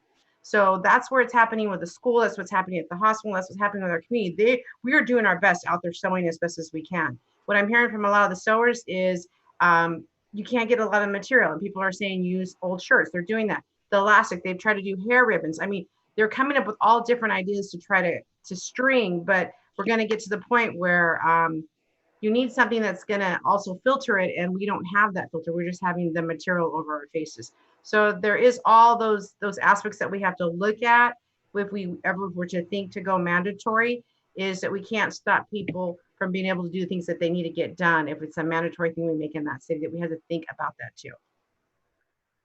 I understand that. It was my understanding that Madera Unified said you cannot pick up books without some kind of face covering. You could. That it wasn't optional, that it was. Oh, we had parents all over without masks today because they just don't have them. Well, I understand the constraints of making it mandatory, but I do think it's something that this community has to prepare for. Yes. I mean, you can even just put a towel around your face if it's necessary. You have to go to the school, pick up equipment. Any other comments? As we said before, this is very fluid. Arnaldo, thank you very much for this information. It changes daily, and we'll continue to stay on top of it and continue to make the necessary decisions. I appreciate you and your team making those decisions as quickly as possible and doing the best we can with what's before us. Again, these are unprecedented times, and we're really trying to listen to the community, adhere to all the suggestions and thoughts and communications that have come through your office, and do what we can for the entire community. So I think we've done that. It changes daily, and we will continue to do the best we can with what we have. If there's nothing else, I don't believe there's any. I think you've taken some notes, Mr. Rodriguez, and you have direction. Got it. Universal language. You can be on mute and just give me the thumbs up. I appreciate that. Moving on to council member reports. This portion of the meeting is reserved for the mayor and council members to make brief reports on boards, committees, and other public agencies and at public events, which we have had none. Also to request updates, to initiate future agenda items, and to take action on matters initiated under this section of the agenda. Under this section, the council may take action only on items specifically agendized and which meet other requirements for action. That being said, starting council reports, I will ask Councilman Robinson for his report. Nothing to report. Thank you very much. Councilwoman Gallegos. Yes, I just have a concern. I've had a lot of citizens call, email, text. I'm getting a lot of concerns about bringing back our service to our residents in Parks and Rec. So I know that's something that our directors and Arnaldo will have to talk about how that's going to happen, because these kids have been inside and will have been inside for a long time and really need to go out after they start to release a little bit of leeway about what we can do. So one thing I would like to look at, if my colleagues are interested, is that we have commissioners on our planning, transit, airport, CDBG, and ADA that speak a lot for us and that are on these committees, because we can't be at these meetings all the time. And they drive a lot of what we do in our city and have a lot of input. So what I'm looking at that I think that we should look at and maybe have our director Scarborough look at is the Parks and Rec Advisory Committee. Donald was on one years ago, and they kind of disbanded it. But with that committee, they will give input to what we need here in the city of Madera. They'll also drive our CIPs for Parks and Recs and straighten the programs that we have and need to really start thinking about, especially now that we're going to change the things that we're doing after COVID-19. So I would like highly suggest an input from my colleagues on what they would think about putting that, having our staff look at that and draw something up on a Parks and Rec Advisory Committee. I agree.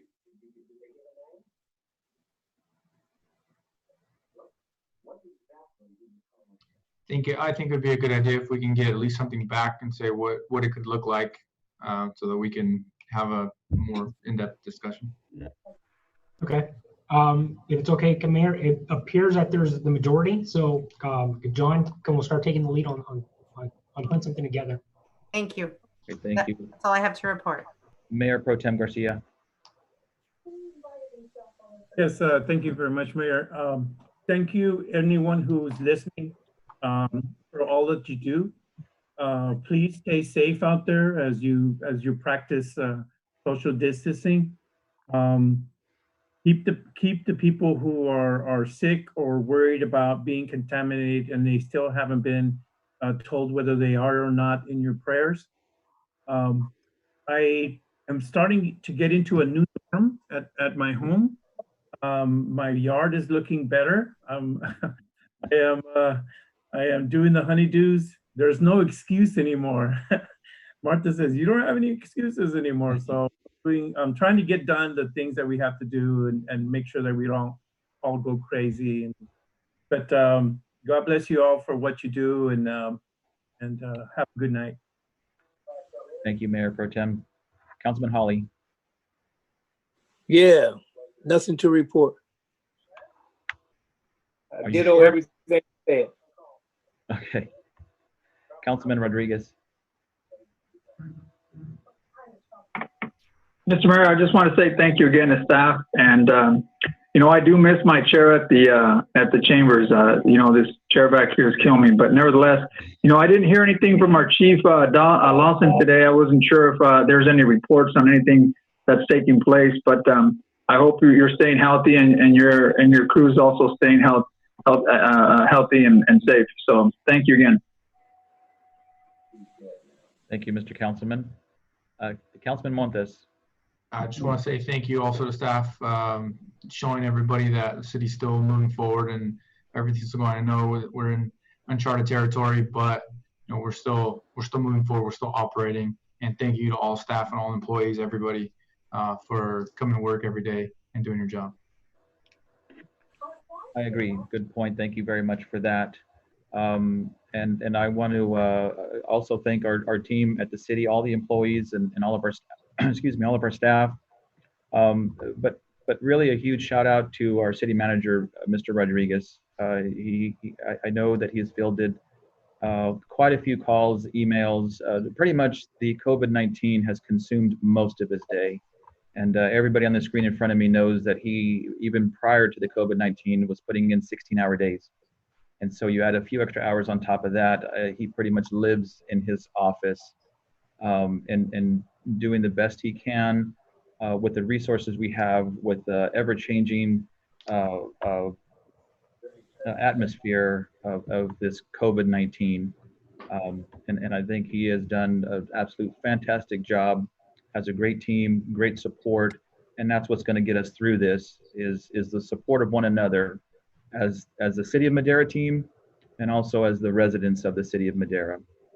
There's a frustration level, I think, that we've all experienced recently, whether it's being cooped up at home all day or the unknown of when this shelter in place is going to be lifted or what tomorrow is going to be like.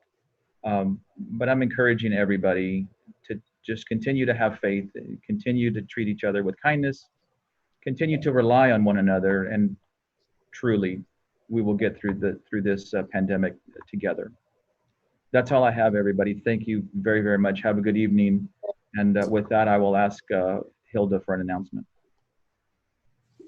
Thank you, Mayor.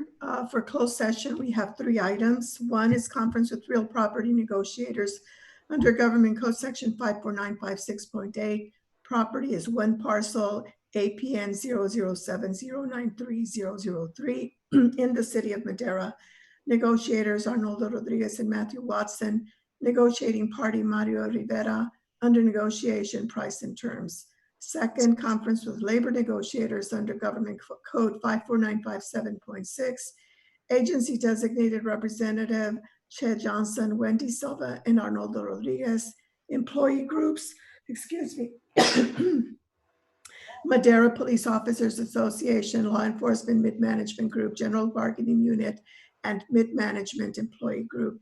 And 3, threat to public service or facilities, Government Code Section 54957A, consultation with city manager, city attorney, and chief of police.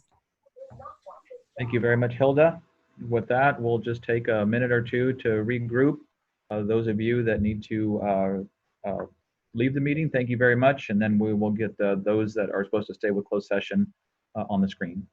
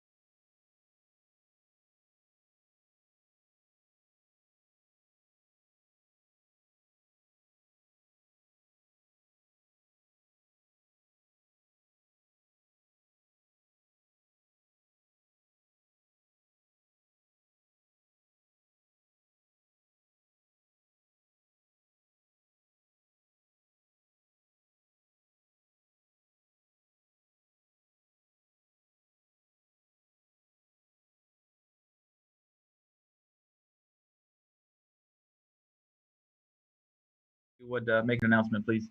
Thank you, Mayor and Council. The Mayor and Council met in closed session on all the items that were announced before the closed session. There is no reportable action. Wonderful. Thank you, everybody, for your dedication to the city and people behind the scenes like Joseph, Alicia, Mark, and everybody else. Thank you all very much. Have a wonderful evening, or how about a great morning? Stay safe. With that, meeting adjourned. Thank you. Stay safe.